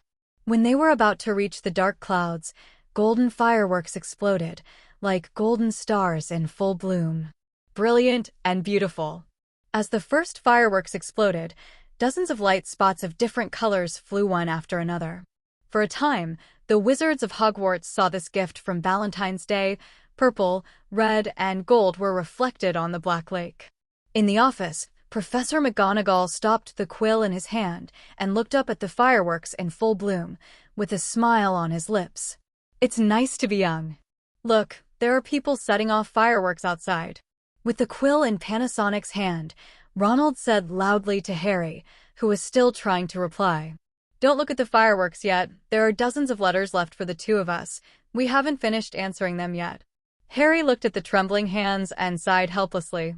Valentine's Day was lively, but there was no place for the two of them. Thinking of this, Harry couldn't help but think of the letter from this morning. He gripped the quill tightly. Malfoy, this hatred is on my mind. And this time.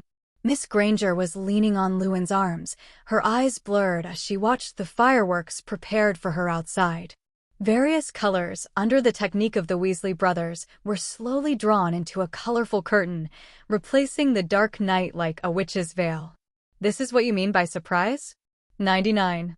The little witch murmured softly. Like or not. Luan is very satisfied with the fireworks. After all, Fred and the others have studied fireworks a long time ago. Like. Miss Hermione nodded vigorously. The brown curly hair scattered behind him also swayed. Valentine's Day fireworks are destined to become a hot topic for little wizards. After Cedric found out that it was Fred and the others who made the fireworks, he immediately ran to the table of Gryffindor. Help me customize a Chiozhong one. The price is not a problem, Cedric said directly. The words caught the exhausted Harry's side. Sure. Of course, Fred would not refuse Jean Gallion, who came to his door. It's just a firework, It's not too difficult for the two of them, and it's a new business for Fairy Tale. Thinking of this, Fred's eyes lit up. Hermione and Lou-En sat next to them. Thinking of those fireworks yesterday, Miss Hermione couldn't hold back her smile. What a great gift for Valentine's Day. And Lewin was propping up his chin, engraved with runes on a sheepskin holster. It was a new place for Senior Tom. After all, he couldn't be left in the enchanted drawer all the time. Until a living sacrifice is found, it is better to prepare a book cover for Tom to disable the spell. No way, Tom is too dangerous. He is looking forward to it now. When the young Tom meets the old Noseless in the future, it must be very interesting at that time. Transfiguration class. When Lou-En came to the classroom holding the book, he saw the tabby cat lying on the table at a glance. After staying in this academy for almost 2 years, all the second-year little wizards don't know this cat.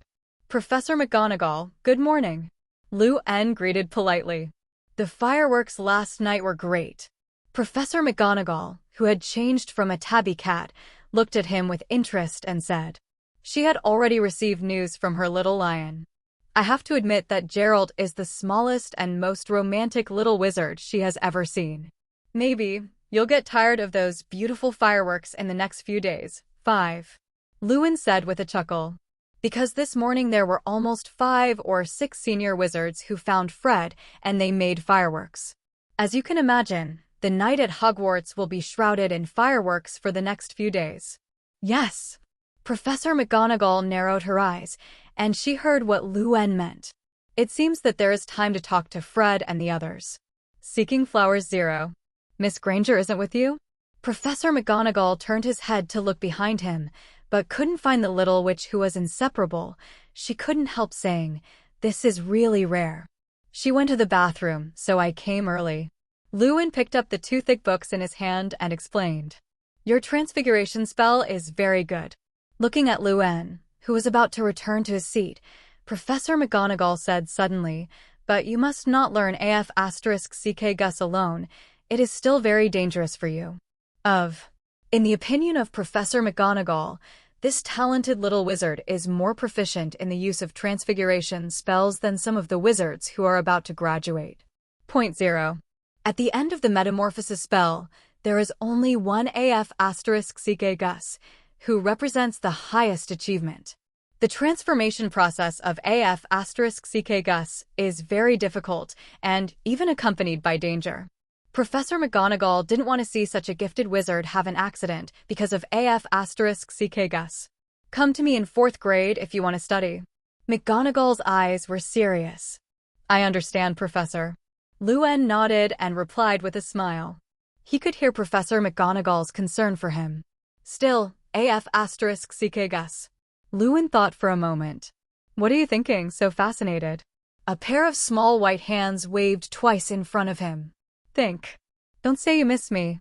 Before Lewin could say anything, Miss Hermione pinched his face with her cold little hands. You always say that. No, I'm just thinking that the 2 of us might be separated for a while during the holidays. 99. Lou-En shook his head, looking at Hermione with pale blue eyes. After all, he has a lot of things to do this holiday. The first step is to bring Tom Riddle back to life, and then he has to practice AF*CK Gus for months or even years. Besides, the least potions shop has also expired. But Lou-En is interested in buying it. Vacation? 35. Hermione was taken aback. It just so happens that you are not going on a trip on vacation? Lou-En knew that Miss Hermione had received an envelope from Mr. Granger. Hermione had told him all the above. I didn't want to go, Hermione said helplessly. But since Lewin has her own business to do during the holidays, she won't go over there to cause trouble. The holiday is only 2 months away. We will meet soon. Lewin spread the book in his hand and whispered softly. After all, he had to stay at Nocturne Alley for the past 2 months, if nothing else happened.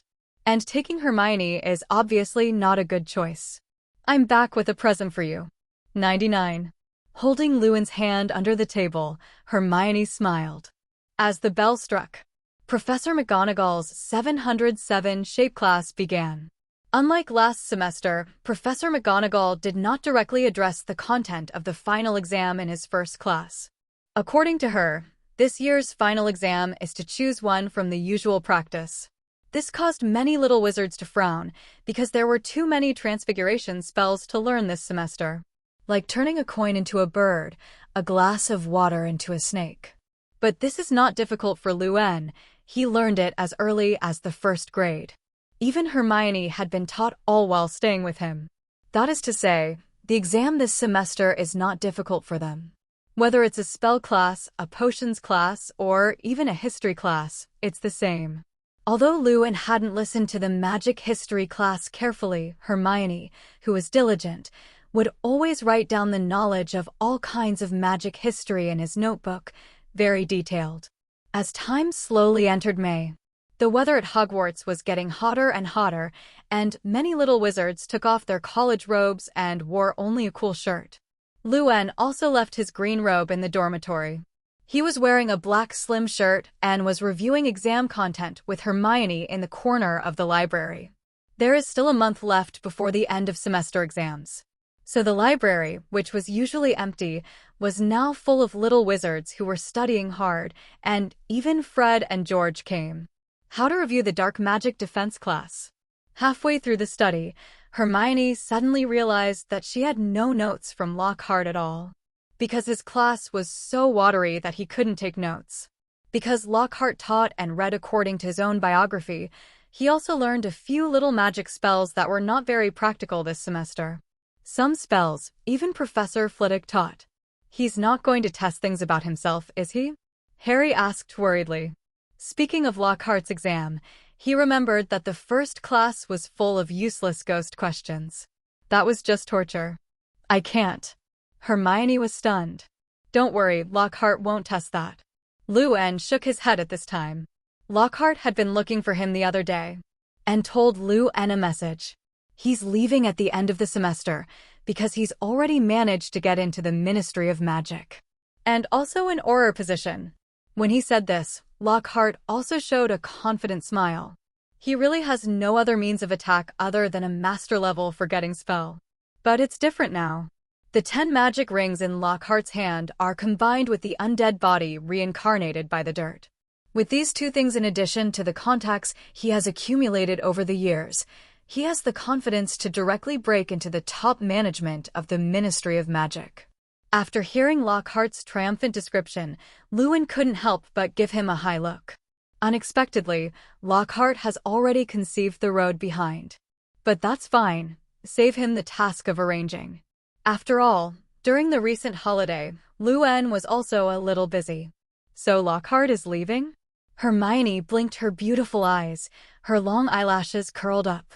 Harry's face brightened after hearing Luen's words. Great, Lockhart is finally leaving. God knows how much he was tortured at Lockhart, and every day after writing his reply, he was dragged to take pictures. During that time, Harry was in the newspaper with Lockhart every day. Does that mean there's no exam content for our dark magic defense class? Even Ronald leaned over and asked. You need to ask Headmaster Dumbledore about that. Luen didn't know what to do with the final exam. After all, Lockhart hadn't told him about it either. The headmaster's room at Hogwarts. Gerald, are you sure you want to leave Hogwarts? Dumbledore looked at Lockhart, who was holding the suitcase in front of him, and asked in a low voice. Yes, Headmaster Dumbledore. Lockhart gave a familiar smile. You know I'm talented, so the Ministry of Magic gave me an Auror invitation. Oh, really? That's a pity. I also want to discuss with you how to turn a werewolf back into a wizard. Dumbledore's eyes, hidden behind the lenses, glanced thoughtfully at Lockhart. That spell is very difficult, and I used it subconsciously in times of crisis. Lockhart froze for a moment, then shrugged with a forced smile. It seems that Dumbledore is also a little suspicious of his biographies, and it is better to leave Hogwarts early. 0.1 He thought happily. Since you insist, I will let the elf send you the salary. Dumbledore gave Lockhart a deep look, and when he looked a little hairy, he handed over the resignation paper in his hand. If there's nothing else, I'll leave. Lockhart held back his composure and walked slowly to the door. But just as he was about to open the door, Dumbledore's serious voice came from behind. You're the only good professor in the dark magic defense class for so many years. Are you sure you don't stay for another year? Fine. Lockhart's mouth twitched. His own body was burned to ashes by Luen, which is also called nothing happened. Not to mention that my soul is being toyed with by that second-year wizard. In the end, Lockhart left Hogwarts overnight. Lockhart's departure also suspends the dark magic defense class once again. Principal Dumbledore even announced at the dinner that the final exam of the dark magic defense class was officially cancelled. This made a group of little wizards cheer. The month of the exam is in June, which is already the season of entering the midsummer. The scorching sun hangs high in the sky, and the whole Hogwarts looks very sultry. Hermione carefully poured the potion from the cauldron into the bottle, and the green viscous liquid smelled bitter.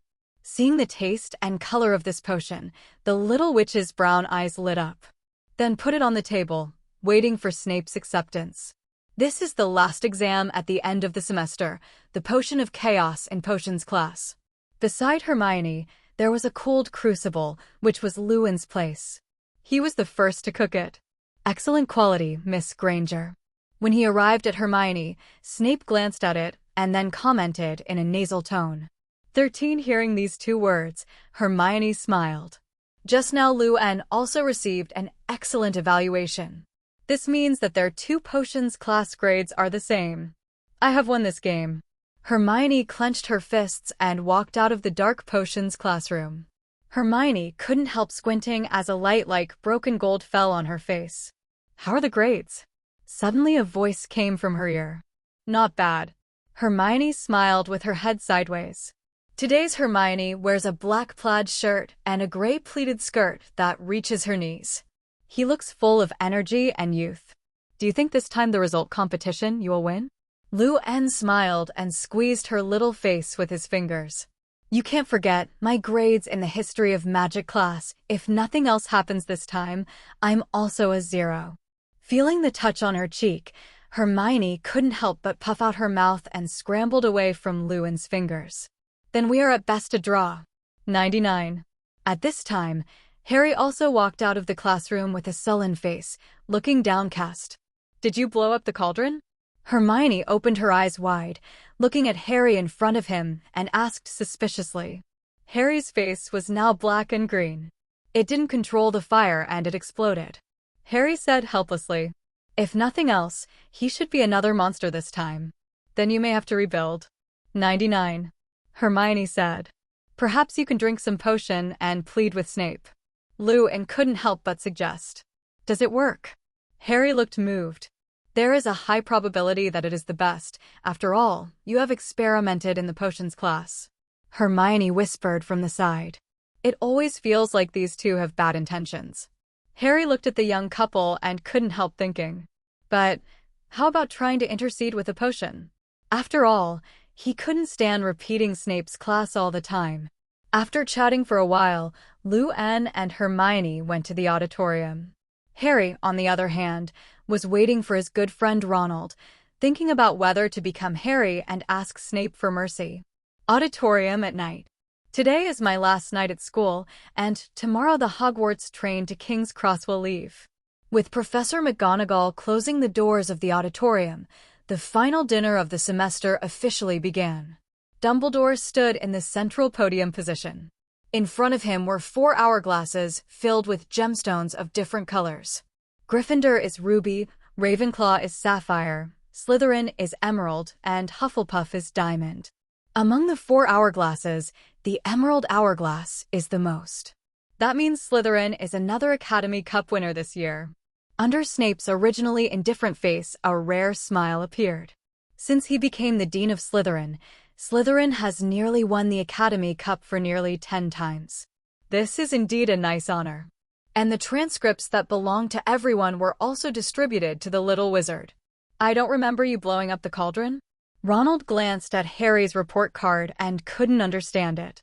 But why did you get an A pass? Hearing Ronald's words, Harry blushed and faltered, unable to answer. He couldn't say that he turned into Harley and went as Snape in exchange for a favor. This was outrageous in itself, and even more outrageous that Snape agreed after hesitating. Harry really didn't understand.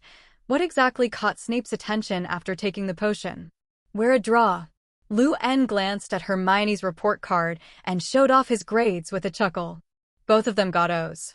This semester is a draw. However, in the Academy Cup, it was Lu-En who won again. Have a nice holiday, little wizards. Dumbledore also finished speaking at this time, and with the movement of his hand, a series of rich dinners appeared on the table. This is the last meal. The next morning, Lu-En had already received the salute of the two of them in the Shaway space, and then set foot on the Hogwarts train to go home. It feels like time flies so fast. Hermione leaned on the 707 on the soft seat, and the Hogwarts castle gradually became smaller and smaller in her view, before finally disappearing into the fields. Yes, in 2 years, Miss Hermione is getting better and better. Lu-En leaned forward slowly and gently brushed a strand of curly hair from the corner of her mouth behind her ear. Compared to the shy little girl you first met, you have grown a lot now. Can you play that? Speaking of the first meeting, Hermione seemed to remember something and asked softly, "Performance?" Lu-En thinks about the scene where the two meet for the first time at the wand shop. A withered golden tree? Lu-En picked up his own wand made of Thunderbird's tail feathers and used lightning to draw a golden tree in midair, surrounded by tiny fallen leaves. Hermione looked at the golden tree with a smile in her eyes, and then she got up and sat beside Lu-En. "This is your reward." Looking at the little witch who slowly closed her eyes, Lu-En laughed. He could see some redness at the base of the girl's ears. "But I accept your reward." Lu-En leaned over with a chuckle. The sea of clouds surged under the blue sky, and the train in midsummer slowly passed through the vast plain. King's Cross Station in the evening. With a melodious flute, the Hogwarts train stopped at platform 9 3/4. The terminal has arrived. Lu-En gently woke up the little witch who was sleeping soundly on his lap. Hermione half opened her hazy eyes and yawned sleepily. Arrived at the station? Well, to King's Cross. 35. With the help of Lu-En, Hermione stood up slowly, staring at the dark platform outside the window with beautiful eyes. Another semester is over. And most importantly, this vacation is 2 months apart from Lu-En. You must remember to write to me. 39. Lu-En just took out Hermione's suitcase when he heard these words. Certainly. He chuckled and nodded. As she left the carriage, Miss Hermione gave Lu-En a strong hug. After getting out of the Hogwarts train, the little witch saw the Granger and his wife in the crowd at a glance, and they were beckoning to this side. Remember to write to you, don't worry. 95. Looking at Miss Granger, who was still exhorting, Lu-En interrupted her with a laugh. After receiving assurances from Lu-En, Hermione nodded happily, then trotted off to find the Grangers with the suitcase. In the distance, Mr. Granger waved at Lu-En in a friendly way. With the figure of the little witch completely leaving King's Cross Station, Lu-En is also ready to return to his home in London where he has lived for 11 years. The spatial coordinates were set up when I went home in the first semester, so I didn't waste much time getting home. When Lu-En stepped on the wooden floor, the room was filled with dust in an instant. Clean up. He frowned, covered his mouth and nose, and cleaned the whole room with his wand. Looks like I need a house elf. But when it comes to house elves, Lu-En can't help but think of Dobby, who almost single-killed Harry. It's just that after the Quidditch match, he never saw the elf again, and he didn't know if he was summoned back by Lucius. Turning on the lights in the room, Lu-En took the suitcase out of the Shaway space and threw it in the corner. At the same time, there are 3 different photos in his hands. It was sent to Frog Cub after another trip last month. The date of return is also written on it, which is at 11 o'clock this evening. The first photo shows a rough sea, and a mid-sized schooner under sail is riding the wind and waves on the sea. Can't see anything strange. However, Lu-En doesn't know much about the world of the sea, and only knows a few. The second photo is also nothing special. It was a photo of his own frog cub with a clothed monkey, and in the background a group of ragged sailors could be seen busy with their posts. The third photo, on the other hand, is even more bizarre. Lu-En was stunned when he saw this photo. It was on a pitch-black sea, and the only light was the bright moonlight in the night sky. His own frog cub stood on the mast, and below stood a group of skeletons armed with sharp blades or flintlock guns that seemed to be fighting and celebrating. Even the monkey turned into a skeleton, standing beside the frog cub with a creepy smile. Pirates of the Caribbean? Lewin had some impressions, and if I guessed correctly, the brig was the Black Pearl. And those skeletons are the undead cursed by gold coins. What can the frog cub bring back? Those cursed gold coins? Lewin glanced at the horse talisman on his neck. The skeleton curse should have no effect on him. Moreover, the curse of the undead is not as easy to use as his dirty earth reincarnation. At least the dirty earth reincarnation has its own sense of taste. Let's wait until the frog cub comes back at 11 o'clock. Before that, I still think about how to deal with the basilisk and Senior Tom. When he left Hogwarts, Lewin packed the basilisk into a suitcase he made and took it away. And Senior Tom has not spoken at all in recent months, as if he has fallen into a deep sleep. There's nothing wrong with pretending to be dead, because Lewin's next plan is to find a way to reincarnate Tom into the dirt. It is a pity that this kind of talent is not used for himself. However, there is currently a problem, that is, whether Tom's soul can extract some hair and the like. After all, the reincarnation of filth requires some DNA from the resurrected. Thinking of this, Lewin narrowed his eyes and thought, It's a little troublesome. Looking at the book cover with the forbidden spell rune written on it, he couldn't help shaking his head. Throwing the diary on the table, Lewin sat on the sofa and turned on the black and white TV. This made the originally quiet house a little lively. 11 at night. Quack quack. With a rapid frog croaking, Lewin quickly looked up. I saw my frog cub kicking upright and slumped on the table. The original lotus leaf hat was replaced by a leather three-cornered hat at some point, and there was a telescope on his back. So, brought a telescope this time? Lewin walked over and poked the lying frog cub with his fingers and asked curiously. He thought he could bring back a cursed gold coin this time. Cuck. Frog cub untied the package behind him and opened it in front of Lewin. As the package was opened, an octagonal compass the size of the palm of Jiao of Jiao, lay quietly on the table. This is. Lewin opened his eyes wide and picked up the somewhat worn compass. The news of the identification soon appeared in his perspective. Jack Sparrow's compass, a special and precious product from the world of Pirates of the Caribbean. Library. Function. The direction pointed by this compass pointer is what the owner wants most in his heart. If you don't have the desired goal, the pointer will have no direction. Use. Frog Cub successfully established a deep plastic friendship with Captain Jack. When he left the free ocean, he took this magical compass away.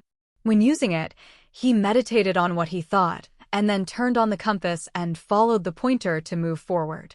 It is good. Jack's compass. Lewin looked at the tired frog cub in disbelief. You were chased and killed by Jack Sparrow like this. Looking at the frog cub lying on the table, Lewin's expression was complicated. He really did not expect that this compass was actually stolen from Jack Sparrow. From this look, it is estimated that he was chased and killed all the way. Crack. The frog cub pointed to his mouth and uttered an obvious meaning. Thanks for your hard work. Lewin placed the butter bread that was already prepared beside it. The specialties brought back this time are beyond his expectations. Because this azimuth compass, which can only point to what you need in your heart, is really too precious. With this compass, many of Lewin's current problems have been solved. For example, the sacrifices and the most important DNA tissue that Senior Tom needs to resurrect. A person's life in this world will definitely leave some traces. Lewin can't believe that with this compass, he can't find half of Tom's hair. He opened the octagonal compass, and the needle on it turned rapidly, and soon stopped at a certain position. Southeast. There's what he needs most right now. Seeing the stopped pointer, a 707 smile appeared at the corner of Lewin's mouth. Sure enough, the living sacrifice that Tom needs is over at the leaky cauldron. Looking at the palm-sized compass, Lewin thought about it and pointed his wand at it. Shrink fast. 9. With the casting of the shrinking charm, the compass that was originally the size of a palm quickly became the size of a pendant. After securing it with a length of black rope, Lewin tied it around his wrist. Originally, he wanted to hang it in front of his chest, but he already had a horse charm around his neck. Putting the compass away, Lewin turned off the TV that was still playing and went to sleep in the bedroom. Waiting until tomorrow is when the action begins. Get up early in the morning. Lewin had a quick breakfast and was ready to head out to the leaky cauldron. It was hot today, so he only wore a light short jacket. As the vortex of divine power appeared, Lewin's figure was slowly inhaled. Since the spatial coordinates have been set near the leaky cauldron before, there is no need to take a trip by car. I have to say that Kamui's space ninjutsu is very convenient in terms of rushing. Knocked open the wall of the leaky cauldron with a wand, and walked into Diagon Alley of Long Future. Probably because of the severe heat in the last few days, so not many wizards stayed on the street. Lewin found a shady corner and turned on the octagonal compass on his wrist. After a few turns of the compass needle, it points to a location. Follow the pointer to point the position, and soon came to a dark alley. The entrance to Nocturne Alley. Lewin has been here twice and is familiar with this place. If you want to find the Death Eaters, you still have to find them in Nocturne Alley, which is full of talents. Half squinting light blue eyes, he slowly walked into the cold alley. Compared with Diagon Alley, Nocturne Alley has a lot more wizards, but the atmosphere is extremely depressing, and every wizard passing by has an indifferent face. Lewin's blonde hair and handsome face attracted dark eyes from many corners. He also felt these gazes, but he didn't take it to heart. Just a bunch of sewer rats. Not a threat at all to the current Lewin. But if they were to do it, then save yourself the search for live sacrifices. Lewin thought of this, and the corners of his mouth twitched slightly. The position of the pointer kept changing as it got closer to the target, which meant that the Death Eater he was looking for was also moving. Is it here? After walking for a while, Lewin stopped. This is the northernmost position of Nocturne Alley. Collapsed houses are everywhere, and even some unknown tombstones can be seen in the corner. Nocturne Alley still exists? Lewin had been wandering around the Borgin store all the time, and even the last time Musil was arrested, he hadn't gone this far into Nocturne Alley. Got you. Lewin looked at the compass in his hand and chuckled lightly. Without any precautions, he detoured to the back of a collapsed house. However, before he got close, he heard a rapid roar. Selwyn, you're deceiving me. This is not a wolf poison at all. 5. Selwyn and the wolf poison potion? Lewin paused. He heard the little witch give him popular science about this family, which, like Malfoy, is one of the 28 pureblood families. When Voldemort first rose, their family was a well-deserved cult following. As for the wolf venom potion, it appears that Selwyn was dealing with a werewolf. Morris, you have to know that the wolf poison potion developed by Belby is not so easy to get. What's more, the things you help me, the humble werewolf, are not worth hundreds of gold galleons. A voice with a sneer tone sounded. It sounded like a middle-aged man. Did the transaction fail? Hearing this, Lewin understood almost. However, the existence of a werewolf here was beyond his expectations. Werewolf. Lewin glanced down at the horse charm on his chest and narrowed his eyes. Just tried the curse on the werewolf, and it didn't work. Thinking like this, Lewin closed the compass and walked out from the collapsed house. Who are you? The sudden appearance of a figure made the two people present stunned. Oh, a little wizard who made a mistake. After seeing Lewin's appearance clearly, one of the middle-aged men in a gorgeous dress laughed. The gold-encrusted scepter in his hand was aimed at his head, and a green light emerged. This isn't the place you're supposed to be. Selwyn, you really can do it. A man in a black robe next to him gritted his teeth, and the wand in his hand was also aimed at Selwyn. As expected of a Death Eater. Being pointed at by the wand, Lewin didn't look flustered at all, and he snapped his fingers gently in his hand. Thunder. What are you babbling about? Selwyn frowned at this strange blonde wizard, but before he could finish his words, he saw a golden thunder fall from the air. Boom, one by one. Selwyn, who was still very arrogant, had lost consciousness. He was lying on the ground in a mess, his limbs were still twitching. Carl, who was wearing a black robe, saw the scene. His lips were trembling and he couldn't say it, and the wand in his hand fell to the ground unsteadily. Morris looked at the figure on the ground breathing weakly, and couldn't help shivering. The wand in his hand had just fallen to the ground in shock. The power of the spell, is stronger than the 3 unforgivable spells. And it is unheard of to be able to summon thunder and lightning without using a magic spell. That blonde wizard. Who the hell is that? Dash. Morris's eyes hidden under the black robe couldn't help but glance at Luen, who was squatting on the ground to check the life and death of Selwyn. His handsome face looked very friendly and seemed harmless to humans and animals. Just don't die. Luen looked at Selwyn with his chest heaving and nodded in satisfaction. He had controlled the power of the thunderbolt just now, otherwise Selwyn would have turned into fly ash by now. Use the wand to keep some of his serious injuries under control so that he won't bleed to death. Now the living sacrifice for Senior Tom's resurrection is ready. At present, there is only a little DNA needed to perform the ninjutsu of reincarnation from the dirty earth. Thinking of this, Luen's eyes swept to Morris, who was standing dumbfounded. Is this the werewolf who needs the wolf poison potion? Hello, sir. My name is Morris Carr. Seeing Luen's gaze, Morris said quickly, I wonder if I can get out of here if you don't have anything to do. 35. Of course, I didn't see everything that just happened. The impact of the scene just now was too great for him, for fear that he would be the same as Selwyn, who was lying on the ground if he was not careful. Are you a werewolf? Luen asked curiously while looking at Morris, who had a flustered face. Yes, sir. I need the wolf's poison potion to bring me back to my senses on a full moon night. Morris gritted his teeth and replied in a low voice. He knew that his conversation with that Death Eater in Selwyn had been overheard by the man in front of him. There's no way to hide it at all. Is that so? After Luen glanced at him, he turned around and put Selwyn's body into the Camui's space. Seeing the body gradually being sucked into an unknown vortex, Morris's head lowered. Come on, you should have a place to live in Nocturnally. 35. Although it is an interrogative sentence, Luen's tone is very affirmative. Like these homeless and despised werewolves, they can only wander in the forest or in Nocturne Alley looking for an abandoned, dilapidated house. Yes, sir. Please follow me. Looking at Morris, who was leading the way obediently, Luen chuckled and dispersed the golden thunderbolt wrapped around his palm.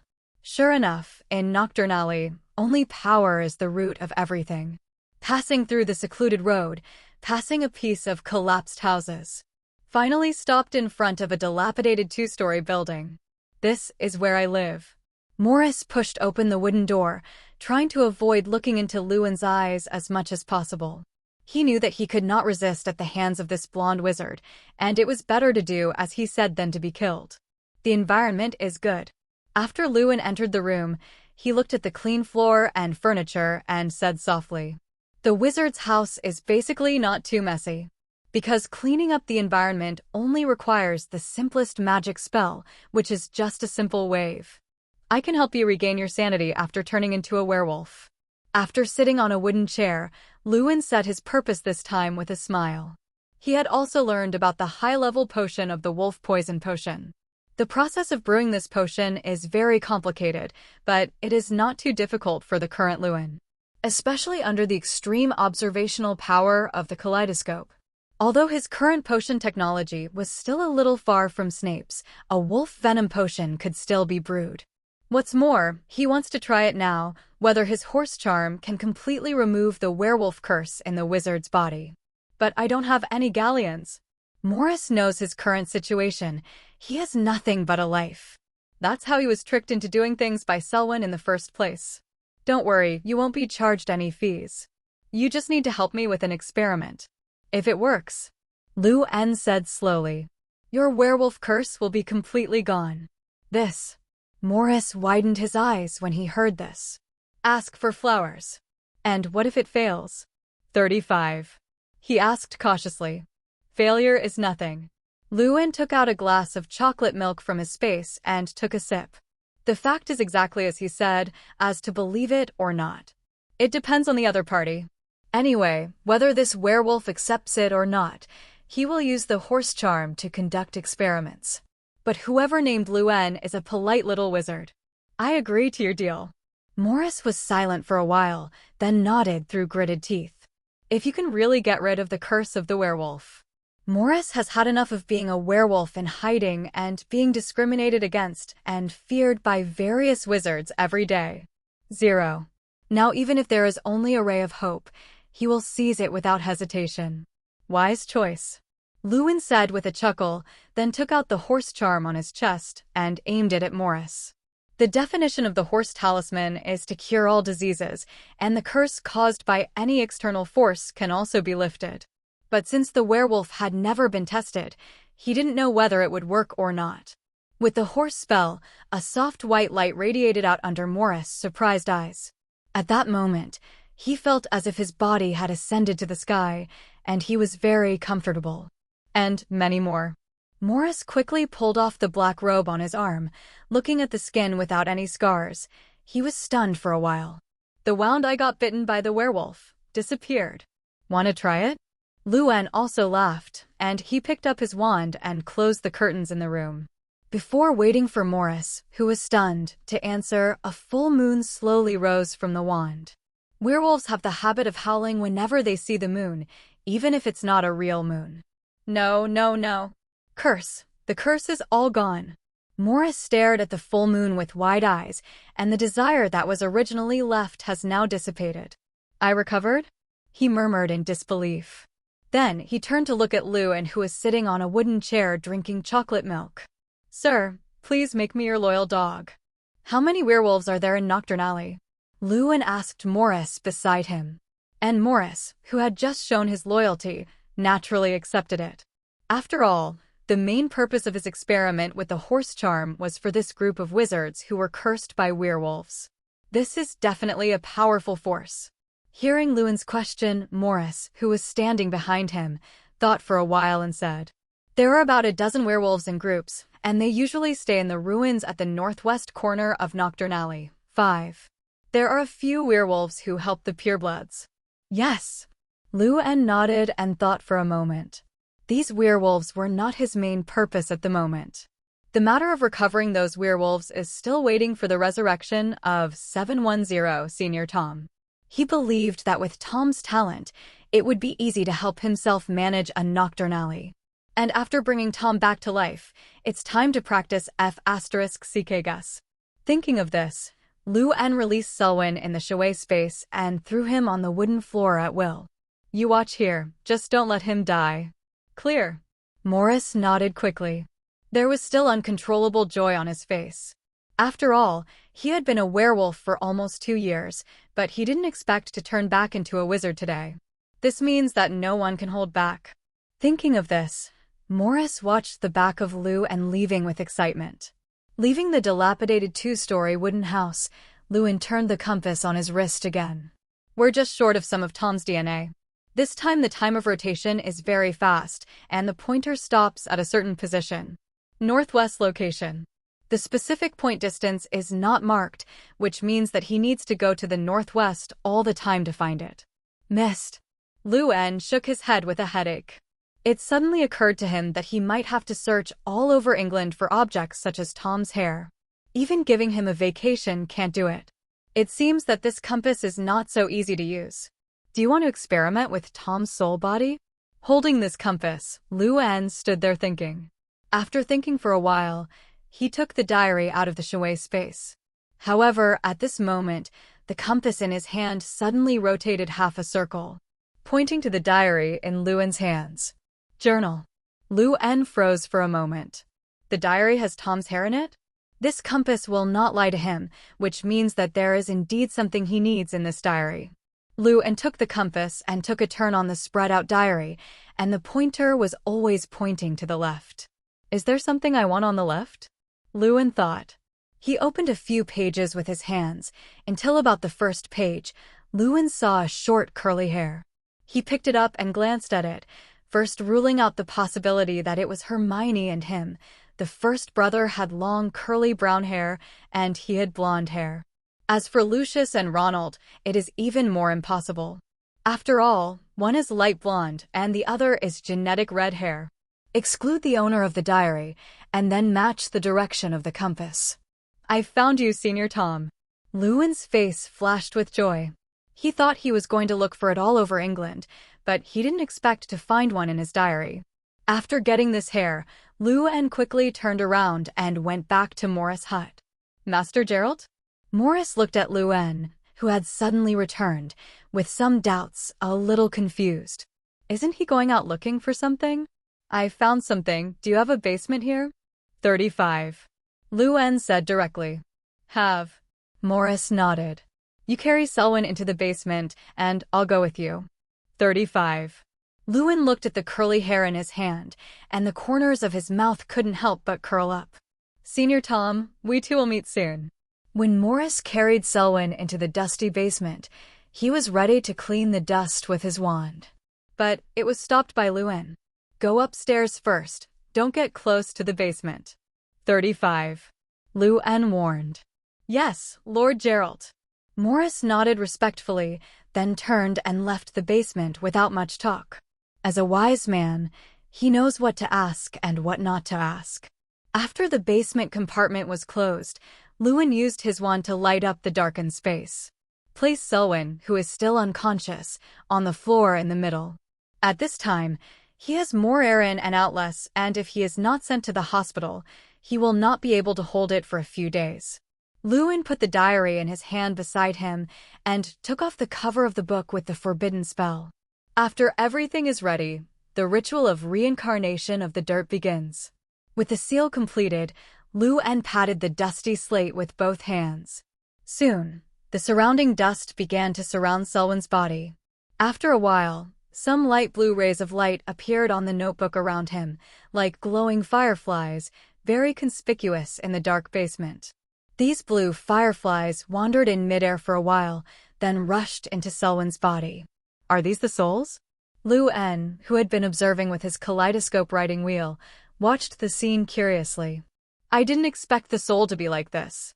The dust began to slowly change Selwyn's 0.1 body shape, hair color, face. It's a change from the inside out.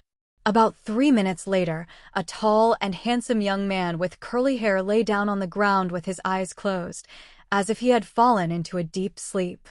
I have to say that Tom still has some charm, otherwise it would not have attracted so many people's pursuit.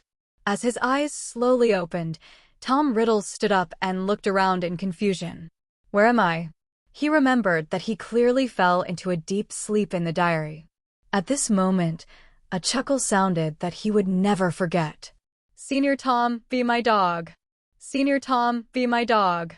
There was a chuckle that he would never forget, and Tom, who was sitting on the slate floor, instantly widened his eyes and looked up. That repulsive bright blonde hair was so conspicuous under the fluorescent wand. And that face that always kept a small smile, like a nobleman's face. Luen Gerald. Tom's face gradually darkened after seeing the familiar face. Although he didn't know what happened to him, he could hear clearly what Luen said to him just now. Your dog? Is Tom Riddle the future Voldemort and wants him to be someone else's dog? What are you dreaming about, dog thing? Don't be so angry. Senior Tom, in my impression, is very calm. Luen walked up to him, crouching down slowly and looking straight into Tom's gray pupils. How about it? Does it feel good to be resurrected? Resurrection? Tom was stunned when he heard the word, and it was only at this time that he realized that some changes had taken place in his body.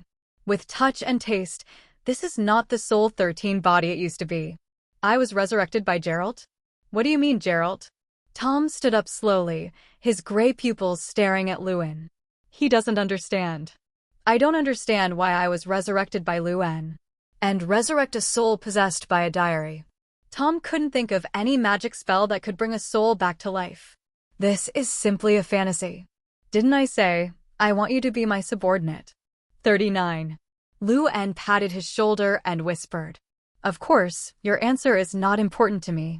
Because you can't go against my will, my dear Senior Tom. The voice fell, and Tom sneered.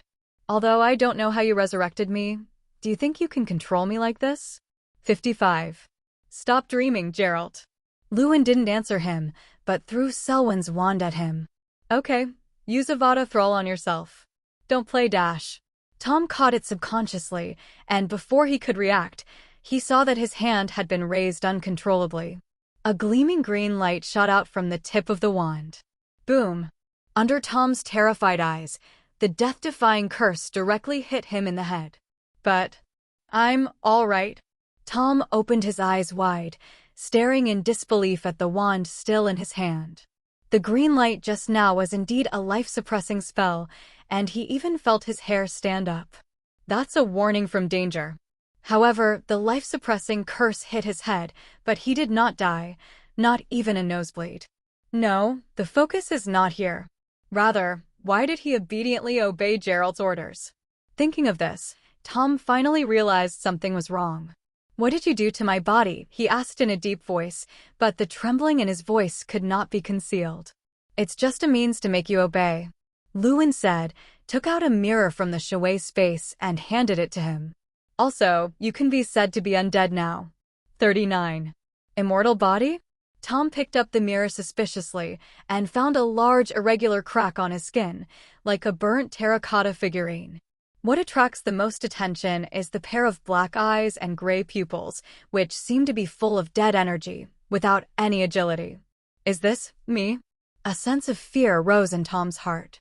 In this body, only the soul residing in it belongs to him. "You resurrected me just to let me do things for you." 55. He looked up at Luen and asked, "Otherwise, to resurrect you and make you a mascot?" Luen picked up the glowing wand and opened the basement plank. "Let's go. Maybe we can go outside for a cup of black tea and have a good chat." To be able to get Tom to surrender wholeheartedly, Luen knew that was impossible. After all, when he was at Hogwarts, he really went too far with what Senior Tom did. However, now Tom can't get out of his grasp, so there is still room for negotiation. Luen needs Tom's intelligence and charisma, not an unconscious corpse. "You devil playing with the soul." Looking at the unsuspecting back, Tom wanted to give him a shot of Avada, but he couldn't lift his hand. It was as if there were no arms. This resurrection spell is really insidious. "Gerald, you are truly a dark wizard." After pondering for a long time, Tom finally followed. Not being able to commit suicide and not knowing the counter-curse of this spell meant that he couldn't escape Lewen's control at all. "Master Gerald." Morris, who was waiting at the door, hurriedly shouted in a low voice when he saw Luen come out. Not to mention that Luen lifted the werewolf's curse for him. 710's power that did not need a wand to burst out at that time was enough for him to surrender. However, Morris was stunned for a moment after seeing the gloomy and handsome young man following Luen. "Who is this?" "Tom Riddle." Luen briefly introduced it. Morris nodded knowingly, but did not continue to ask. And Tom, who came out, took advantage of the situation and sat on the wooden chair opposite Luen. "So, Senior Tom, do you still understand the situation in Nocturne Alley?" Luen handed over a cup of black tea and asked, "You want to master this place?" Tom sneered, and he heard Lewen's undisguised purpose. "This is nothing more than a gathering place for some dark wizards, werewolves, and pure-blooded nobles." 39. Although he was extremely reluctant to answer Lewen's question, he still said it involuntarily. "The damn curse." Tom cursed fiercely in his heart. "Don't be so resistant. You are completely obeying me now. It's better to follow me well than to do those senseless resistance." Luen looked at the gradually distorted face, and a smile appeared on the corner of his mouth. "I'm looking forward to seeing you and Voldemort. It must have been fun then." "Bad guy." Hearing those soft whispers, Tom thought a little irritably. Like this guy, going to Slytherin is a pity for him. Azkaban is the perfect place for him. But the most important thing now is that he is completely in control, and what he wants to do is no longer according to his ideas, but according to Lewen's orders. "I really don't know how Gerald developed such a vicious spell." As the small talk begins, Tom also knew the purpose of the second-year wizard in front of him. Master the dark wizards and those werewolves throughout Nocturne Alley. Those werewolves aren't that easy to control. Tom, who had dealt with werewolves 50 years ago, sarcastically said. He knew that the group of werewolves didn't like the wizards, just like the wizards disliked the werewolves, and the werewolves also distrusted the wizards, and even rejected them. After all, many circuses like to catch some werewolves to perform. "Don't worry, I naturally have a way for those werewolves." Luen smiled and called Morris over. "Morris Carr, if nothing else, is your assistant." Yet just a few hours ago, he was a werewolf who had been cursed for 2 years. "Wolfman." Tom leaned back in his chair, frowning at Morris Carr, who was hidden in his black robe. He grabbed the point of Llewyn's words right away. In other words, he is no longer a werewolf? Tom's tone was questioning. After all, over the years, he had never seen anyone who could heal the werewolf's curse. Not even the best potions masters can do it. If Llewyn really has a cure for the werewolf curse, then he is sure that the werewolves of the British wizarding world who get the news will come to them overnight. Because no one wants to be a werewolf and go crazy on a full moon night. You may even bite your own relatives. 50 years before Tom lived, such examples were not uncommon. Master Geralt is right, the werewolf bite wound on my body has disappeared, and I don't have the instinct to howl when I see the moon. Morris turned to the young man who might be his boss. Is the mark of the werewolf bite gone too? 5. Tom frowned and muttered to himself. The scars left by werewolves cannot be removed by any potion, which has become a recognized thing in the entire magic world. But now a man who has recovered from his wounds is standing in front of him. He couldn't help but believe it. Looking at Llewyn drinking black tea, Tom's manic mood could not help but set off waves. How old is he? A little wizard who is only going to the 3rd grade has developed a resurrection spell to play with the soul, and now he has a way to get rid of the werewolf curse. And what was he doing in 3rd grade? Are you trying to infiltrate the circle of those pure blood families? Thinking like this, Tom felt a little ridiculous. Oh, if you can really do it, the Ministry of Magic will definitely award you the Merlin First Class Medal, he said with a sneer. Although Tom is now under control, it does not mean that he has surrendered to Geralt. If it wasn't for the damn spell, he would have aimed his wand at Llewyn. Even if you can't beat it, this talisman heals the werewolf's curse. 55. Llewyn threw the horse charm on his chest to Tom, who looked bad. You will take care of things in Knockturn Alley. I think you can handle this trivial matter, Senior Tom? Saying that, Llewyn looked at Tom with a smile. He has now set spatial coordinates in important places such as Hogwarts and Knockturn Alley, so currently he does not need a horse charm to cure his motion sickness. Understood. Tom looked at the horse charm in his hand, and his expression became even more gloomy. Llewyn can give him the precious spell with such trust, which means that he has great confidence in the control of the spell, and he is not afraid of whether Tom will get out of control. And Llewyn took a sip of black tea lightly when he saw Senior Tom's appearance. He is the only person in this world who can release the reincarnation of filth. Even more than his younger brother Morris Carr, Llewyn believed in his resurrected Tom Riddle and the also reincarnated Lockhart. Speaking of Lockhart, I heard that he has successfully gained a lot of prestige by virtue of his superb spells and fearless behavior, and he can be regarded as a celebrity in the Auror organization. Lockhart is having a good time at the Ministry of Magic. So, what are your plans now? After thinking for a while, Llewyn turned to Tom, who was brooding. His knowledge of Knockturn Alley is far less familiar than Tom's, at least he had been working at the Borkins store in Knockturn Alley 50 years ago. Let's start with the Selwyn family. Their family currently has a lot of properties in Knockturn Alley. After listening to Morris's account, Tom decided to start with his most loyal Death Eater. Tom's thinking is entirely based on Llewyn's interests. As for Voldemort, I'm sorry. Now he's just a 6th grade Slytherin student. Then start tomorrow. Tonight, you will live here first with Morris, and by the way, take a good look at the current situation in Knockturn Alley, Zhao does. 35. You know, it's not 50 years ago here. After Llewyn finished speaking, he turned and left the dilapidated log cabin. Geralt, you are not a man. Looking at the back of him leaving, Tom couldn't help but curse in his heart. Although he didn't want to help Llewyn, he couldn't help but go to Morris to discuss Knockturn Alley. Looking at the gradually setting sun outside, Llewyn couldn't help narrowing his eyes coldly. With the talent of Tom, the formation of forces in Knockturn Alley can begin. But before that, he was going to buy the potion shop he rented last vacation. Think of it as a place to stay in Diagon Alley. Hope you don't let me down. Senior Tom. Llewyn walked out of Knockturn Alley, the gathering place of dark wizards. As a shop in the golden area of Diagon Alley, it still costs a lot of gold galleons. Llewyn spent at least half of his family fortune. But these gold galleons are nothing to him, and when the Weasley brothers' shops gradually open up, the money is simply insignificant. Holding the title deed certified by the Ministry of Magic in his hand, Lu-En walked into this familiar potions shop. Since it has been closed for nearly a year, a lot of dust has accumulated. After cleaning the whole house with a spell, the familiar furnishings have not changed, just the same as last year's holiday. This also means that the original owner has not rented it out to others again. After finishing everything, Lu-En sat on the sofa in the hall with a thick book in his hand. It was a book about transfiguration spells from Origins of Animagus. He leaned back on the sofa, stunned for a moment. Sure enough, there is no Miss Hermione. I'm really not used to it. At this time of day, Hermione would have pressed his leg against his and leaned against the edge of the sofa to study together.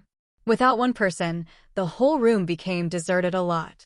Lu-En shook his head, throwing these emotions 710 behind him. When did he become so sentimental? Interrupting these thoughts, Lu-En opened the book in his hand. This is a popular science book that introduces Animagus. It explains that the animals of each wizard's Animagus are different, such as Professor McGonagall's tabby cat, Peter Pettigrew's mouse. AF*CK Gus is limited to ordinary creatures in nature, such as unicorns, and magical creatures like fire dragons are impossible to transform successfully.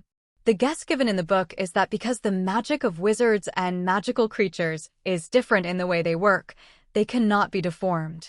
After Lu-En studied it carefully for a while, he put the book down. AF*CK Gus's practice conditions are very harsh, and if you are unlucky, it may even take several years. The first step, the hardest, was to hold a single leaf of mandrake in your mouth for a full month from the first full moon until the next full moon. During this period, the leaves in the mouth cannot be swallowed or taken out. Once the leaf is out of the mouth, it needs to reproduce the start. After completing the first step, the following steps are very simple. Just wait for the stormy weather to arrive, and at sunrise and sunset, you must point your wand at your heart and recite the spell. None of this is difficult, and even stormy weather can be simulated in the room of requirement. Thinking of this, Lu-En tilted his head and thought for a while. If he wants to practice AF*CK Gus, basically, he won't open his mouth to speak for this month. As for the storm in a month, don't worry too much. He has already set up a space coordinate in front of the House of Need, and possessing divine power is almost a blink of an eye. When I have some things explained to Tom tomorrow, I will start practicing F*CK Gus. Lu-En picked up a mandrake leaf that had been prepared a long time ago and watched with pale blue eyes. I don't know what the state of his F*CK Gus is. As for the warning from the older cat lady, Professor McGonagall, he had long forgotten. Just AF*CK Gus. Even Peter Pettigrew can practice. Is he likely to fail? Even if that rat did it with the help of 3 other predators. Early morning. Lu-En came to Nocturne Alley early and found Tom Morris, who were studying the situation. I have to say, the ability to reincarnate in the dirt is still very useful. Good morning, Senior Tom. Lu-En greeted with a smile. But Tom ignored him directly and turned to find Morris to understand the situation. Tom, get yourself a Nevada. Lu-En wasn't annoyed either and spit out a few words with a chuckle. What's the matter with you? Before Lu-En could finish speaking, Tom interrupted him quickly because he found that his hand had been raised uncontrollably. It's okay, I'll call you. Lu-En shrugged. He really has nothing to do, just come and listen to Tom's plans for the future. Gerald. Tom gritted his teeth and glared at him, but finally sighed helplessly. He can't do any damage to Lu-En now, and he can't even think of it. This damn spell is as powerful as the Dementor. Tom glanced at Lu-En, who was smiling, and turned to put on a black robe. Now you should rest in your room. Nocturne Alley is left to me and Morris. With that said, Tom glanced at the horse charm in his hand. With himself and the wizard Morris, it is still difficult to control a pure-blooded family. But with this thing, everything becomes easier. Those werewolves who are crazy about turning back into wizards will definitely use everything for him. Well, then I can wait and see. Looking at Tom's confident look, Lu-En chuckled lightly. It seems that Senior Tom already knows what it means to be unable to resist, so he silently accepts it. Really looking forward to seeing Voldemort next time. Looking at the two figures hidden in black robes, Lewin couldn't help thinking. We're going to gather those werewolves, Lord Gerald. As he was leaving, Morris said in a low voice. This made Tom give him a dissatisfied look. Row. Lewin nodded knowingly. Are you ready to start with that group of werewolves? That's a good start. After Tom Morris went to the ruins of the North and South, Lewin turned around and prepared to go back to practice Animagus. Since Senior Tom has taken care of everything, then in the next month, there is nothing that needs him to be busy. Having a subordinate like Voldemort saves a lot of heart. Thinking like this, Lewin glanced at the emerald green mandrake in his hand, then gently put it in the mouth. The preparation for the next month is about to start. Tom's ability is still very strong. Only half a month had passed, and the werewolves in Nocturne Alley had all turned to him. Personality charm and other aspects naturally need not be said. Otherwise, he wouldn't be the second generation of the Dark Lord. Diagon Alley. Akali's potion shop. Lewin was sitting on the counter with his chin stuck in boredom, looking at the Lockhart biography on the table. Beside him, there is a cup of herbal tea with a straw. Since there are still mandrake leaves in the mouth, the herbal tea can only be drunk in this way. About half a month has passed so far. Tom and Morris occasionally come to the store to report the current situation, but they don't come often, because they usually live in Nocturne Alley Dash. Cuckoo. With the sound of an owl, the wooden door with the wind chimes in front of the potion store was pushed open. What came in was the owl Lewin bought with Hermione in first grade. Woo-woo, hard work. 39. Lewin took out a bag of all special food and put it on a small plate. This was originally reserved for frog cubs, but just a few days ago, it went on a trip again. Photos have not been sent yet. After seeing the food on the plate, the white-feathered owl immediately threw the letter and daily newspaper on its feet on the counter in front of Lewin, and then hopped over to eat the food. Lewin picked up the two envelopes on the table and looked at them. One was from Dear Miss Granger, and the other was sent by Fred and the others. He has been writing and chatting with Hermione since the holiday. After all, there are no telephones available on this side of Diagon Alley. Responding to Miss Hermione's thoughts with a quill, she turned to look at the envelope sent by the Weasley brothers. The family has just returned from a trip to the pyramid and are now preparing to invite Lewin to the burrow. After writing these two replies, Lewin handed it to the owl after breakfast. As the wind chimes rang again, the owl left the potions shop with two letters. Lewin took a sip of black tea, turned his head and glanced at the Daily Prophet, which was on the side. However, it was this sight that made him suddenly stunned. The first Death Eater who escaped from Azkaban. Sirius Black. Please be safe, wizards. Sirius Black? Lewin took the straw out of his mouth and looked carefully at this issue of the newspaper. In the center of this issue of the newspaper, there is a picture of a man with a shaggy beard and messy hair. He was holding a sign with his name in his hand, and he kept roaring, and there were several Aurors around him who were blocking him. Below this dynamic photo is about Sirius Black's life and things done. Will blow up an entire street with the blasting charm, resulting in the death of hero Peter Pettigrew? Lewin said softly, and the mandrake in his mouth almost fell out. Then he threw the newspaper directly into the trash can. Lewin, who has an impression, knows that Sirius Black was just wronged, and the real culprit has long since become a big mouse. Is this the consequence of the Animagus not registering? Lewin couldn't help but think. If he registered AF*CK Gus, it is estimated that Sirius would not be able to escape. Lewin also had a rough guess as to where Sirius could go. Privet Road. After all, Sirius is Harry's godfather. Or, go have a look? Lewin couldn't help thinking with mandrake in his mouth. It's been really boring the last few days, especially after reviving Tom. I originally expected to spend a holiday in Nocturne Alley, but I didn't expect Tom to do everything directly. As expected of a senior Tom. There is no reason to be Voldemort in the future. What's more, he remembered that the main purpose of Sirius' release this time was to hunt down Peter Pettigrew. Maybe try to get in touch with Sirius Black. Lewin took a sip of black tea and had an idea in his mind. For flowers. For nights later. Surrey, Little Whinging, Privet Drive. Lewin got out of the taxi clutching his dizzy head. Perhaps it was because he had been wearing the horse charm for too long, and when he first got into the taxi, he remembered that he was dazed by the transportation. No way, Shinwei's ability needs a specific spatial positioning, and his horse charm is handed over to Tom to keep. So I had to endure it all the way. Fortunately, the distance is not too far. Luan leaned against a street lamp and calmed down his dizziness. Then set his sights on this privet road. The surrounding buildings are all double-story detached cottages, not as big as his residence. 0. On both sides of the tidy street, 2 rows of dimly lit street lamps illuminate the darkness around them.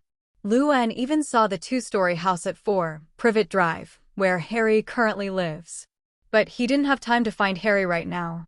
Open the compass on the wrist, the pointer quickly points to a direction and is constantly changing the position. This means that what Luan is looking for is nearby. Because if the distance is too far, the object moves a small distance, and the pointer will not change much. And swinging wildly like this now means that Sirius Black is nearby. Got you. Following the pointer's direction, Luan crossed a silent square. When he was near a sewer, he found that the pointer on his wrist had begun to float. In the sewer? Luan looked at this dark little water crossing and pondered for a while. Has Sirius been reduced to this point? He couldn't help but laugh. The scapegoat hides in the sewers, but the real culprit is the one who has a reputation and becomes a mouse to live comfortably. This is really one. Taking out the wand from his waist, Luan slowly closed his eyes. Until he opens it again. Those pale blue eyes had turned into a scarlet kaleidoscope of sickles. Each scarlet sickle kaleidoscope is very conspicuous in the dark. Luan didn't use a wand to cast the fluorescent blink. Because the current Sirius Black is being chased and killed, if he rushes in, he might let the other party escape in advance. The route of the sewers extends in all directions. With that in mind, he lightly stepped on the muddy ground and walked towards this dark and smelly sewer. When he first stepped into the entrance, Luan frowned and covered his mouth and nose involuntarily. It smells so bad, this rotten fishy smell. It is hard to imagine that Sirius Black, one of the oldest and noblest pureblood wizards, could have been reduced to this level. I'm afraid not even those at the Ministry of Magic would have thought of it. Following the dim stairs, Luan slowly walked into the unpleasant July 13th waterway. Without the light of the moon, the surrounding environment is pitch black. This dark environment is nothing to him with a kaleidoscope. At least some vague outlines can be seen. Luan judged the position of Sirius following the direction of the compass needle. The branches in the sewer extend in all directions, and if there is no compass, it is estimated that it will take a long time to find. Are you near here? Luan glanced down at the pointer on his wrist. It was already pointing in one direction. That means Sirius Black has stopped moving. He stood at the corner of a sewer, a pair of scarlet sickle kaleidoscopes looking inside. Saw. With the blessing of the kaleidoscope, Luan saw at a glance the black dog crawling on the ground in front of him, blending into the darkness. The black dog seemed to be biting at something, whimpering from time to time. Sirius Black, found you. Thinking of this, the corners of Luan's mouth twitched, and he released his body from the Camui's face. I used Camui just now to hide the sound of my steps. He took a step forward, exposing half of his body. This slight footstep sound is very recognizable in the narrow and hollow sewers. The ears above the head of the black dog that was crawling on the ground perked up, and it was obvious that he heard this subtle sound. The black dog, or Sirius Black, turned his head slowly, a pair of golden pupils staring straight at the figure in the corner. He, who had become a frightened bird under the chase, immediately bared his teeth and let out a low roar. At this time, Luan could see the black dog clearly. It was as thin as a wood, its black hairs stood up like needles, and there were bright red bloodshots flowing from the corners of its mouth. He turned his head and glanced at the side of the black dog. It was a rat with a disembodied belly, and there were many tiny bones with minced meat around. Did he live in this environment? Luan couldn't help but stare. And Sirius had already realized that something was wrong, and looked at the blonde wizard with vigilance in his heart. Those scarlet eyes. At this time, Sirius also found the pair of red pupils that seemed to represent unknown. Under Lewin's gaze, he couldn't help trembling in his heart. Was it the Auror who came after him? What a bunch of creepy mice! Sirius cursed in his heart. A low roar sounded in his throat, and then turned around and rushed into the depths of the sewer. Heck, his F***CK Gus was exposed to the Ministry of Magic too? Without thinking too much, the current Sirius just wanted to leave the wizard's sight quickly. It's good to be vigilant. Looking at the black dog who had turned around and had already run a distance, Luen seemed unhurried. Since he made a noise on purpose, he was not afraid that Sirius could escape from here. As the magic in his body surged, Lewin's entire body seemed to have turned into lightning, rushing towards the black dog at a very fast speed. The dazzling golden lightning made a crackling sound, and the entire dark sewer was illuminated. Sirius, who was rushing ahead, heard the sound behind him and couldn't help but look back. However, it was this look that made his pupils shrink to the size of pinpoints. At some point behind him, a golden lightning bolt suddenly appeared, and the blonde wizard disappeared long ago. The next moment, that lightning bolt came to the black dog at an extremely fast speed. Under Sirius' horrified gaze, those thunderbolts slowly turned into the appearance of a blonde wizard. How is this possible? He has been in prison for so many years, and there is already such a powerful magic outside. Sirius's heart rolled like waves. And Luen, who was standing in front of the black dog, showed a smile on the corner of his mouth. Thunder elementalization is really a good ability. Whether it is dodging attacks or chasing kills, it can be called top speed. Roar. Seeing that his path was completely blocked, Sirius knew that he could not escape today. The only way now is to fight to the death. The black dog's golden beast eyes were full of madness, and in the blink of an eye, he started biting at Luen. Not escaping? With the mandrake in his mouth, Luen sideways dodged the pounce of the black dog and snapped his fingers. The magic pattern ring on the finger emits a blue light. All petrified. In the next instant, Sirius, who originally wanted to continue his attack, was stunned in midair, and his petrified body fell to the ground. Petrification spell. Sirius looked at the blonde wizard who took out his wand and felt a little sad in his heart. He swam here from Azkaban with all his might, but now he is going to be captured again? Harry Potter, My Godson 0.1. And also, Peter Pettigrew. Thinking of the yellow-skinned mouse in the newspaper, Sirius's breathing gradually became faster. His pupils were wide and filled with a strong hatred.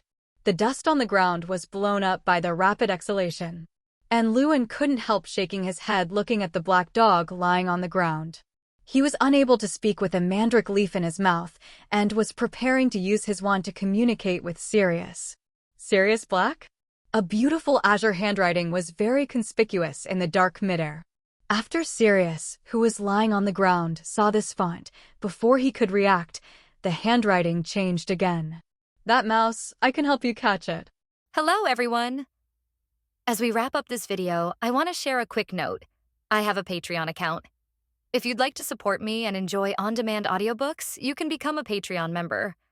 Alternatively, you can check out my Google Drive link, which has 500+ novel audiobooks available through my Ko-fi or Patreon shop.